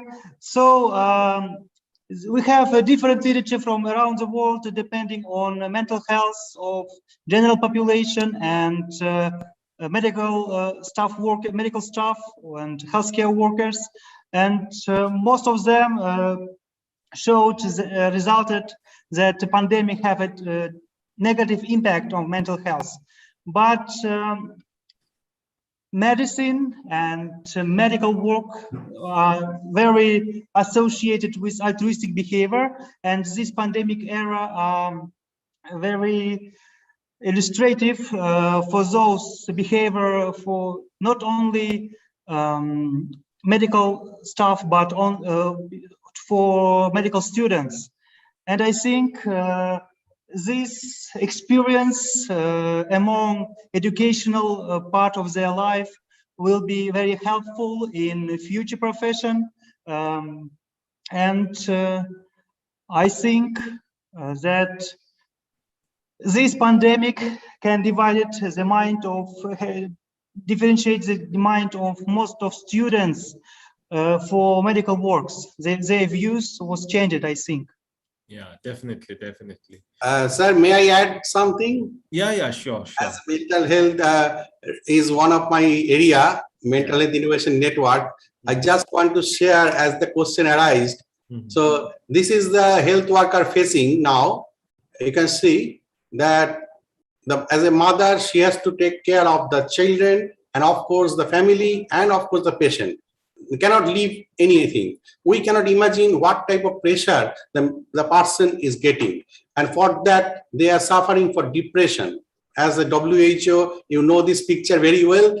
So this is a black dog syndrome, we tell. So this is the condition we are facing as a health worker and students of health. Like now, our university college nursing students go for COVID vaccination center. Now, when they go for center, they are directly exposed to the COVID patients.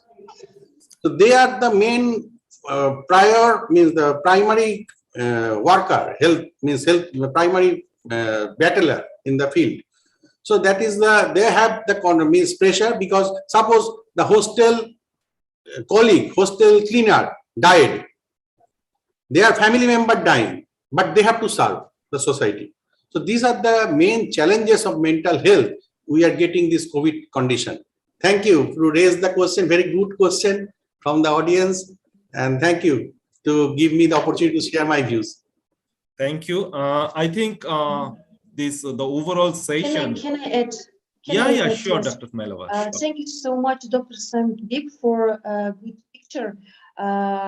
According to World Health Organization, yes, isolation of mother and babies is a bad thing, but many researchers published that we should isolate mother who have COVID-19 from babies, but using your picture show whole hygienic rules for prevent, for example, spread of COVID-19, and exclude, prevent stress among babies, because it is a big, problems nowadays. So thank you so much. Thank you for your sharing your picture, good picture. Yeah, I and think Dr. Sandip, Dr. Sandip, I saw your presentation, yes, and we can share our picture of our national Kazakh foods and add our pictures in your presentation. So if you want, of course. Actually, I have taken from internet, not as you can see that picture also I have taken from Facebook. So whatever the sources we are getting, and of course we have our own picture also. I can I show just then you understand the students of what I just telling, that this is a student, our university students is giving the vaccination center at the vaccination center. You see, the students is taking history, and one student is taking the patients to the counter and bringing out. So they are the direct worker, as they have to wear this face shield, and of course they are facing different types of difficulty. We don't know. There are many research area and many types of discussion can come up with this. So it is a means we cannot imagine how much pressurized a person is who is removing dead bodies from a patient ward, who is removing the dead body to burning station, who is burning the bodies, how much depressed they are seeing this thing, but they have to work. If they don't work, we cannot survive. Yeah, exactly.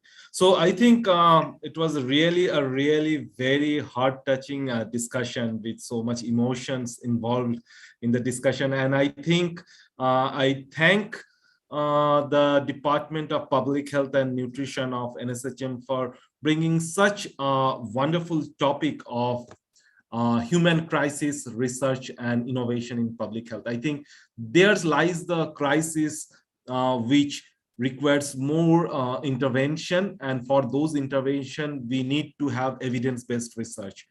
And I think this is really heart touching, and I thank you all my panelists for giving such a wonderful presentation, and it was really nice. And once again, I thank the organizer for bringing such a nice topic, and we had a very good time with all of you. So thank you. It was an extended program from the timing, but it was really very nice. So thank you, everybody. And I hand over to the organizer for concluding. Thank you. Thank you. Stay safe. Yeah. Thank you so much. Bye-bye. Dr. Riti Dibnath, thank you so much. Thank you. Thank you very much. I enjoyed it really well, and it was very interesting to listen to all the participants. Thank you very much. Thank you, Dr. Riju. Dr. Riti. Thank you so much, sir. Thank you, Dara Samailova. Thank you, Idos. Thank you, Dr. Pritam Roy. It was an enriching experience for us as well. And Shudrita, please pass on the vote of thanks to our panelists and the moderator. The discussion was really enriching and riveting. Thank you, sir. Thank you, ma'am. Thank you so much for this session. It's really encouraging for us as well. Now, moving forward, our next technical session will be oral presentation by Public Health Department. We have 10 presenters and the time allotted for them, 10 minutes. 8 minutes will be for the presentation and 2 minutes will be their question answer. We are privileged to be evaluated by Dr. Shujandar Sen, Associate Professor from Pharmacy Department, Dr. Joita Ghosh, Program Coordinator of Dietetics Department, and Dr. Riti Debnath, the Program Coordinator of Public Health Department. After every presentation, there will be questions by our evaluators. Now I request Dr. Sudipta Bhattacharya, our first oral presenter, to present her presentation. Over to you. Thank you, Indrila.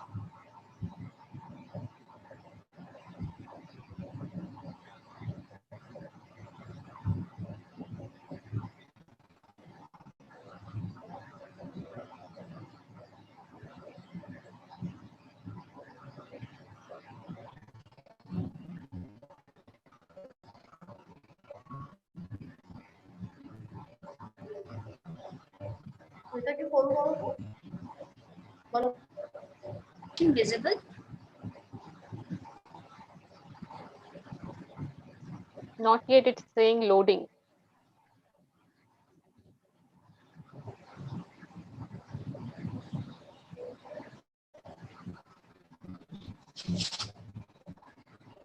Is it visible now? Yes, now visible.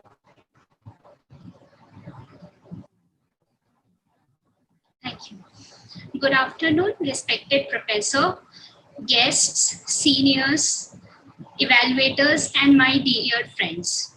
I, Dr. Sudita Bhattacharya from MPH, is going to present my topic on research, trend and impact of COVID-19 on various age group in India. My guide throughout this research was Dr. Riti Devnath Majumdar. To start with, we all know coronavirus is a newly discovered COVID-19 is a newly discovered disease which was first identified in Wuhan lab from China in December 2019.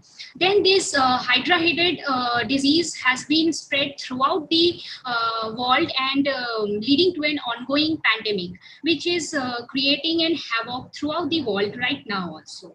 Coronavirus is actually a large family of viruses that cause illness ranging from common cold to more severe diseases such as Middle East respiratory syndrome, MERS-CoV, and severe acute respiratory syndrome, that is SARS-CoV.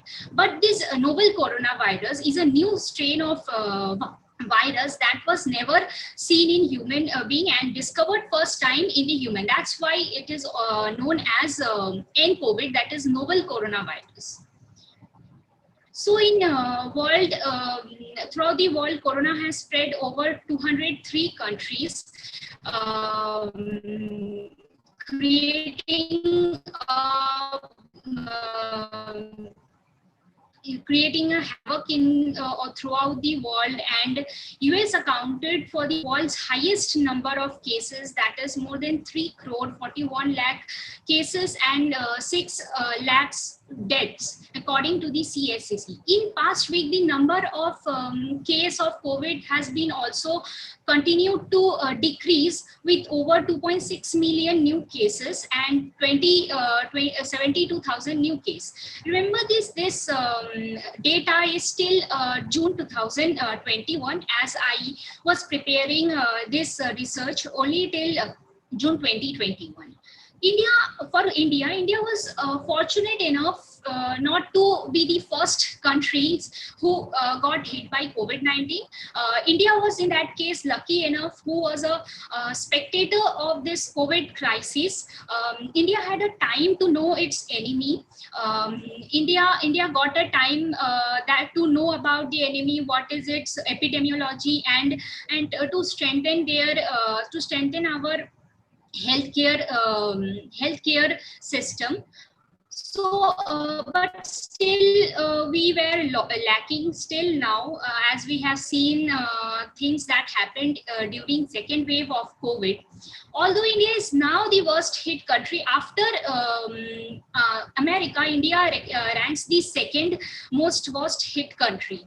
But it was not a surprise that India became the worst hit country. It was also previously predicted that India will be one of the high risk country because of its population and because India is so much overpopulated and its healthcare system is not that much strong. So as we go by the story, India on 24th March, India declared the world's largest lockdown, that was national lockdown, which was implemented.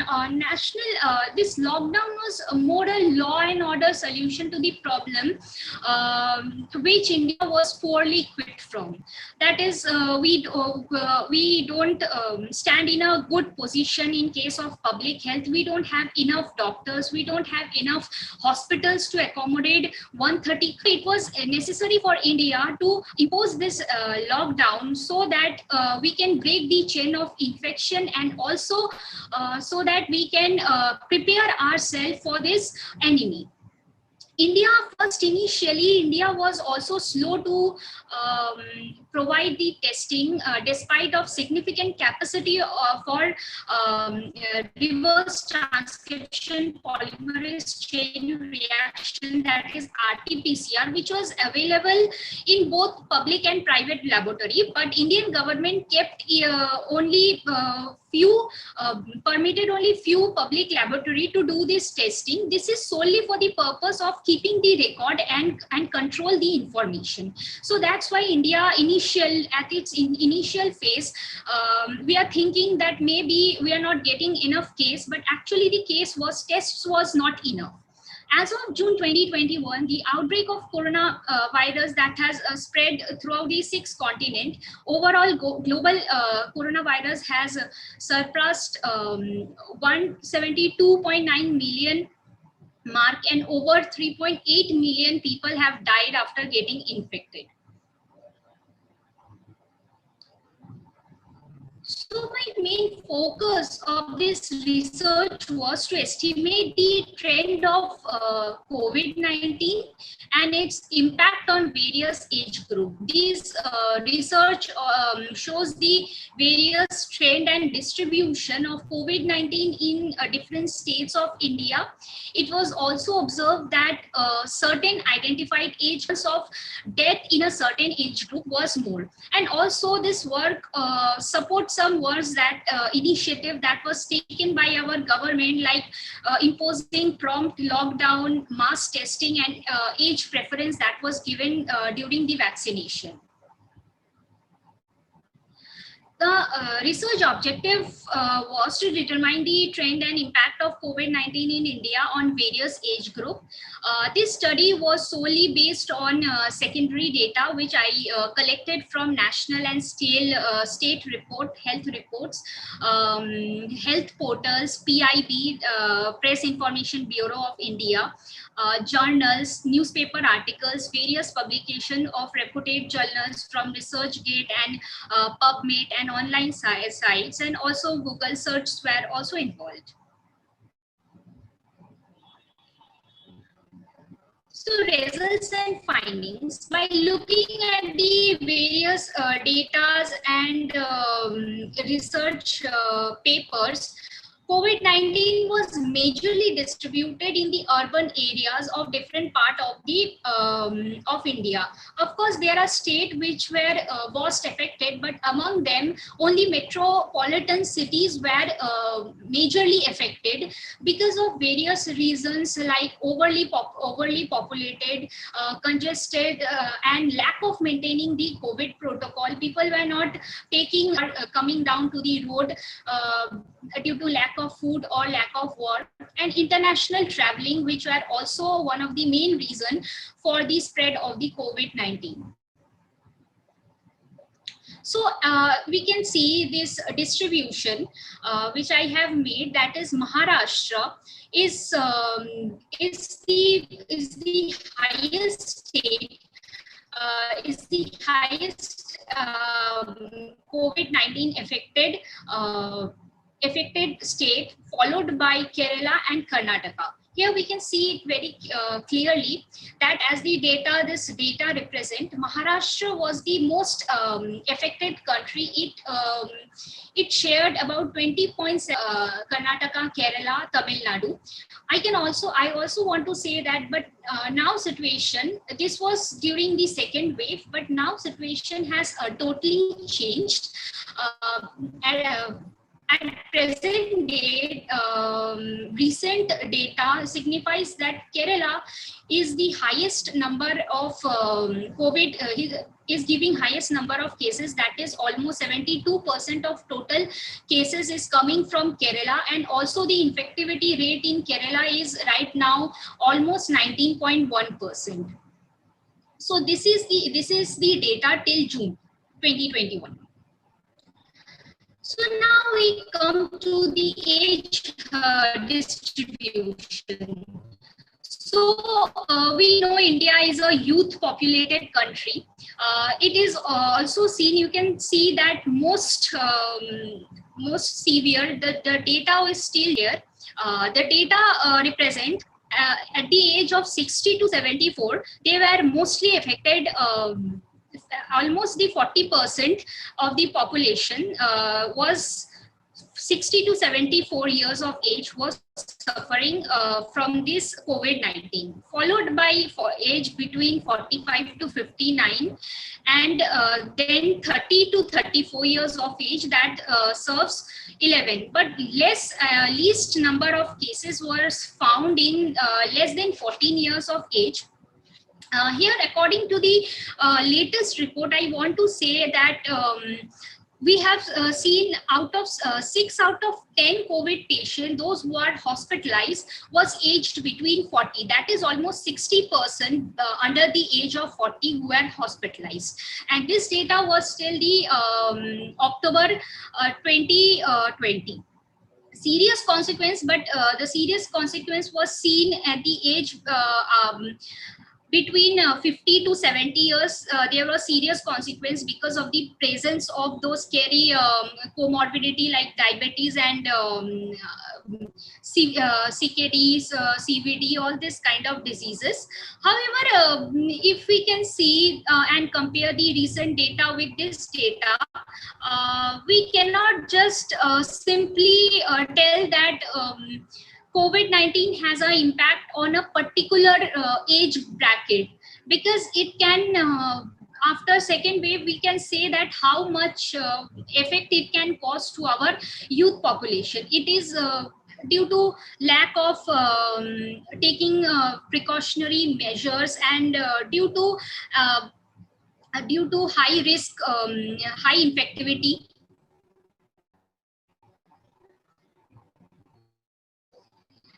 So here I have presented it in a pie diagram where you can see that 40.4%, that is most of the 4 years of age, and also the 53% of those who passed away, that is died due to COVID, were over the age of 60, and 88% of this age, which is a very big and which is not very good, because 88% died above the age of 45. And also I want to say the mean age that was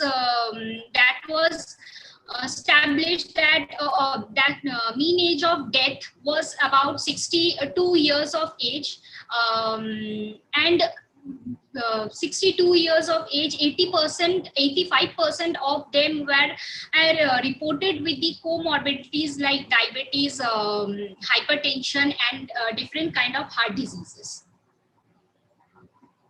So to conclude, COVID caused a really devastating effect on everyone, not only this numbers, but if it would be wrong if I say that it affected all these 7 billion people, if not got infected, but they got affected by COVID. Some got mental illness, some got anxiety because of loss of some lost their job.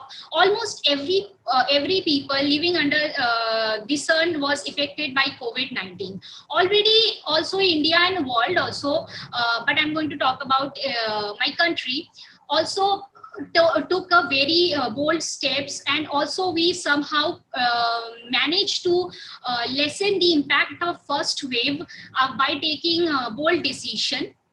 It worked well, but we were, I don't think we were very much well prepared to curb the second wave, as it we have seen that so many crises happen, like lack of beds, lack of oxygen cylinders, lack of cryogenic tanks. People died only because of lack of oxygen. So we were still not well equipped even after the 8-month long lockdown. We also saw that most affected states were Maharashtra, Kerala, Karnataka, Tamil Nadu, and Delhi.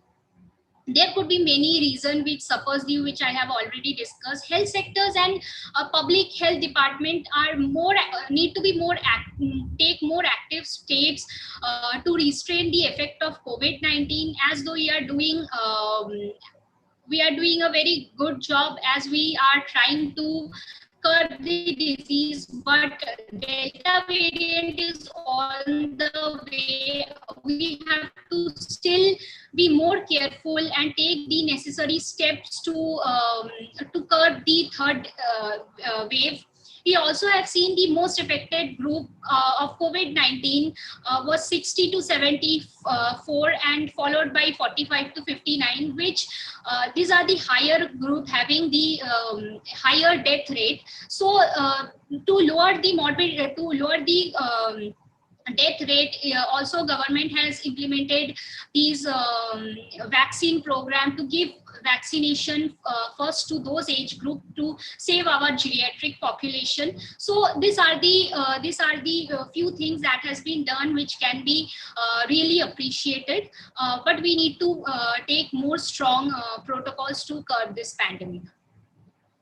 I want to say one more thing, that is limitation of this study was precisely based on secondary available data due to this COVID-19. So I would like to perform the primary research on this particular topic to gain more knowledge about this particular situation. With this, I want to conclude. Thank you so much.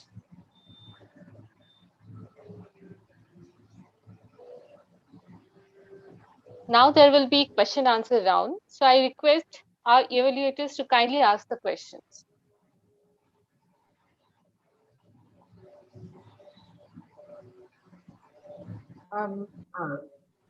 Thank you, Shudrita. Thank you. There's just one question which I would like to ask, and that is, why isn't like can you give me an explanation why COVID isn't common among the younger population?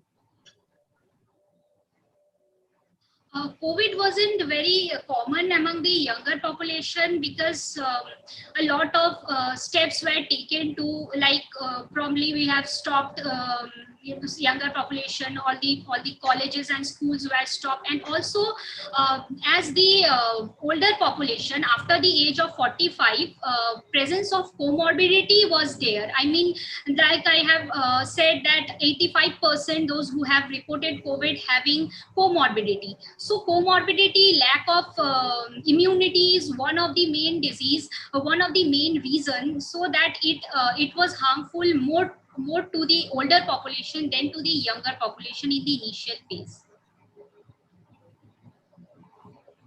And as a public health worker, what do you think? What can you do to curb the spread of the disease? What is your take on it? My take is to fasten the vaccination drive which we are doing right now. We have covered almost 60 crore of our population, so we need to really fasten that, because first of all, vaccine is the only thing, but still after receiving vaccine we have to still maintain the protocol and distance. We have to still strengthen the system. At least for some years we have to stop the gathering. We should spread this awareness that even after taking the vaccination we may not be very safe, because there are different kind of variants which are coming up every now and then. Thank you. Thank you.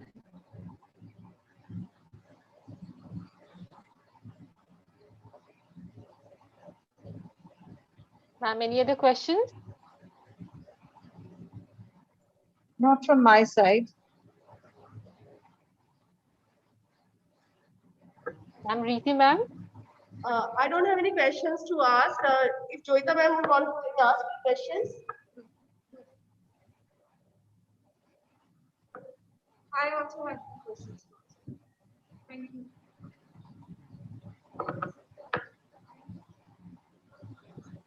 So moving forward, next I request Orito Chinia to present his presentation. Over to you.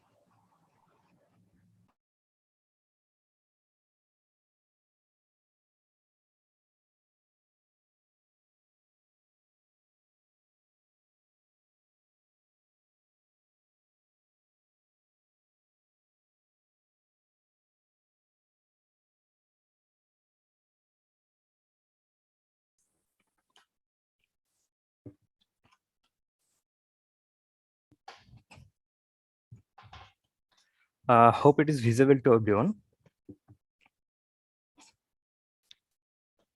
The presentation is visible to everyone. Yes, it's visible. Yes, it is.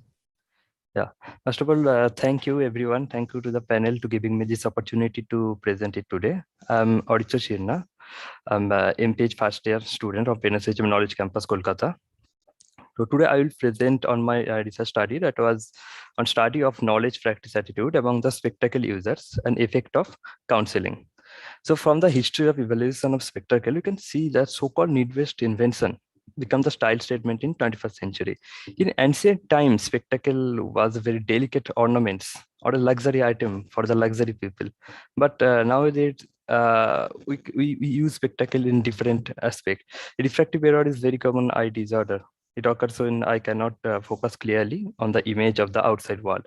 On the other hand, lots of other diseases that have direct or indirect effect on our eye, which can be easily managed by proper knowledge and intervention with or without use of spectacle. In this era of internet, we can grab huge data in our fist within very few seconds, but all the data are not always correct. So sometimes we encourage to follow trends, what is may not be scientific, or sometimes it may be scientific. In this study, I performed a survey to understand people's knowledge regarding spectacle use, its care, own eye health, their satisfaction level with their classes, how they are satisfied with the eye specialists, standard practices in their daily life and the classes, as well as their eye health and the attitude regarding the spectacle use and the eye care. So these are my research objectives here. To understand the level of knowledge regarding spectacle use and eye health among the study groups, to comprehend the standard practices regarding spectacle use and the eye care among the study groups, to realize the attitude of study groups regarding the eye health and spectacle, what they are using, to identify the gap of health education in this topic, and to propose a possible way to improve the awareness in this field. Let's come to the methodology. I conducted this study throughout the telephonic interview with the help of Google Form. Total number of participants was 30. Participants are selected through a referral-based system. Inclusion criteria was above 14 years of age who are using spectacle, and exclusion criteria was a person from ophthalmic, optometric, or optical background, both students and professionals. The interforms are divided into two parts. First part includes the basic information, and the second part consisted of questionnaires. All the questions are not I mean all the questions are not mark based. There are some mark based questions. The correct answer contain 1 mark and wrong answer is 0 marks. Some descriptive questions are also included there. All the data are analyzed by software GraphPad Prism version 4. For this, I really want to thank Dr. Kunal Gupta for helping me out. And visualizations are all made up by MS Excel. So let's see the findings. These are some basic findings. You can see that age distributions, 20 to 29 age groups are the highest. 16 people are from this. For gender distribution, this is 50-50 proportionate. This is very interesting that the education qualification of my study group is educated. Most 67% are graduated and 23% are postgraduate level. That means all are educated people. Distribution of age when they got their first spectacle. So 40% of them are 5 to 14 years of age, and others 35 to 44 years of 17%, and 45 to 54 years is 10%. These two age groups are because of presbyope, and 5 to 14 years age group, we know that all the genetic reason of spectacles they actually got in 5 to 14 years old. So this is quite expected result here. Next, I asked the question like a duration of using same glasses. How many years they are using their same glasses? So 50% of the participants said that they are using their glasses 1 to 5 years, and 20% said that more than 5 to 10 years, and 27% is less than a year. This is actually expected for all the participants, but they are using the same glasses for longer time. The next question was asked that why they change their glasses, or if they want to change their glasses, what will be the possible reason. So we can see the 43% participants said that the power has been changed, that's why they changed their glasses.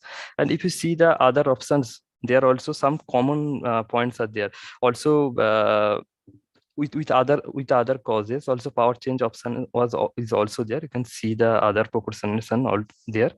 But lots of scratches and lanes, crashes on lanes or discolored frame are also a common findings here. No, in the left hand side pie chart, it looks little junky, but this question was the cause of eye strain with the glasses. After wearing the glasses, if they're having eye strain, so what are the possible reason? So most of them answered that. 37% said that never faced any issue, but most of them said that after prolonged use of digital screen. Digital screen means mobile, laptop, this kind of screen. Then the question was asked that time when they last visited eye clinic. It is expected that once in a year is recommended, but only 37% said they have visited eye clinic less than a year ago, but most of them are more than a year, and some 53% are 1 to 3 years, and 7% are 3 to 5 years. Now coming to the marks-based question. So before counseling, the knowledge score stood at 2.46 with the standard deviation of 0.17. But after the counseling, the score is 4. Before counseling, the practice questions marks are also 3.2 with standard deviation of 0.18. And after counseling, practice score stood at 5. Before counseling, the attitude score stood on 2.36 with the standard deviation of 0.16. After counseling, the attitude score stood at 5. There are some attitude-based questions are also there. 60% participants believe that a good coating clear lens can protect their eyes much better than a cheap sunglasses. This is true, but it is really concerned about the other 40%. The rest of 40% people, they believe that a cheap sunglass can protect their eyes very well. That is very concerning. 97% of respondents believe that visiting a eye clinic once in a year is necessary, but we see how they are actually practicing. 77% of respondents believe that checking eye power in machine is always better than manual. This is also not correct. 47% believe that having vitamin A rich food or doing good exercise can get rid of eyeglasses. This is also not correct. In case of associated eye problem, 47% of participants said no idea, and most of them selected diabetes and hypertension. So there are lots of other diseases are also included there, like thyroid, arthritis, other HIV, AIDS kind of things. But they only most selected disease was diabetes and hypertension, and 47% said no issue. So I think there is a lack of education regarding their eye health. So in terms of conclusion, you can see that counseling of participants brought significant improvement in their knowledge, practice, and attitude score. So that the overall improvement in the total obtained marks. Major lack of knowledge is also identified in systemic health and relation with the eye. It indicates that people are not careful with their eyes when they had other systemic diseases. Diabetes and its effect on the eyes are well aware, and the respondent said this correctly. Awareness on digital screen and eye health needs immediate supervision. Most of the participants have longer average screen time, and also the most common reason of eye strain was using a digital screen for a longer time, which is relatable. Wrong information, misconceptions are also part which we need to take care of. As a solution, it is found that counseling has a very good result. But there is also some limitation of studies also. So because of pandemic, all the data are collected through electronic communication. Maybe face-to-face interview be helpful to collect sensitive data more accurately. As the study was completed in very less time, some after counseling data are included. Next day after counseling data are also included here. This is not actually recommended. To understand the effectiveness of counseling, at least 1 month after counseling data need to be considered. The study group is also chosen very small because of lack of time. I look forward to performing this kind of study in a large population later on. So this is a time of acknowledgement. I really want to thank Dr. Kunal Gupta. He was my mentor and guide for this total study. And also extend my gratitude to our honorable director, sir, Professor Dr. Subhasis Maiti, and my coordinator, Professor Dr. Riti Devnath. Without their constant support, it was not possible to complete this study. So vision is the art of seeing what is invisible to others. Hope last line is visible to everyone. Take care of your eyes. Thank you. Question, ma'am.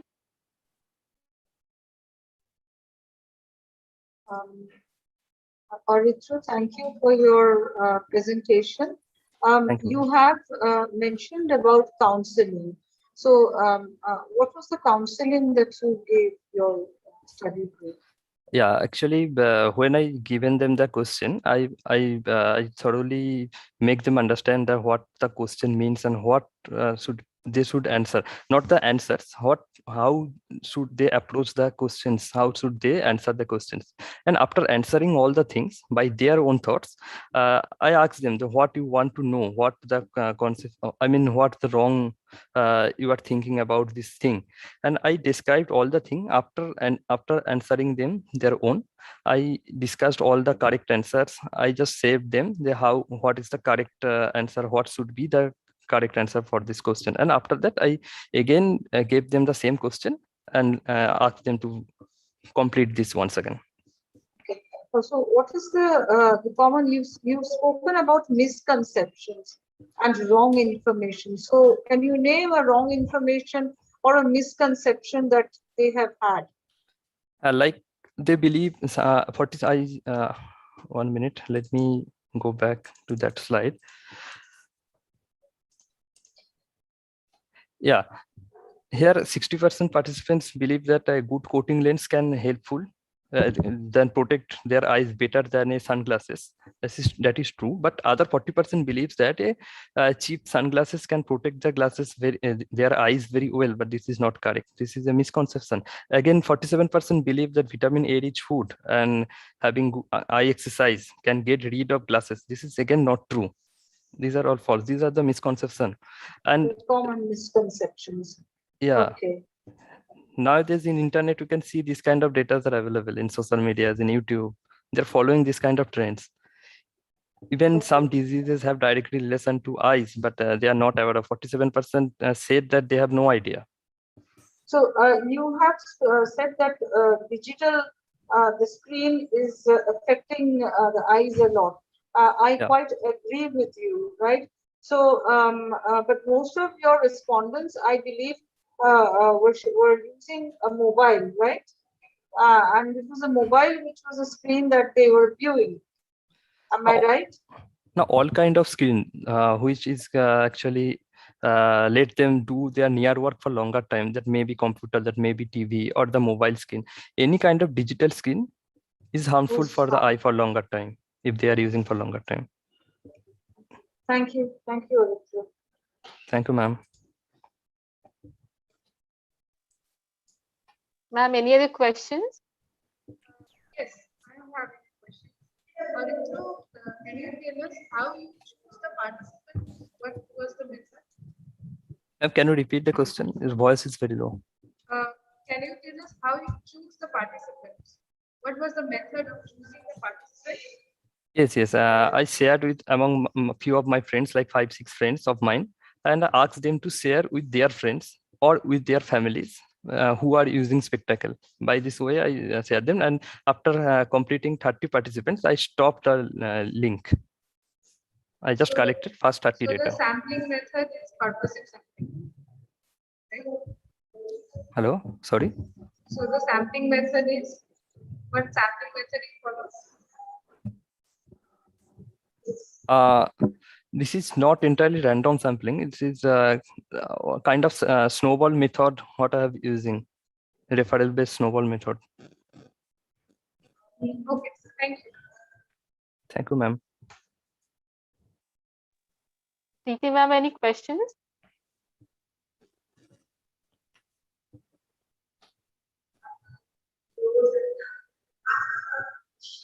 If there are any question and answers from the audience, we can take those questions also. Any questions from the audience?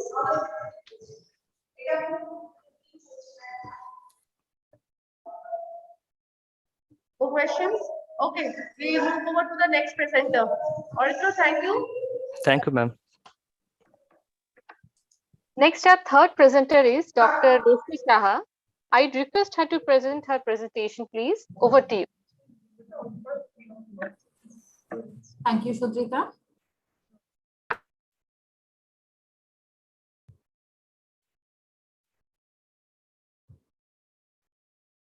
Is my screen visible? Can you please confirm? Yes, it's visible. Okay, thank you.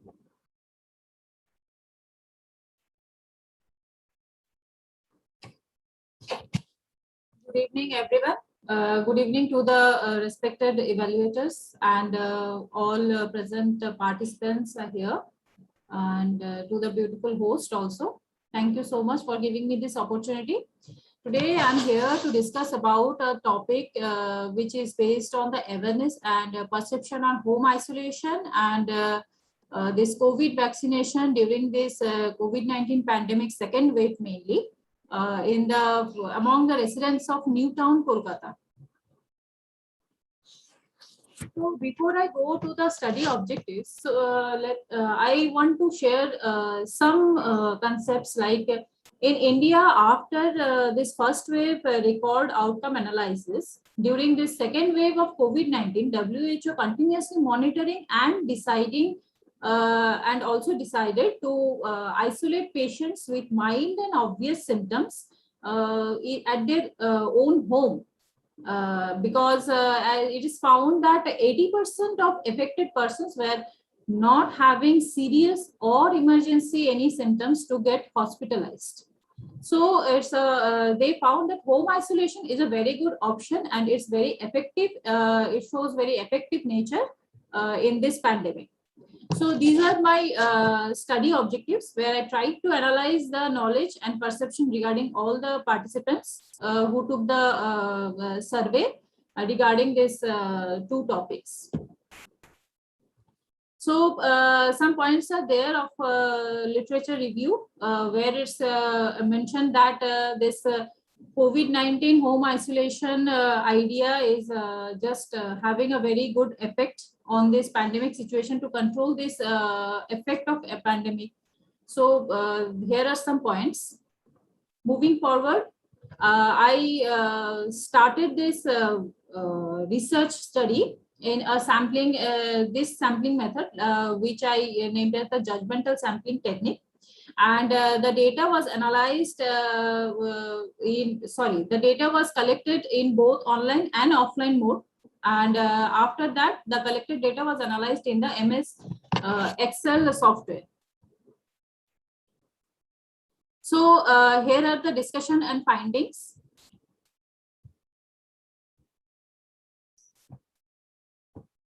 So here we can see that I have a sample count of 120 participants where 75% 75 males are there, which is 62% of the whole count, and 45 females are there, which is 38% who took this survey. And among them 95%, that is 114 respondents belongs to the Hinduism religion, and 5%, that is 6 respondents belongs to the Islamic religion. And among all of them, 100% assured that they know all the pandemic precautionary measures like wearing mask, proper N95 mask, maintaining distance, then using sanitizer, and each and every precautionary measures they are aware of. So the next question which I tried to survey is the most serious gap on COVID-19 Kolkata, which is combating this COVID-19 in Kolkata. And I took 5 most important points in which I found that maximum people, that is 60% of the people responded that yes, hospital preparedness and infrastructure is playing a very important factor in for combating this situation. And of course, along with this, they again agreed that quarantine and isolation facility is also having a very important role for which this COVID-19 pandemic in Kolkata is also get affected. So the next point was the testing facility, where 63% people, that is 76 participants, agreed that this is also playing another important role, because it's not possible, initially it was not possible for everyone to go and take the test, and it was in a very huge number. So this is also playing a very important role. And next was the PPE kit, where the 43% people only agreed with this fact that yes, PPE kit is also another factor. Then lack of public awareness. Here 63% people, that is 76 participants, only agreed that yes, public awareness is also an important factor that is also playing a major role in this serious gap. So these are the ratios and all. Next, which I tried to find out that the persons who got home isolated, by which factor they got affected, what they think. So it's found that maximum percentage was the market area place exposure. So from the total 120 participants, 100 participants got COVID affected, and they agreed that yes, after getting exposed to the marketplace, that is 37%, they got affected. Marketplace, we can give example of some school, college, workplace, these our markets, etc., everything. So now comes to the vaccination part. Here, in case of vaccination part, these participants have some concept on this vaccine side effects and long-term safety and efficacy, where 50% of the participants agreed that yes, strongly agreed actually, that yes, we are concerned about these effects, as it's not sure that yes, this is the only vaccine which may cure us from this virus. Then on the next point, they do not believe that vaccination will be a solution of a coronavirus. It is actually disagreed by maximum people, that is 37%, that no, it's not the factor actually. Then comes to the, it will have a negative effect on their health after having the vaccination. Here also the 38%, the majority number of the participants, 38% of the people, they disagreed that yes, they don't believe that it will have any negative effect on their health if they have received the vaccination. So these are the vaccination preference now. So 83%, that is 100 participants from all the total sample count, they received Covishield, and other 17% they received Covaxin. So there are the variation because only Covishield and Covaxin was available on that time.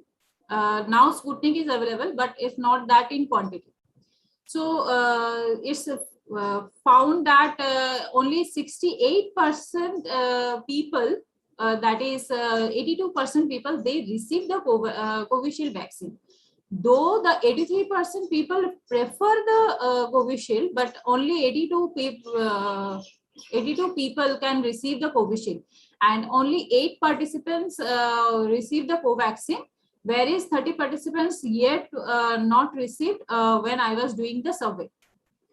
So, and another important thing for choosing the Covishield as their most preferable vaccine, because maximum they replied that yes, they prefer this due to only the WHO approved. 51% persons replied that only due to WHO approval, they believe that yes, Covishield will have a very good chance to have a good impact on their health.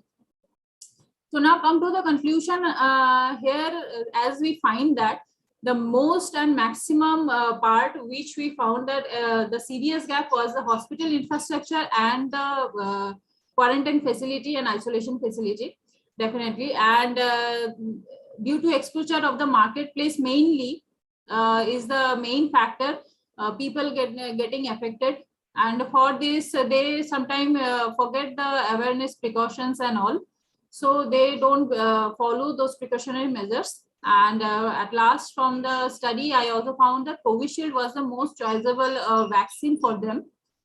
And the limitation of my study was due to this lockdown process. It was not possible to reach maximum number of people because some people try to maintain a distance from an unknown person. So it was not possible for me to go to everyone and collect their perception or the knowledge about these two topics. So this much was from my side. Thank you to everyone. Thank you to all the respected members to giving me the chance.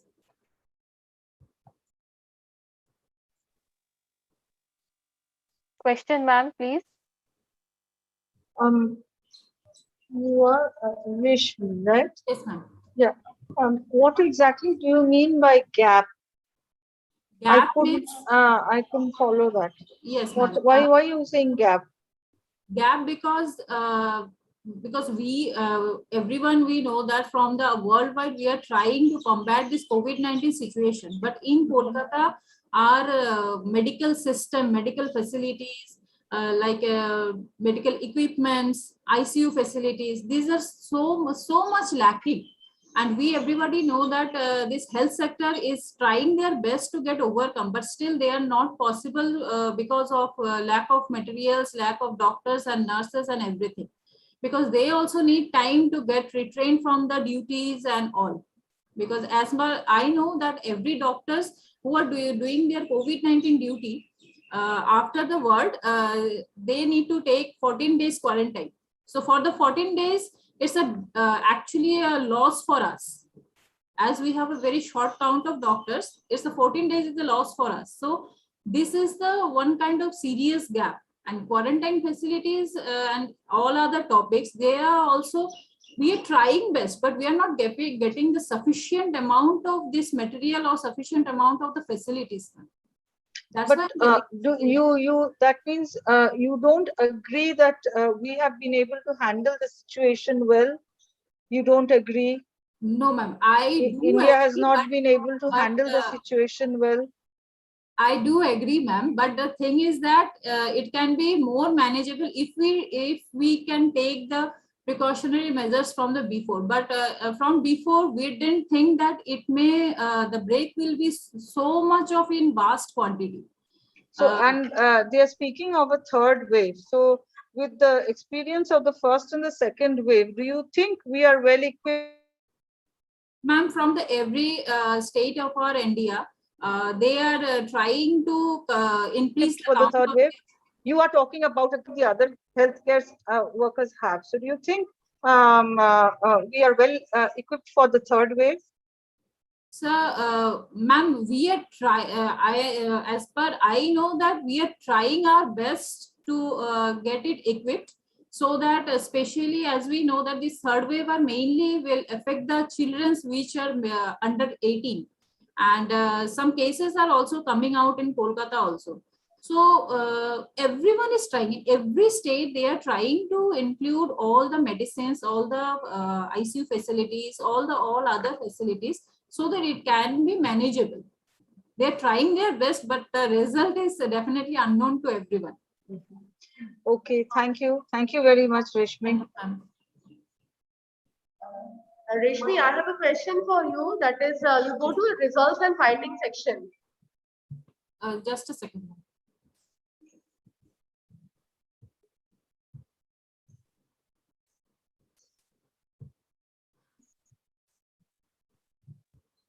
Yes, ma'am.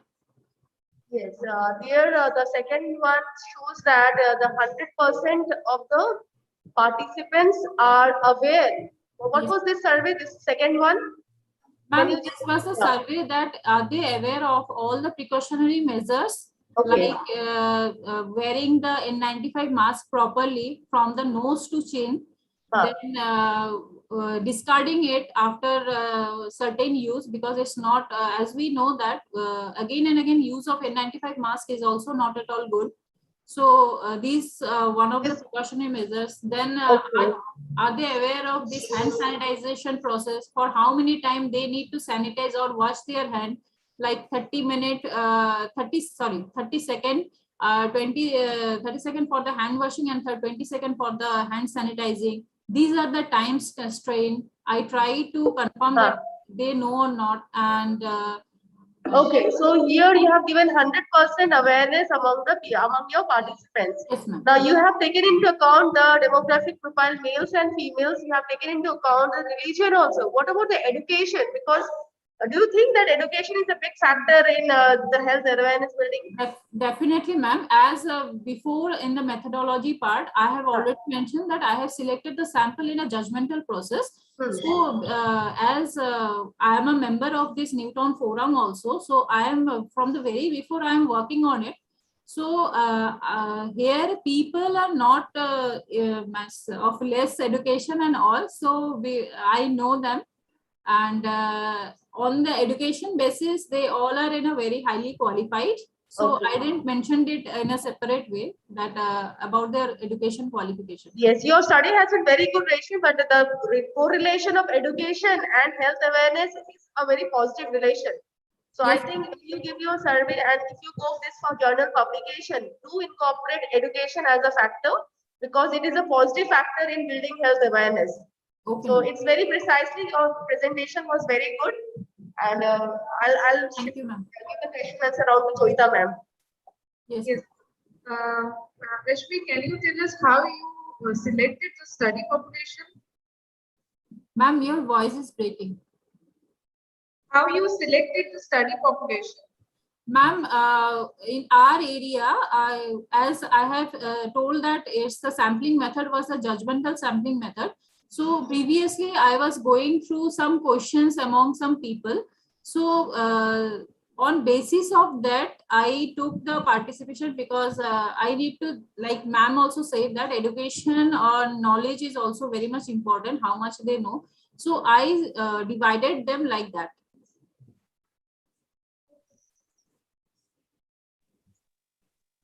Thank you. Thank you, ma'am. Thank you, Dr. Reshmi Shaha. Moving forward, our fourth presenter is Dr. Shramana Das. I request her to present the presentation, please. Over to you.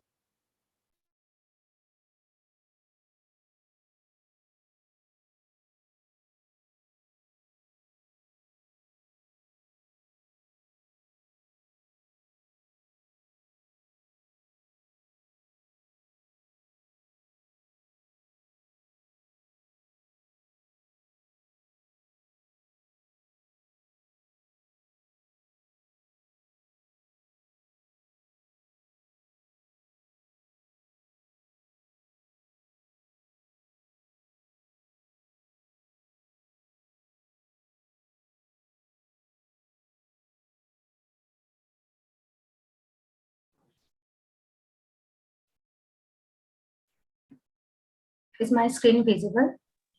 Yes, it is. Good evening, everyone. Good evening, all of you. Myself, Dr. Shramana Das, and I am going to present my secondary research project on evolution of smart healthcare in India, telemedicine during COVID-19 pandemic. So we all know the word online plays a very important role in our current day-to-day lifestyle. In case of education system, in case of healthcare system, everywhere it plays a very important role in current scenario. Due to COVID pandemic, last 1.5 years, there are huge change in our healthcare delivery system, and I am sharing my slide. So we know that India is currently undergoing increased urbanization and population growth. And because of these, the existing healthcare facilities and healthcare personnel are not able to cater to the healthcare needs of the population. And that's why the demand supply curve is prevailing in our country. And India has, we all know that India has the 3-tier healthcare delivery system, that is primary, secondary, and tertiary. And inaccessibility of secondary and tertiary government health services are the other major hurdles in effective healthcare utilization. And although telemedicine has been used sportily in Indian healthcare so far, in 2020 COVID, one second, sorry.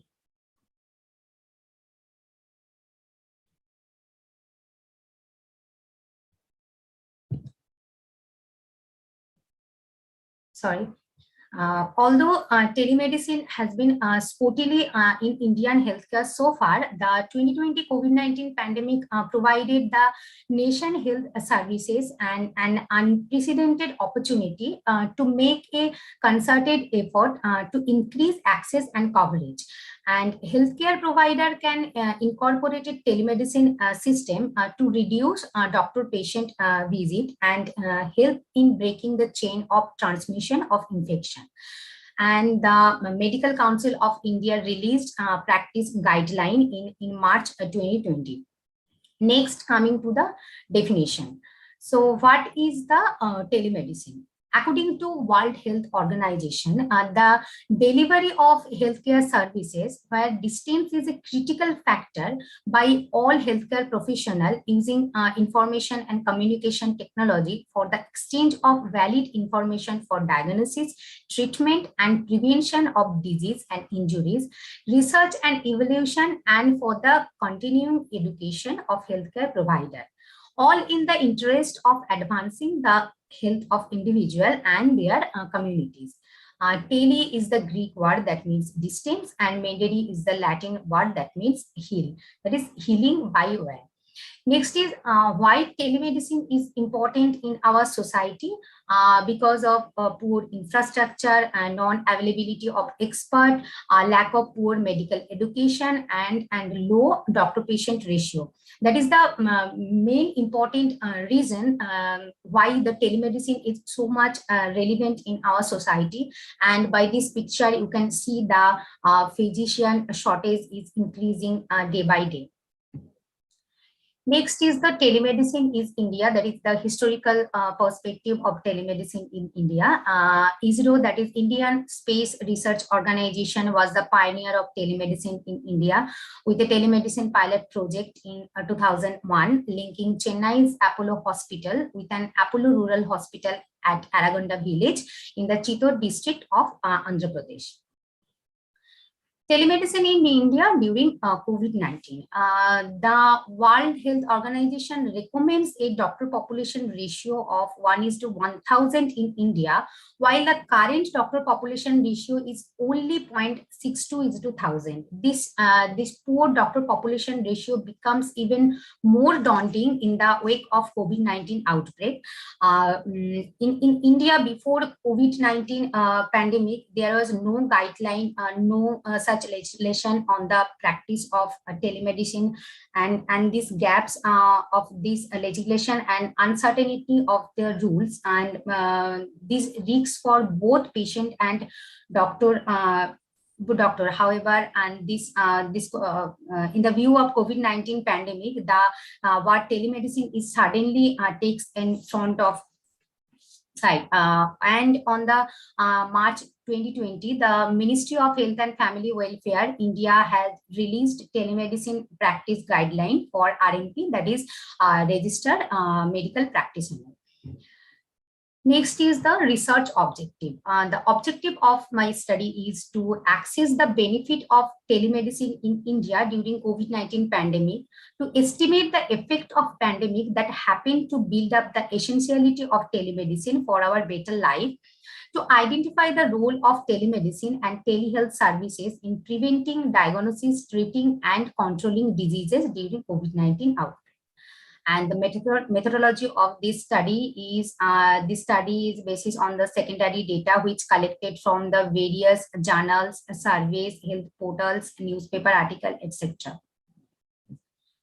Now coming to the main part, that is result and finding. You can see by this picture that in 2010 it was 35%, and in 2017 it was 76%. There was huge growth before pandemic also, but now people want more of it. If you wanted to visit the doctor in the early week and month of the COVID-19 outbreak in India, you had no choice to see the doctor virtually. But now that is efficiency, usefulness, and accessibility have been proven to people. More than 3/4 of people want to keep using it. You can see the pie chart in 2019, before the COVID outbreak, only 11% was use of telemedicine is in 2019, but now it interested is 1/3,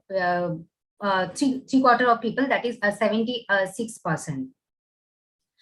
The pandemic made telemedicine is necessary, and this image shows the dramatic surge in patient interest that occurred soon after the pandemic hit in March, as our country went into different level of lockdown and it would begin limiting their outing. Reaching doctor virtually become critical. So the next is the e-Sanjeevani. E-Sanjeevani is is supposedly India's largest telemedicine services, and e-Sanjeevani is an initiative of Ministry of Health and Family Welfare, Government of India. And e-Sanjeevani is providing telemedicine services into in two variants. First one is the e-Sanjeevani AB HWC, that is blue one, that is doctor-to-doctor telemedicine system, and second one is the e-Sanjeevani OPD, that is patient-to-doctor telemedicine system, that is the orange one. And you can see by this picture the patient-doctor ratio is increasing day by day.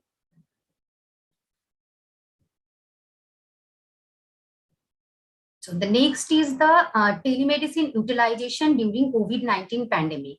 This picture shows the utilization of telemedicine, and you can see that in 14th October 2020, the total primary care visit was only 14%, but the uses of telehealth was 43%. That is huge. Next is by one study we can see that they can divide the patient into three categories. One is the pre-lockdown period, second is the during lockdown, and third is the post-lockdown period. And you can see that in the pre-lockdown period, the telemedicine visit was only 0%, and it is increased from 0 to 19% from pre-lockdown to the post-lockdown period. And in right side you can see the picture. In the starting point of the lockdown, the person visit was more than the phone visit, but end of the lockdown the phone visit was much more than the person visit. That means telemedicine growth is rapidly increasing day by day. So that's there was the various telemedicine healthcare online app and Arogya Setu app, Emang, MD Live, various telemedicine healthcare app in India. Last is the conclusion. Telemedicine cannot be answer of all problem, but it can be very important in addressing a vast range of problem. This study provides a secondary review solely exploring the patient of telemedicine during the COVID-19 pandemic, in response to WHO's call for studies on the COVID-19 infection and presentation of the most recent evidence published in this early period of the outbreak of healthcare provider. And this study was conducted to identify the role of telemedicine during COVID-19 outbreak.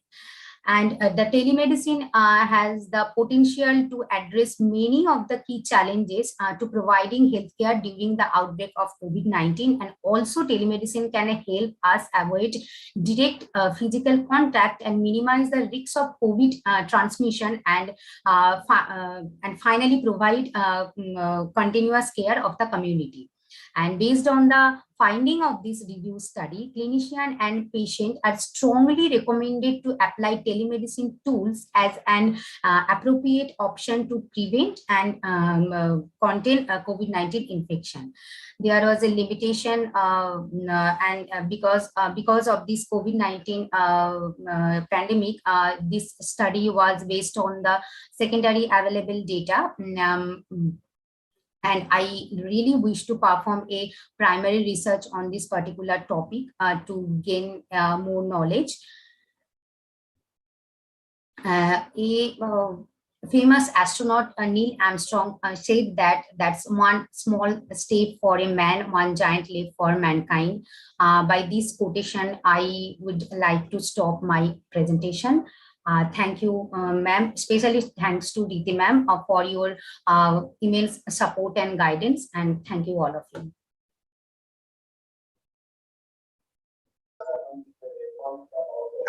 Okay, so thank you, Shravana, for your informative presentation. Now, I want to know, this is secondary work, right? So, yeah, so where were these studies, where was these data collected from? Ma'am, Urban sample or from rural or semi-urban? Which areas?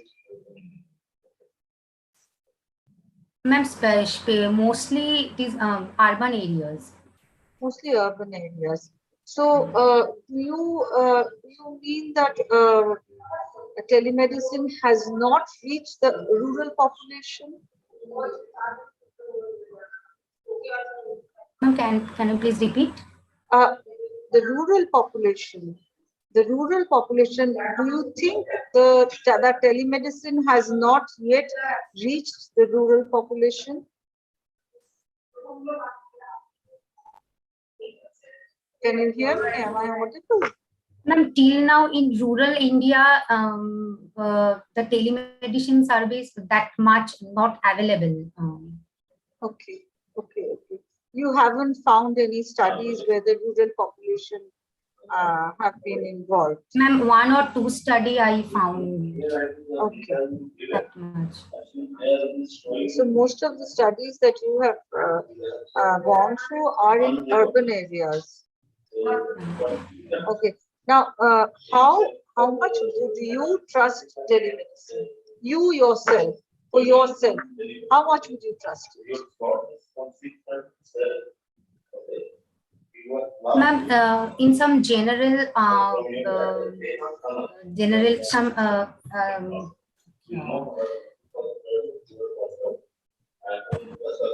small because in COVID situation there was the guideline is that the distance between distance is the major important role and this by this telemedicine by the smart healthcare we should maintain the distance also better maintain the distance also and ma'am, I prefer the telemedicine services because in case of some small disease, that means a small disease means casual disease. The telemedicine plays a very important role. Okay, thank you. Thank you. Thank you.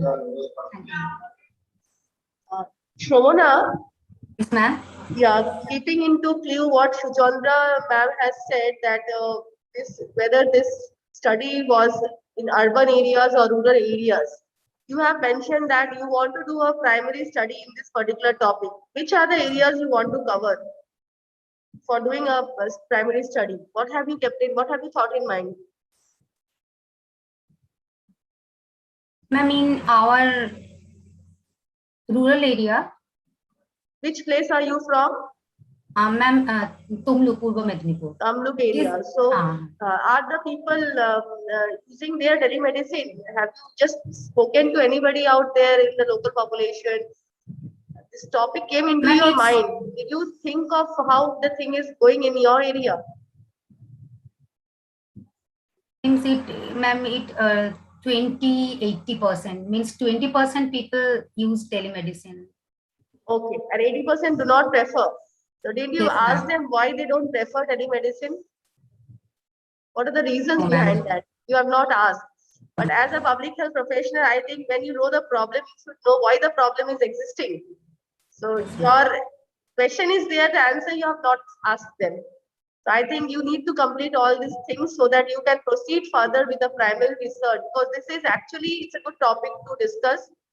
But provided we have primary data and we do a primary survey, keeping into mind our areas where we are working, I think then we get more fruitful results.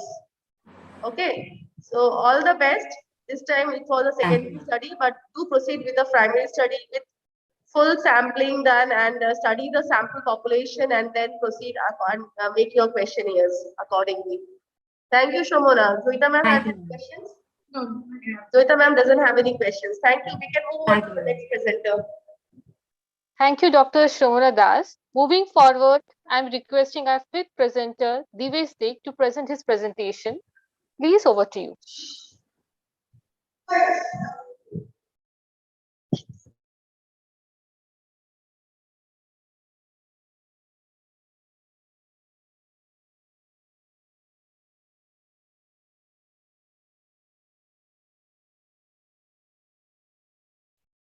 a very good afternoon to the panel. Am I audible? Yes, you are.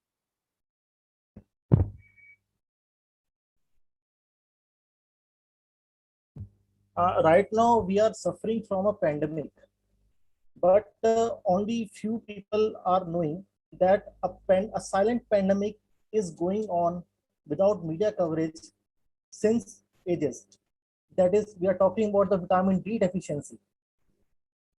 Right now, the importance of this vitamin D deficiency has been realized by many health professionals. As early it was also important, but now the significance has been increased due to the present situation, as there are many VD receptor cells present in every tissue of our body, which are primarily responsible for the immunodilatory response. And now I'm going to present a paper that is association of the biochemical parameters with the vitamin D level among the adult population of Chandigarh, India. Now the purpose of this study is to analyze the correlation of the various biochemical parameters with the vitamin D levels. Now, which are the parameters which has been considered in this study? They are serum levels of phosphorus, calcium, creatinine, alkaline phosphatase, and parathyroid hormone. As we all know that vitamin D is a fat-soluble vitamin, which is being primarily synthesized in the skin under the influence of the UVB radiations of the sunlight.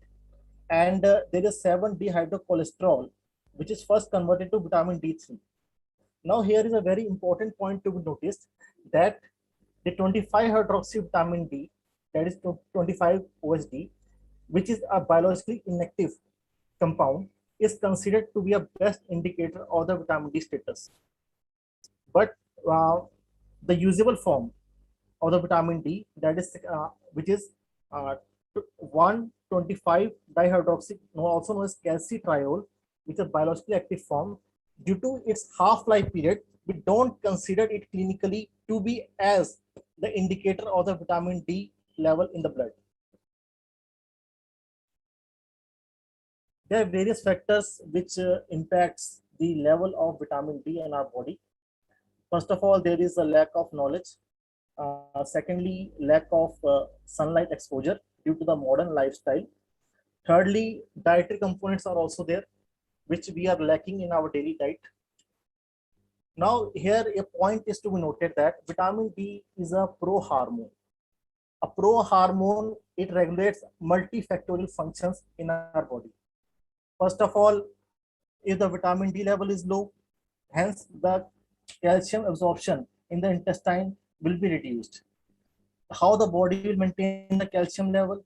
The parathyroid hormone in the blood will increase and it will start deteriorating our bones. Hence, the bone density will get reduced and getting osteoporosis will be enhanced. Secondly, vitamin D, a cofactor in the synthesis of insulin in our body.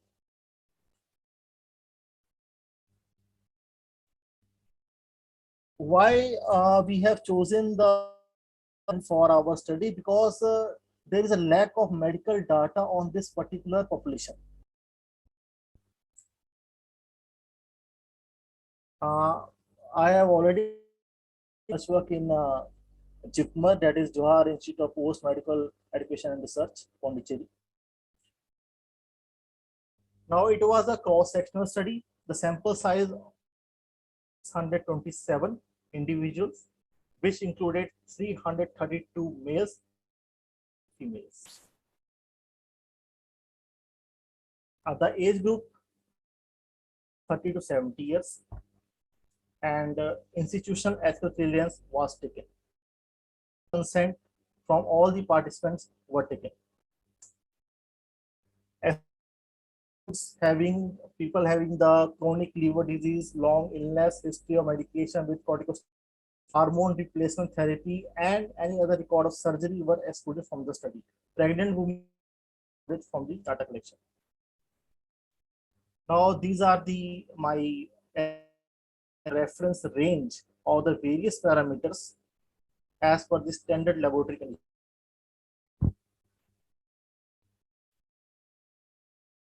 SPSS data 21 was used. Now here are the results. Here we can clearly difference that in the normal individuals, the significant correlation was observed in case of serum calcium. Then in case of parathyroid hormone, there was a negative significant individual with a vitamin D level. In the case of the deficient,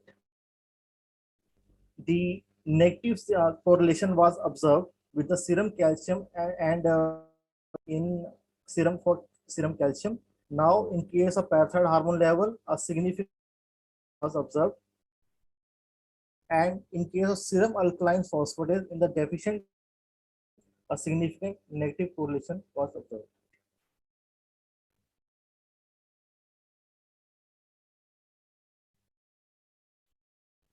I have described it already. Now we can have the difference in categories of the normal and deficient. In the case of serum phosphorus level, a significant difference was noticed among the normal and the deficient. The same persisted in all the categories except serum creatinine.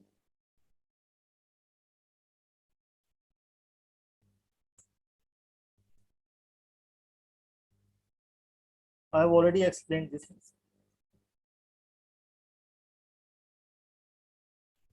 Now the results was found to be coherent with some studies, and like for the serum phosphorus, in our study, we found that it was positively significantly.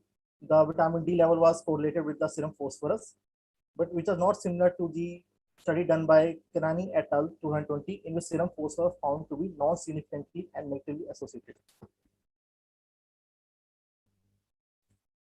We have taken the reference of the Karachi population, which the similar studies was done. And parathyroid hormone was found to be negatively and significantly associated with vitamin D level in our study, which was found to be different from the study done in Karachi, in which parathyroid hormone was found to be negatively and non-significantly associated with vitamin D level. Conclusion: the levels of vitamin D was significantly associated with the serum phosphorus, serum calcium, and parathyroid hormone in deficient individuals, whereas in normal individuals the association was found to be significant only with the serum calcium, parathyroid hormone, and serum alkaline phosphatase. These are my references, and thank you.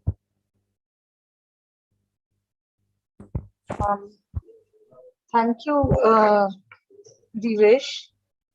This is a very, very, very relevant topic in today's world. Vitamin D deficiency. Yes. It is rampant in both males and in females. Yes. I have one question to ask you, yes. and that is, have you ever thought that the vitamin D level, normal level that comes, the reference range, it is not for a special racial or ethnic community, right? It's a general one. So would there be a separate normal for us Indians? Do you think we have a different normal level? Right now, first of all, I would like to explain that the question is very relevant. Yes, there is an endocrine organization is there, endocrine society is there, which demarcates the various reference ranges for the various levels of vitamin D deficiency. There is a very famous scientist known as Holick. We follow Holick for the vitamin D deficiency in every case, and even yes, because of the tropical country, we have abundant sunshine here in India. Yes.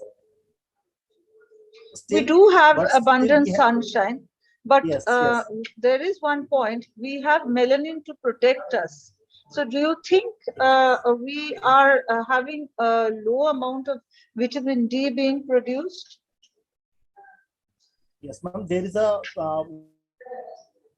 because in our staple food, the phytate content is very high, and phytate inhibits the absorption of the vitamin D in the body. I see. Whatever staple food we are eating wheat, we are eating rice, they are very high in, and phytate inhibits the absorption of the vitamin D in the body. That's why having suitable atmosphere, we are not having the abundant vitamin D, or we can say that % of people in India are suffering from vitamin D deficiency. So don't you think that the level should be changed? No, ma'am. No, ma'am. No, ma'am. Excuse me, I want to say something. Ma'am, it's a very relevant question, but Divesh, what you say, if you follow the ICMR protocol, only 10% of vitamin D we get from food. So the phytate content and whatever you say, I think there is a controversy. And 90% of vitamin D we got from sun. Due to our sedentary lifestyle modifications, that is the main reason, and improper education is another reason that two factors are responsible for that poor vitamin D status among India, which is many times proved by many scientists. Okay. Okay. If you continue, because this is my one important topic, and ma'am has raised a very important part. Yes, ma'am. For Indian population, because of the ethnicity, because Asian Indian populations, even for the BMI cutoff, WHO provided a special attention, and they have given a BMI cutoff point specifically for Asian Indian. Similarly, we should also think about the vitamin B status as well. Yes, we follow Dr. Holik's classification so many years, but I think there is all the scientists should think about it, because vitamin D is nowadays becoming a concern in India as well. Yeah, as he said, it's a silent epidemic. Every second person you meet has a low vitamin D levels. How can that be? How can that be? Isn't it? Divesh, do I have time to ask another question? Yes, ma'am, you can ask many questions. Yeah, but then Divesh, time is limited for us. Riti, do I have time? Yes, ma'am. Please ask. Please ask. Yeah, Divesh, can you go to your exclusion criteria slide, please? Exclusion, yes, sir. Yes, sir. Yes. Now, you've written the subjects having chronic liver disease, long illness, history of medication with corticosteroids, hormone replacement therapy. All these, are they all related to vitamin D levels? Because, yes, because in liver, the hydroxylation of the vitamin D takes place. Okay, so what about corticosteroids and HRT, hormone replacement therapy? Ma'am, hormone replacement therapy, it has a multiple impact on the body.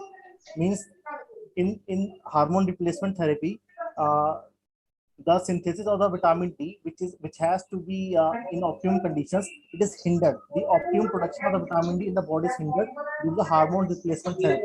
And history of surgery? History of surgery means the surgery of kidney, the surgery of liver. In that case, yes. Surgery of vital organs means particularly it was concerned with the kidney and the liver. Means a subject must not be on dialysis any time in their life. Anytime, yes. That's why. Because liver and kidney are the two sites where the vitamin is hydrolyzed and is from inactive to active form in the body. That's why they were excluded. Thank you, Divesh. Okay.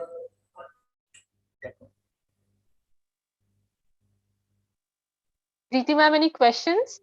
Yes, I have a question. May I ask? Yes, yes, sir. Yes, Divesh, why you choose, can you go to the methodology part or any result where you have mentioned all these parameters? Okay. Actually, my question is why you choose this specific parameters? any reason behind choosing them? There are plenty of other parameters also we have in our. First of all, vitamin D is responsible for the regulation of the calcium homeostasis in the body. Calcium homeostasis in the body. Calcium parathyroid balance is being maintained by vitamin D only. So that's why I have taken that is parathyroid hormone and this one serum calcium. And when the parathyroid hormone in the body is increased, hence the bone turnover, it also means bone starts deteriorating, osteoporosis condition is prevailing, bone density gets less. So that's a serum phosphorus has been included. Serum alkaline phosphatase is related with the liver. It indicates the proper functioning of the liver to some extent. That's why it has been taken. And creatinine, serum creatinine level? Serum creatinine is related with that one, kidney function. That's why we have taken this. So you have chosen kidney function, liver function, and Yes. the role of osteoporosis factor. Osteoporosis factor.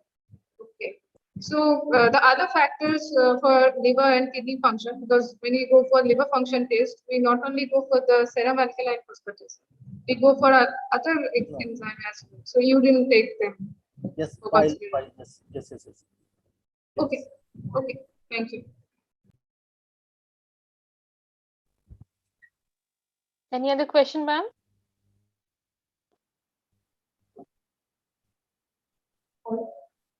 No questions. Thank you, Divesh. Welcome. Thank you, Divesh. Next, moving on, our sixth presenter is Dr. Paijas Sarkar. I request to present the presentation, please. Over to you.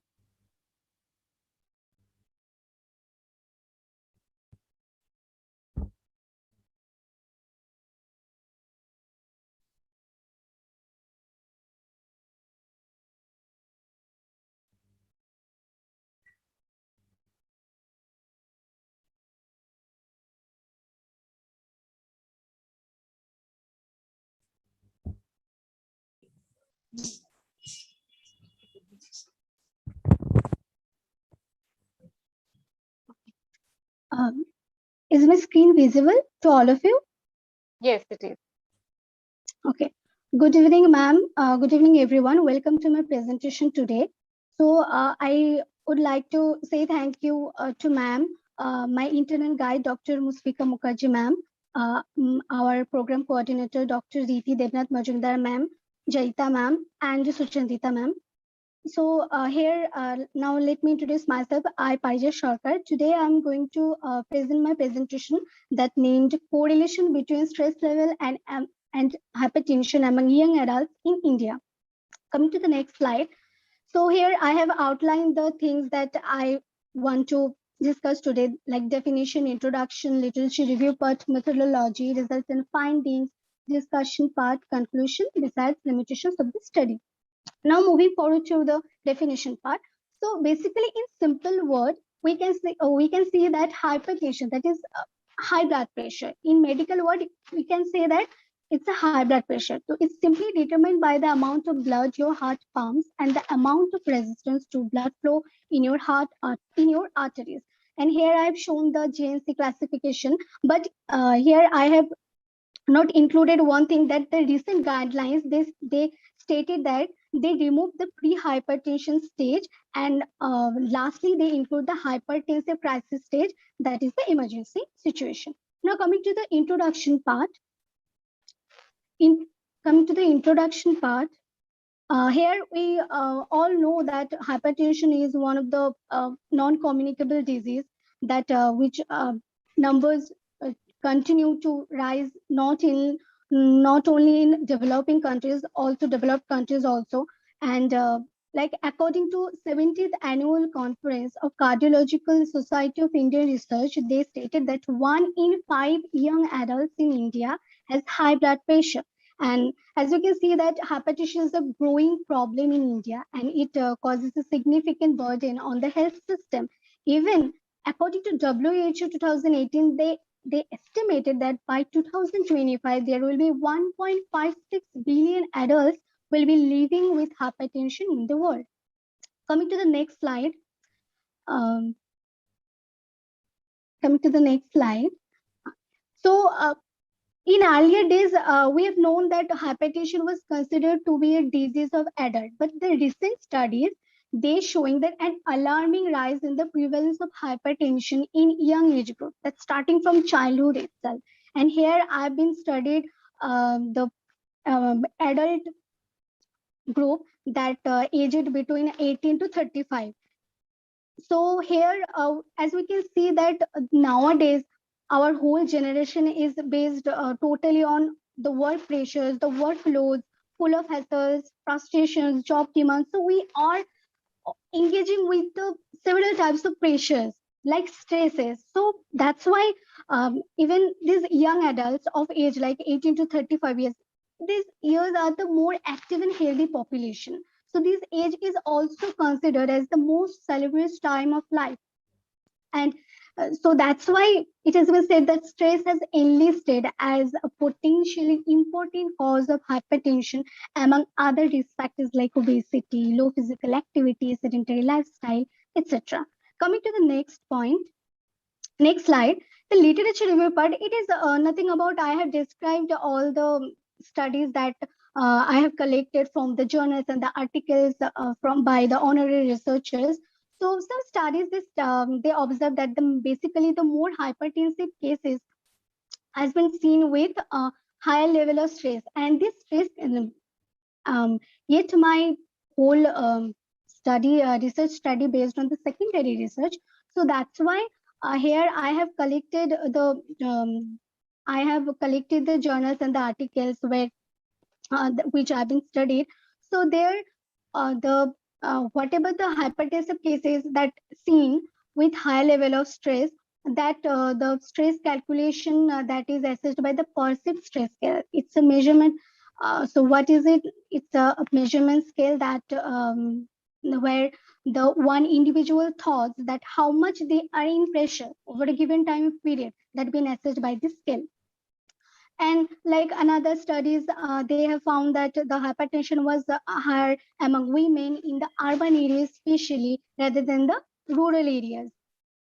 Or here another study that was conducted among two communities in North Chennai, Tamil Nadu. They reported that the overall prevalence of hypertension among urban poors that was 43.60%, rather the twin epidemic study by Joshi S.R. et al., they reported that 46% prevalence of hypertension. Coming to the next point, next slide, that methodology totally my research study based on the secondary research. So from various journals is a complete research from the year 2015 till 2020 through the STAR strategy that is based on various databases like PubMed, Google Scholar, Medline, ResearchGate, and inclusion criteria.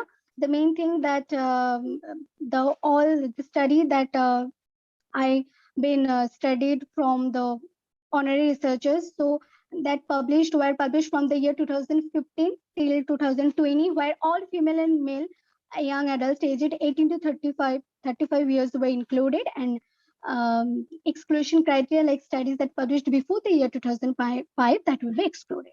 Coming to the result and findings part. So after reviewing all the studies that related to my topic, I've been found many other factors like socio-demographic factors, socio-cultural factors, but the main area of concern remains the major factors that identified as provoking the initiation of stress level with the development of hypertension. So these are the risk factors are like under socio-demographic, age, sex, genetic factors comes, then under socio-economic factors like education status, occupation, under behavioral, smoking habit, eating habit. So here we know that like in socio-cultural, social isolation, marital status. So now coming to the point that whenever to illustrate these things, like nowadays we know that hypertension have seen more in young adults than the older age group, because the rapid urbanization, our living style, our sedentary living style, our late night working schedules. So these are actually adults are more addicted to living those lifestyle, those unhealthy lifestyle. Moving to the next slide. Here, younger men are more seen as hypertensive than women because obviously we know that in our generation, in our society, the male are more addicted to the smoking, alcohol consumption than the women because they have much more work pressure, vivid workloads, different degrees of responsibilities in their professional life as well as their personal life.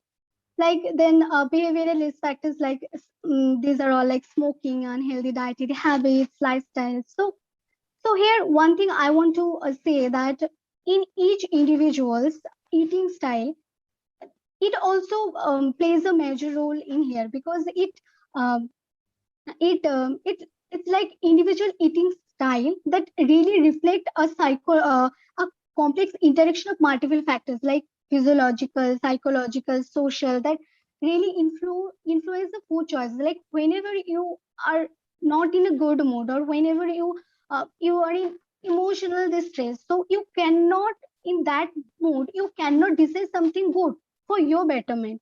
So that's why it related totally to the hypertension. So it causes the stress. So you cannot think about something good for your choices that related eating or your living style. So that's why it is said that it totally an interaction of multiple factors like so psychological, physiological, and social. And the last thing, the females were more higher in number who had abdominal obesity than males, and even overweight or obese was more prone to hypertension than those with normal BMI. So obviously here the BMI is the main thing related to obesity with hypertension. BMI is the body mass index. So females were more higher in number because in this case the BMI related because day by day our living pattern or lifestyle totally changed. The late night schedules, late night working, late night parties, or binge eating, all the habits related to this. And females are more because they are the generation, the conception totally changed today. Men and women both have higher work pressure. So that's why females are more in number in this generation also. And another studies have shown that smokers have also lower BP than non-smokers, while other studies in young adults have shown high blood pressure in current generation smokers than non-smokers. Coming to the next slide. So here the stress related factors like anxiety cause stress, depression, emotional distress. That I already said that they have vivid type of workloads, late night schedules, late night shifting. So these all affect their in these generations, particularly those who are working in the corporate sector, especially. Even lower level of educational background also found to be a contributing factor developing hypertension rather than risk factor itself. And also beside this, family history also plays a important role, which describes about the earlier presence of the particular hypertension and whether genetic factors resemble the existence of hypertension among individuals as past medical history or with inheritance. Coming to the next slide, that is discussion part.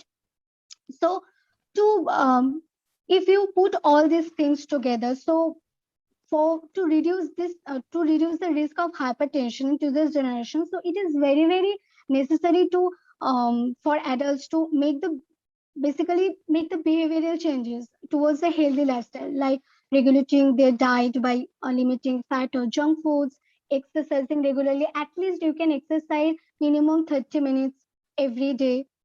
Then blood pressure monitoring, because blood pressure monitoring, at least you can check your blood pressure.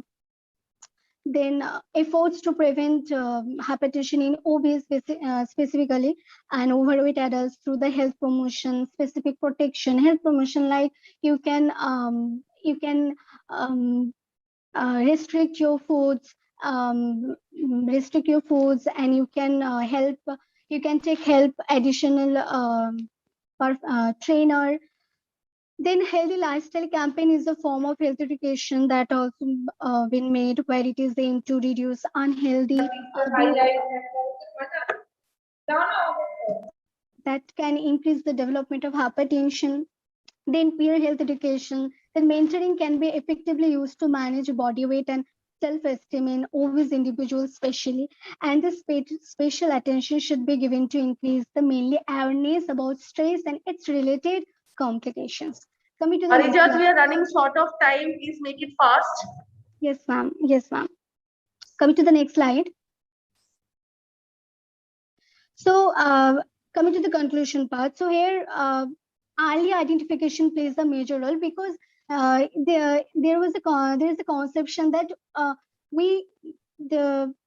there's a conception that we don't know whether we have or not the hypertension. So early identification, it's really needed, and it leads to since it leads to early management of hypertension, thereby reducing the complications. Then policy measures should be taken. Then health education about the lifestyle modification. Then avoiding smoking, and obviously timely treatment of anxiety or stress disorder. Understanding the monitorization for hypertension and other cardiovascular risk factors. So here I have shown how do you deal with stress, like doing yoga, doing meditation, talk to your friends, talk to your family members. So lastly, I would like to thank you. And the limitation of the study, because it's totally based on secondary research. So I really wish to perform this study as primary research. Lastly, thank you so much.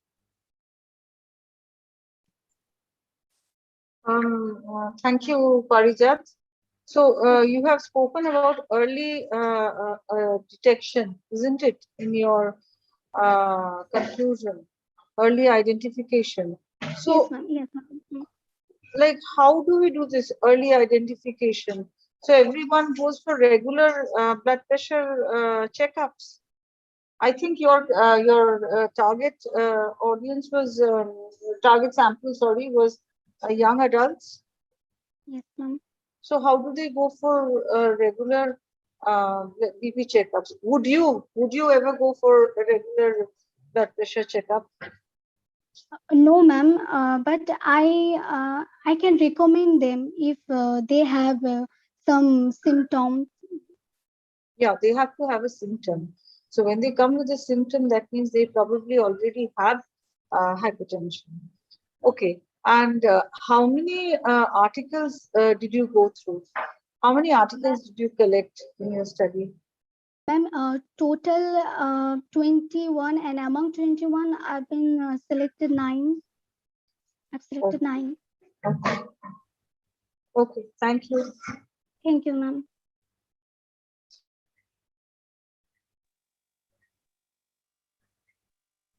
Ma'am, any other questions? I have one question.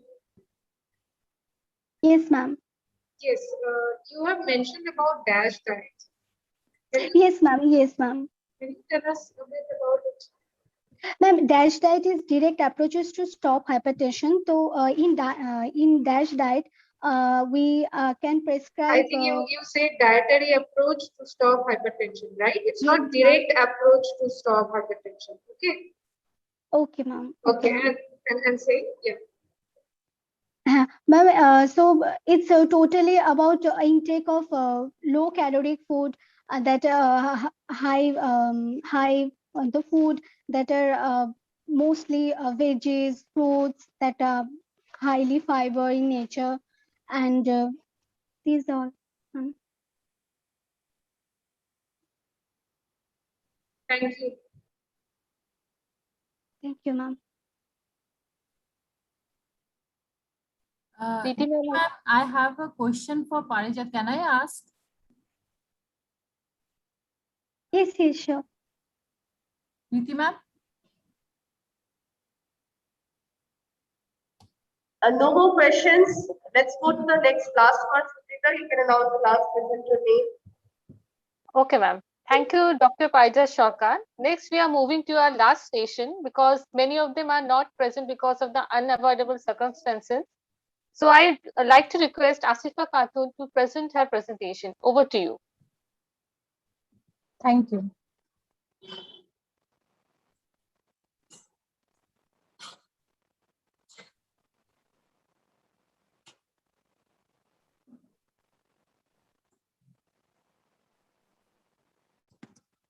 Hello. Can I audible? Yes, you are. Okay, thank you.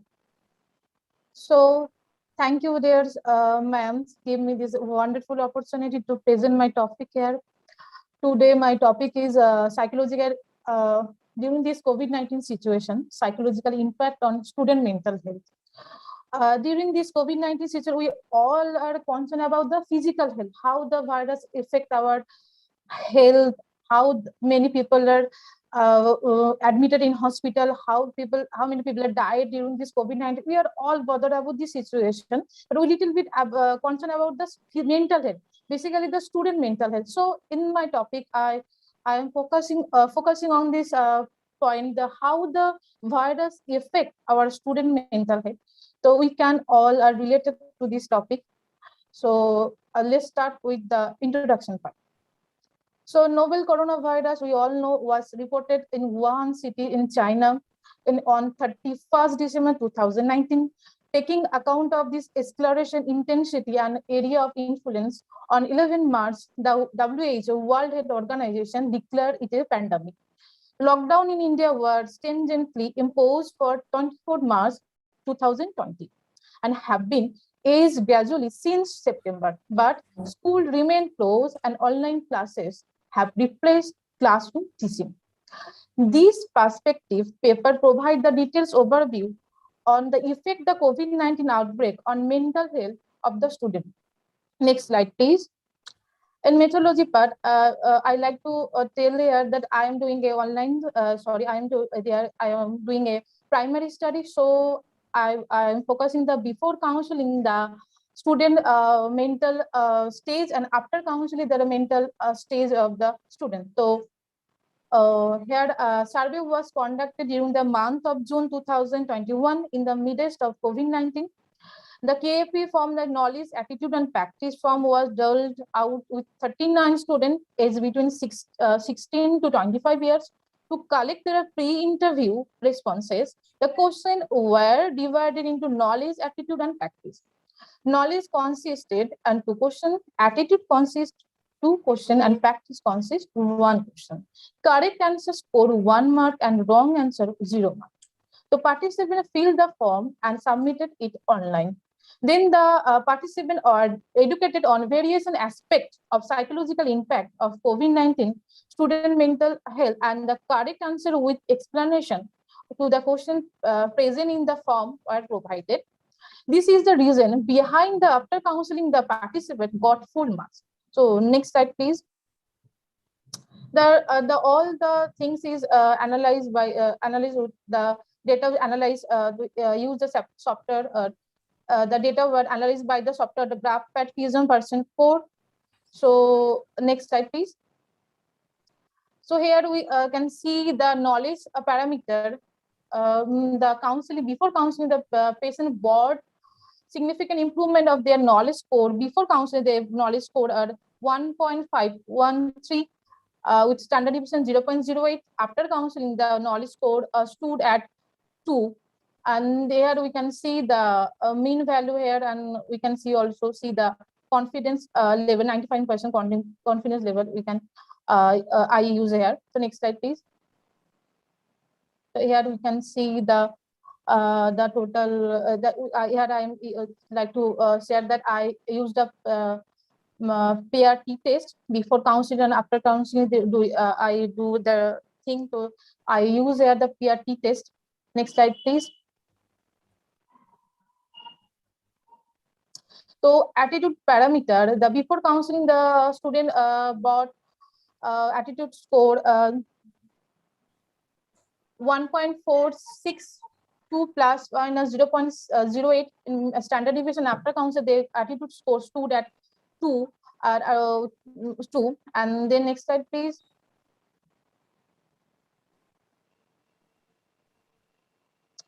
Here we can see the result of this test.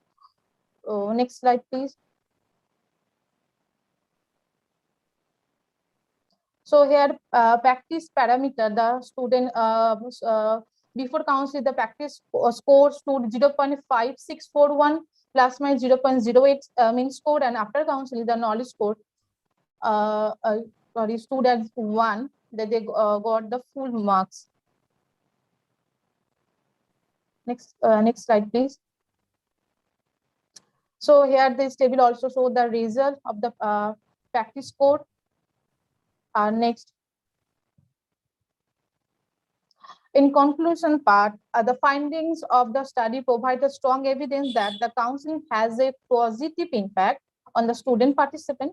In understand the psychological impact of COVID-19 on mental health, as well brought the significant changes in their attitude and practice concerning to the mental health. So here, next slide, please. So here are some reference I mentioned here too. I collect, I go through the some reference, some site. So I mentioned here. Next slide, please. So thank you all for giving their important time to listen.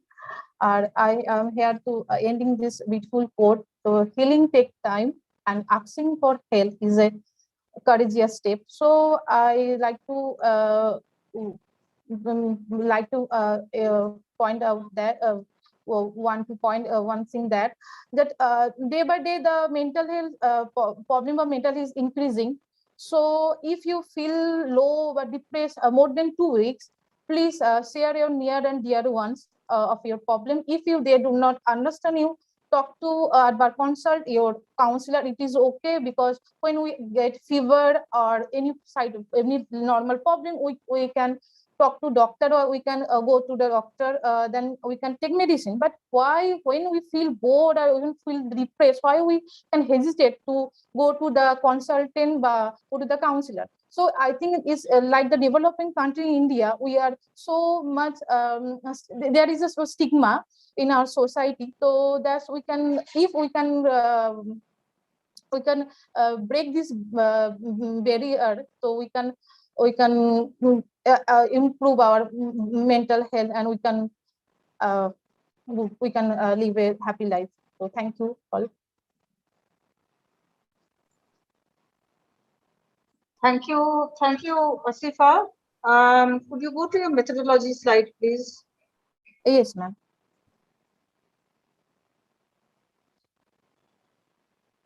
Yes.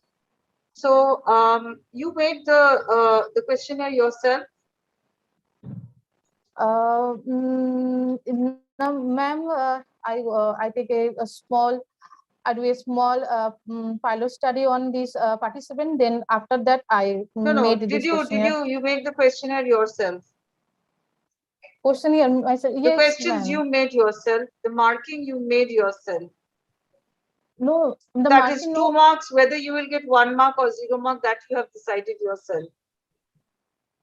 You have not validated the questionnaire. You have not used a validated questionnaire, right? Have you?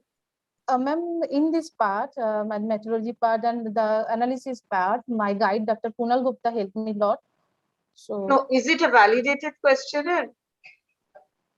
Yes, ma'am, because I did a small pilot study. How did you do the validation?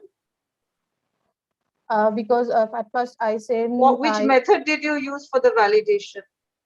Which mathematical model did you use for my validation? Mathematical permanent. So, ma'am, at first I shared the question when I made them, when they I sent the participant, then they response. Then after then I decided that they I try to simple those questions. No, that's not validation. Anyway. Secondly, you have taken before counseling, data and after counseling data of the same patient, right? Yes, ma'am. So Yes, ma'am. before counseling, you got some results on their knowledge, attitude, and practice. And Yes, after counseling, you counsel them and you told them that what you are saying is wrong, so this is right. So it is natural that you will get the full marks. That patient will get the full marks, right? So your design should have been that you take two groups, you counsel one group, give them the questionnaire. You don't counsel one group and you give them the questionnaire. Then you compare the groups. Do you Yes, get ma'am, my you are. point? So Yes, ma'am, you are. the design should have been like that. Yes, ma'am, you are right, Okay. ma'am. And another point, you have not shown us the questionnaire. What are the questions you have asked? You should have shown us the questionnaire. Okay, ma'am. Okay. Okay. Okay, ma'am. Okay. Okay, ma'am. Thank you. Thank you. Thank you, ma'am.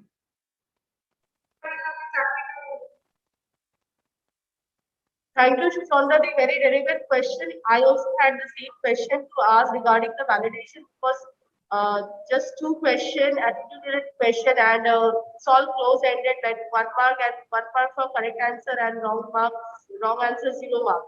So it should be more precise. And what Shishonda ma'am said, I totally agree to that. A KP study, it has to have a case group and a control group where you then segregate what is the questions after you give the study, and one group it's over, then you ask the questions once again, and then again you take a group of them and correlate both the groups. So that was all. I don't have any more questions. I think we can end the session here itself. Shukrita, over to you. It was a very captivating session. Thank you, everyone. Now, our next session is a cultural event, and I would like to invite my co-anchor, Shamarpita Konar, to take forward next section of event. Thank you so much. Over to you, Shamarpita. Thank you, everyone. If you may please allow me to leave. Riti? Yes, Yes, may I Chandra, leave? thank you so much for being with us. And My pleasure. My pleasure. Evaluating. It was really interesting session, and your thoughts and your questions were adept. And I hope the researchers will incorporate those in their future projects, and they would be improving upon their project. Thank you, Chandra, once more. Thank Yes, you. you can. Thank you for your kind. Thank you for your kind words. Thank you, Riti. Thank you, everyone.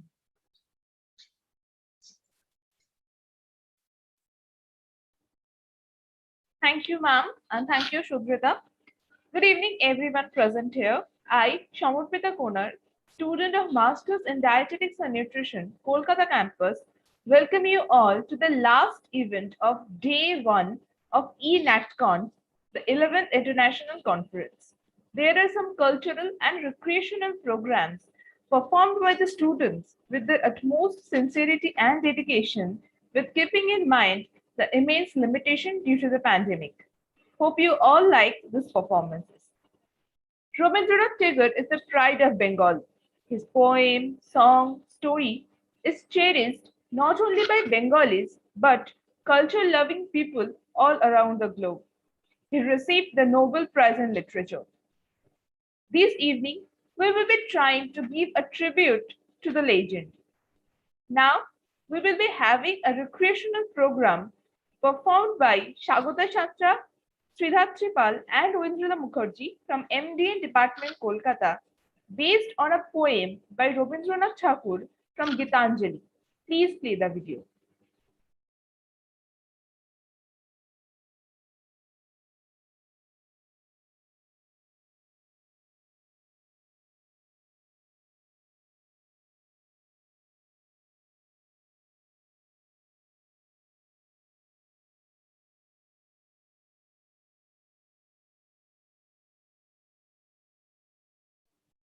I'm requesting to play the video.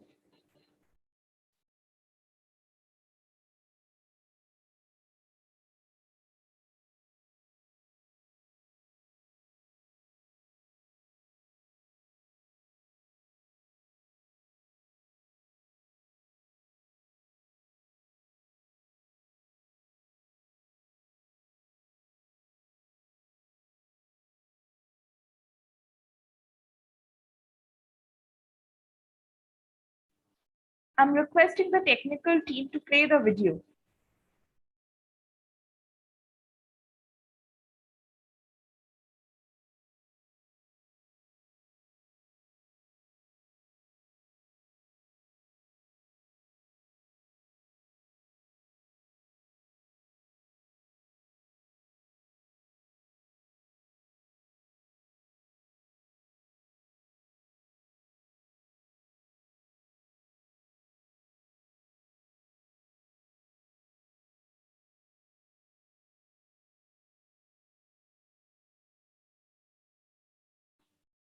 I'm requesting Sakib sir to play the video.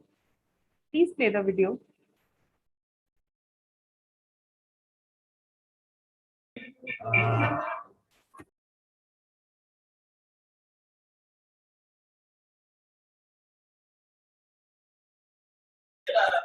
Sorry to say, which video you are talking about?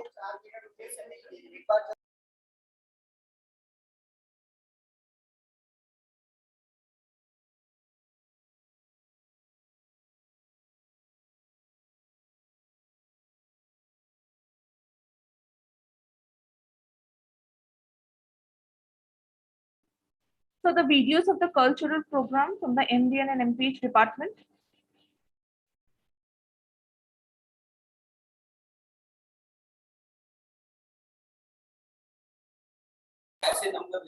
Ma'am आप message में बात करिए मेरे से WhatsApp में actually I don't have any video cultural video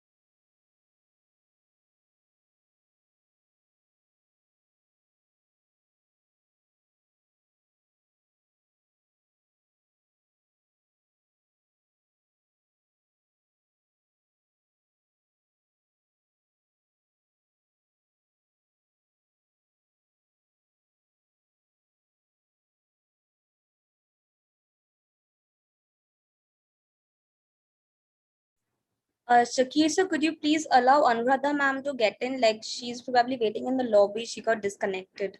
Can you just check once?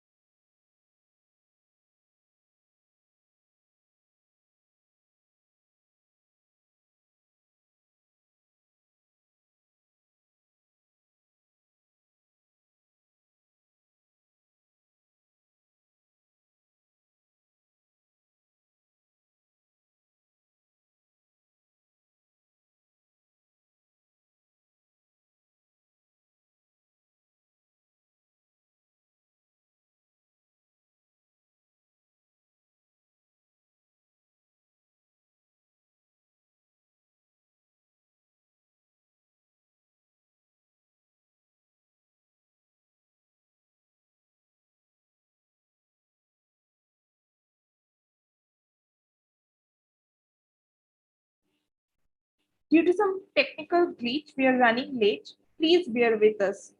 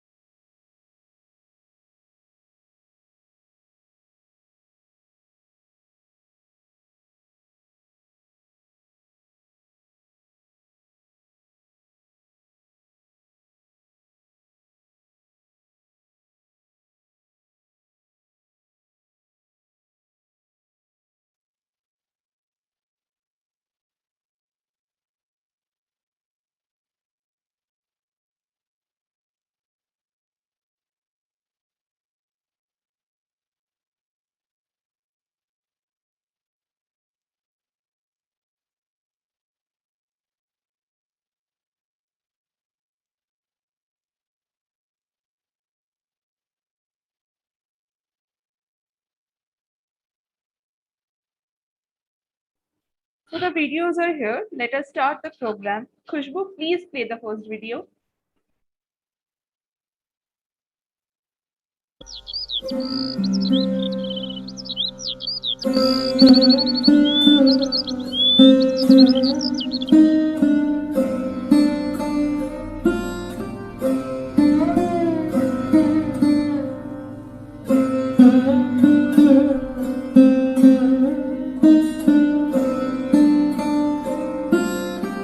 So the videos are here. Let us start the program. Khushbu, please play the first video.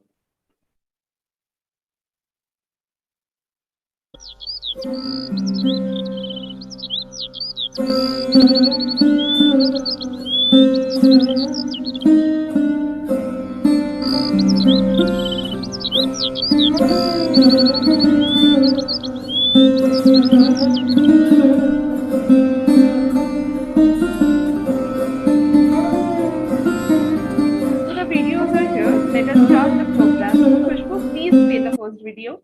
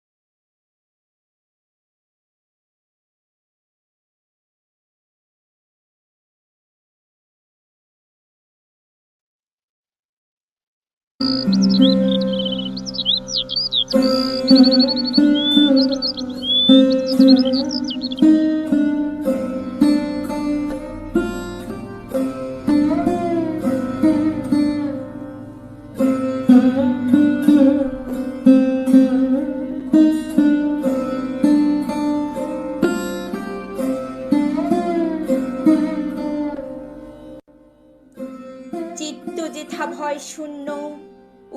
যেথা শির জ্ঞান যেথা মুক্ত যেথা প্রাচীর আপন প্রাঙ্গণ তলে দিবস সর্বরি বসুধারে রাখে নাই পুত্র করি যেথা বাক্য হৃদয়ের উৎস মুখ হতে উচ্ছ্বাসিয়া ওঠে যেথা নির্বারিত স্রোতে দেশে দেশে দিশে দিশে কর্মধারাধার অজস্র সহস্র বিধ চিত্ত যেথা ভয় শূন্য উচ্চ যেথা শীল Where the mind is without fear and the head is held high, where knowledge is free, where the world has not been broken up into fragments by narrow domestic walls, where words come out from the depth of truth, where tireless striving stretches its arms towards perfection. যেথা তুচ্ছ আচারের মরু বালু রাশি বিচারের স্রোত পথ ফেলে নাই গ্রাসী পৌরুষেরে করেনি শতধা নিত্য যেথা তুমি সর্বকর্ম চিন্তানন্দের নেতা নিজ হস্তে নির্দয় আঘাত করি পীড়িত ভারতের সেই স্বর্গে Where words come out from the depth of truth, where the clear stream of reason's arm has not lost its way into the dreary desert sand of dead habit, where the mind is led forward by thee into ever-widening thought and action, into that heaven of freedom, my Father, let my country awake. Where the mind is without fear and the head is held high, where knowledge is free, where the world has not been broken up into fragments by narrow domestic walls, where words come out from the depth of truth, where the clear stream of reason's arm has not lost its way into the dreary desert sand of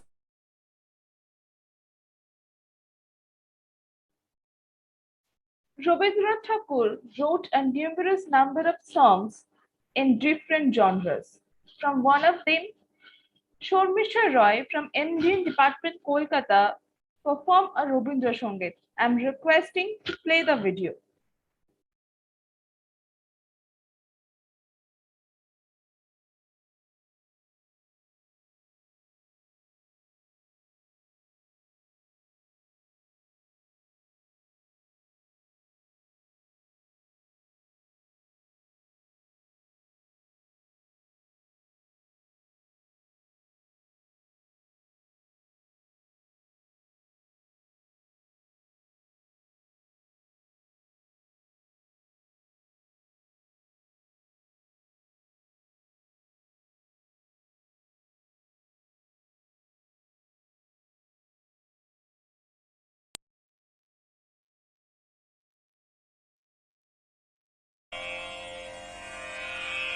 আলোকেরে ঝর্ণা ধারায় ধুইয়ে দাও আপনাকে লুকিয়ে রাখা ধুলার ঢাকা ধুইয়ে দাও আলোকেরে ঝর্ণা ধারায় ধুইয়ে দাও যে জন আমার মাঝে জড়িয়ে আছে ঘুমের জালে আজ এই সকালে ধীরে ধীরে তার লোকেরে ঝর্ণা ধারায় অরুণ আলোর সোনার আপনাকে লুকিয়ে রাখা ধুলার বিশ্ব হৃদয় হতে ধাওয়া আলোয় পাগল প্রভাত ঝর্ণা ধারায় সেই হাওয়াতে হৃদয় আমার মাঝে জড়িয়ে আছে ঘুমের আলোকেরে ঝর্ণা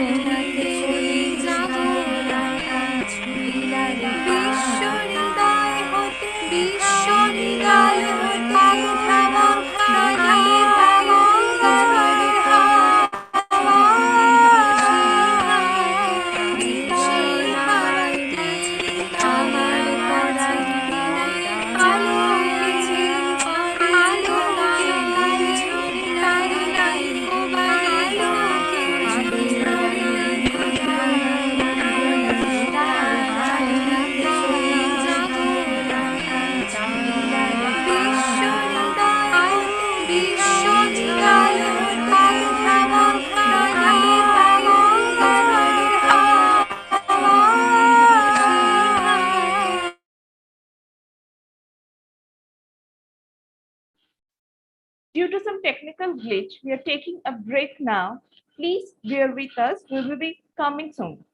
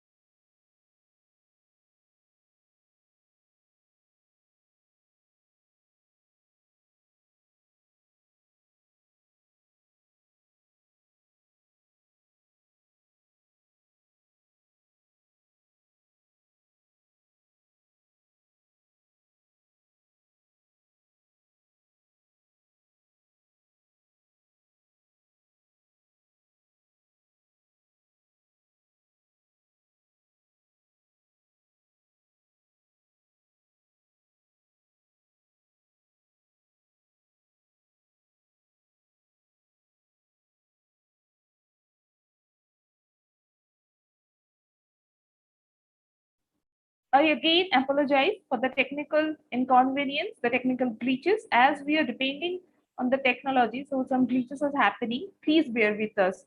We will be coming soon.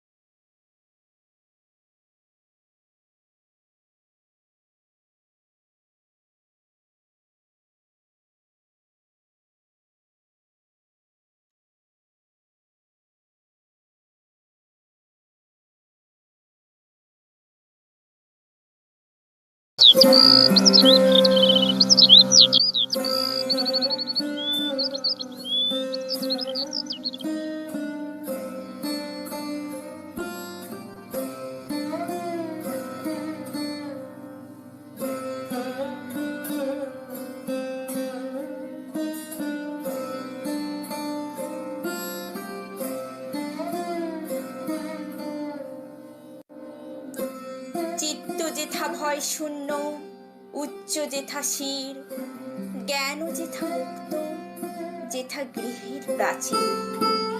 আপন প্রাঙ্গণ তলে দিবস সর্বরি, বসুধারে রাখি নাই খণ্ড ক্ষুদ্র করি।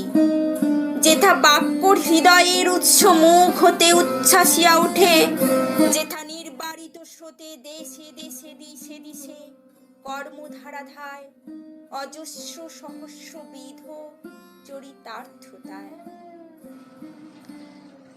Where the mind is without fear and the head is held high, where knowledge is free, where the world has not been broken up into fragments by narrow domestic walls, where words come out from the depth of truth, where tireless striving stretches its arms towards perfection, যেথা তুচ্ছ আচারের মরু বালু রাশি, বিচারের স্রোতপথ ফেলে নাই গ্রাসী, পৌরুষেরে করেনি শতধা, নিত্য যেথা তুমি সর্বকর্ম চিন্তানন্দের নেতা, নিজ হস্তে নির্দয় আঘাত করি পীত, ভারতের সেই স্বর্গে কর জাগরিত। where the clear stream of reason has not lost its way into the dreary desert sand of dead habit, where the mind is led forward by thee into ever-widening thought and action, into that heaven of freedom, my Father, let my country awake.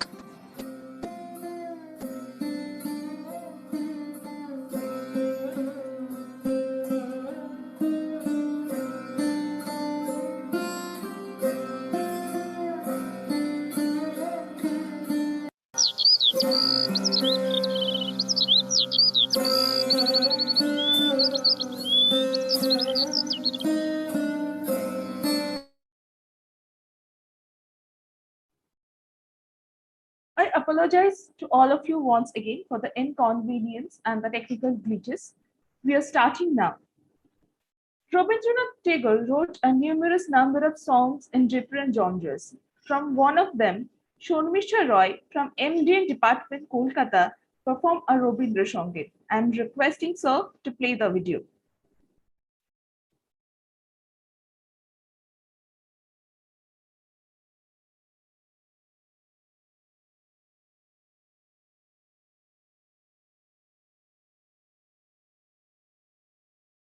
রাখা ধুলার ঢাকা ধুয়ে দাও, আলোকের ঝর্ণা ধারায় ধুয়ে দাও। যে জন আমার মাঝে জড়িয়ে আছে ঘুমের জালে, আজ এই সকালে ধীরে ধীরে তার কপালে এই অরুণ আলোর সোনার কাঠি ছুঁয়ে দাও। বিশ্ব হৃদয় হতে ধাওয়া আলোয় পাগল প্রভাত হাওয়া, সেই হাওয়াতে হৃদয় আমার নিয়ে দাও, আলোকের ঝর্ণা ধারায় ধুয়ে দাও। আজ নিখিলের আনন্দ ধারায় ধুয়ে দাও, মনের কোণের সব দীনতা মলিনতা ধুয়ে দাও। নিখিলের আনন্দ ধারায় ধুয়ে দাও, মনের কোণের সব দীনতা মলিনতা ধুয়ে দাও। আমার পরাণ বিনায় ঘুমিয়ে আছে অমৃত গান, তার নাইকো বাণী নাইকো ছন্দ নাইকো তান, তার আনন্দের জাগরণী ছুঁয়ে দাও।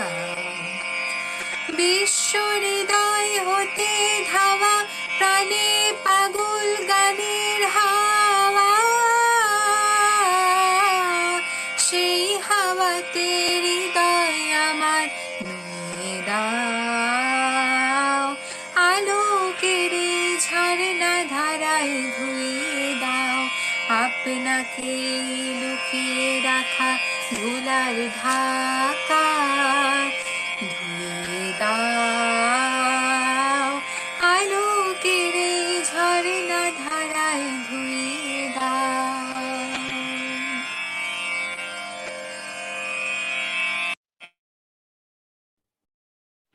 Hope the rays of light spread over all present here. As mentioned in the song, today wash me with the rays of joy of the universe.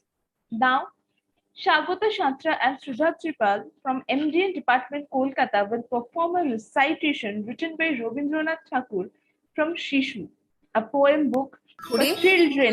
নিয়ে যাচ্ছি অনেক দূরে তুমি যাচ্ছ পালকিতে মা চড়ে দরজা দুটো একটুকু ফাঁক করে আমি যাচ্ছি রাঙা ঘোড়ার পরে টগবগিয়ে তোমার পাশে পাশে রাস্তা থেকে ঘোড়ার খুঁড়ে খুঁড়ে রাঙা ধুলোয় মেয়ে ঘুরিয়ে আসে।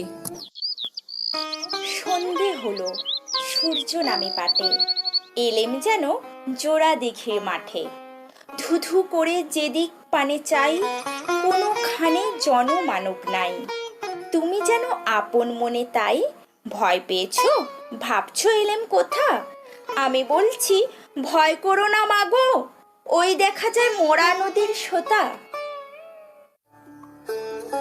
চোরকাটাতে মাঠ রয়েছে ঢেকে মাঝখানেতে পথ গিয়েছে বেঁকে গরু বাছুর নেই কোনোখানে সন্ধে হতে গেছে গায়ের পানে আমরা কোথায় যাচ্ছি কে তা জানে অন্ধকারে দেখা যায় না ভালো তুমি যেন বললে আমায় ডেকে দিঘির ধারে ওই যে কিসের আলো এমন সময় হারে রে রে রে রে ওই যে কারা আসতেছে ডাক ছেড়ে তুমি ভয়ে পালকিতে এক কোণে ঠাকুর দেবতা স্মরণ করছো মনে পেয়ারাগুলো পাশের কাটা বনে পালকি ছেড়ে কাঁপছে থরো থরো আমি যেন বলছি তোমায় ডেকে আমি আছি ভয় কেন মা করো হাতে লাঠি মাথায় ঝাঁকড়া চুল কানে তাদের গোজা জবার ফুল আমি বলি দাঁড়া খবরদার এক পা আগে আসিস যদি আর এই চেয়ে দেখ আমার তলোয়ার টুকরো করে দেব তোদের সেরে শুনে তারা লম্ফ দিয়ে উঠে চেঁচিয়ে উঠলো হারে রে রে রে রে তুমি বললে যাসনি খোকা ওরে আমি বলি দেখো না চুপ করে ছুটিয়ে ঘোড়া গেলেন তাদের মাঝে ঢাল তলোয়ার ঝনঝনিয়ে বাজে কি ভয়ানক লড়াই হলো মাঝে শুনে তোমার গায়ে দেবে কাঁটা কত লোক যে পালিয়ে গেল ভয়ে কত লোকের মাথা পড়ল কাটা এত লোকের সঙ্গে লড়াই করে ভাবছো খোকা গেলই বুঝি মরে আমি তখন রক্ত মেখে ঘেমে বলছি এসে লড়াই গেছে থেমে তুমি শুনে পালকি থেকে নেমে চুমু খেয়ে নিচ্ছ আমায় কোলে বলছো ভাগ্যে খোকা সঙ্গে ছিল কি দুর্দশাই হতো তা না হলে রোজ কত কি যে ঘটে যাহা তাহা এমন কেন সত্যি হয় না আহা ঠিক যেন এক গল্প হতো তবে শুনতো যারা অবাক হতো সবে দাদা বলতো কেমন করে হবে খোকার গায়ে এত কি জোর আছে পাড়ার লোকে বলতো সবাই শুনে ভাগ্যে খোকা ছিল মায়ের কাছে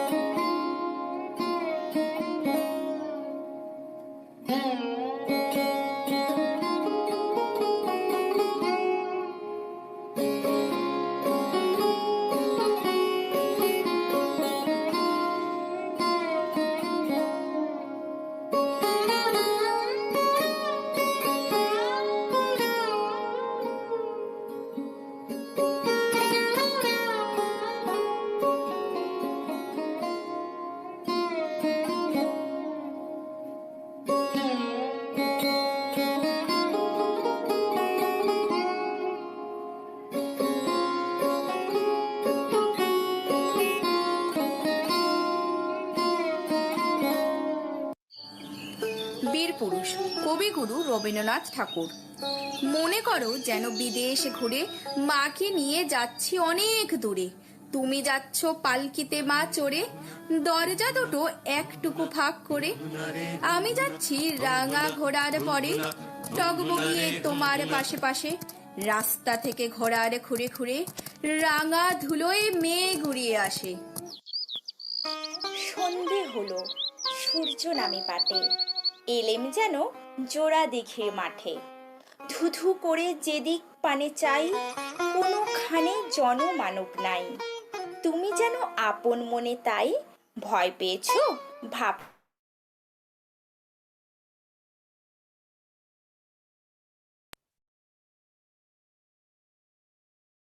The recitation written by Rabindranath Tagore from Shishu, a poem book for children which also reflects his imaginations and childhood. To cheer up the event, now Oindrila Mukherjee from MDN Department, Kolkata will perform a Robindra Nitya. Here I am requesting Sir to play the video. Sir, please play the video.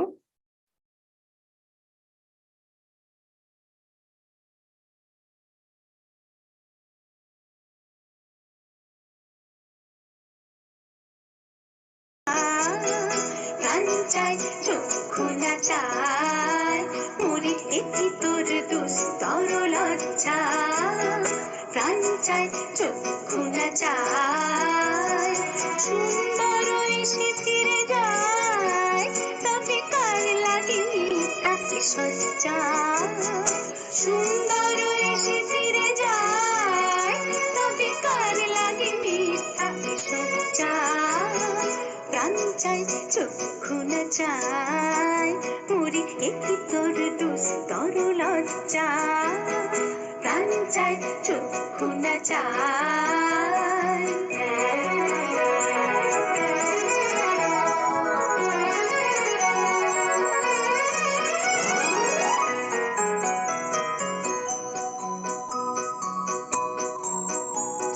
মুখে নাহি নিঃস্বরে ভাস দহে অন্তরে নির্বাক বন্ধু ওষ্ঠে কি নিষ্ঠুর হাস তব মর্মে যে ক্রন্দন তুমি মুখে নাহি নিঃস্বরে ভাস দহে অন্তরে নির্বাক বন্ধু ওষ্ঠে কি নিষ্ঠুর হাস তব মর্মে যে ক্রন্দন তুমি মাল্য যে দংশিছে হয় তব সচ্ছা যে কণ্টক সোজা মাল্য যে দংশিছে হয় তব সচ্ছা যে কণ্টক সোজা মিলন সমুদ্র বেলায় চির বিচ্ছেদ জল জল মজ্জা প্রাণ চাই চক্ষু না চাই মরি একটি তোর দুস্তর লজ্জা প্রাণ চাই চক্ষু না চাই প্রাণ চাই চক্ষু না চাই মরি একটি তোর After this energetic performance, now the next performance is a Robindra Sangit performed by Ankona Shom from MDN Department, Kolkata. Sir, please play the video.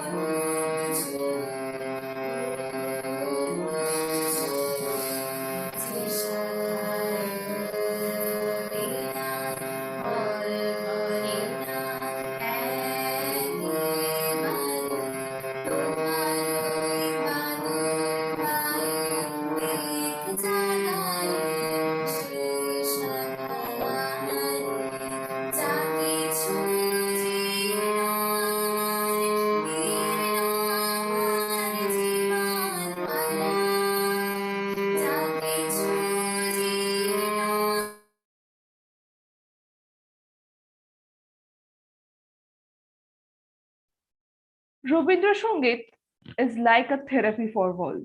No matter in which situation we are in, it always cheers up us. We are at the end of the program of the day. Aditi Pal from MDN Department Kolkata will perform a Rabindra Nitya now. Sir, please play the video.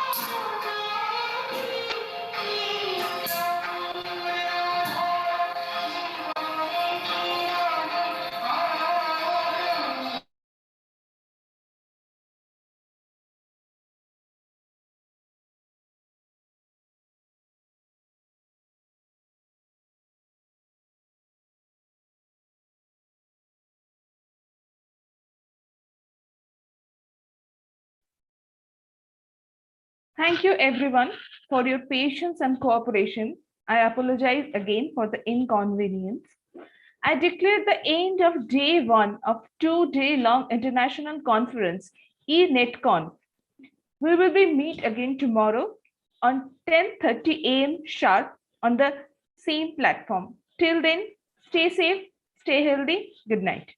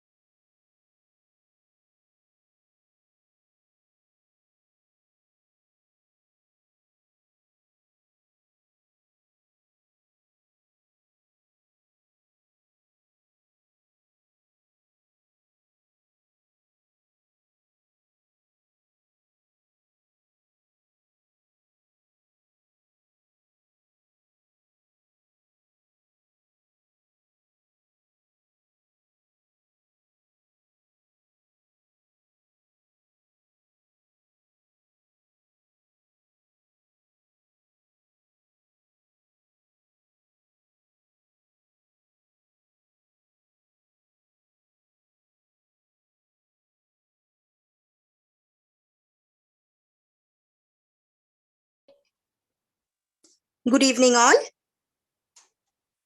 Am I audible? Yes, Good ma'am, evening, you are. all. Okay, so we declare the end of today's program, and as Shamutpita rightly said, so do not be late tomorrow and catch us right on time. Till then, good night.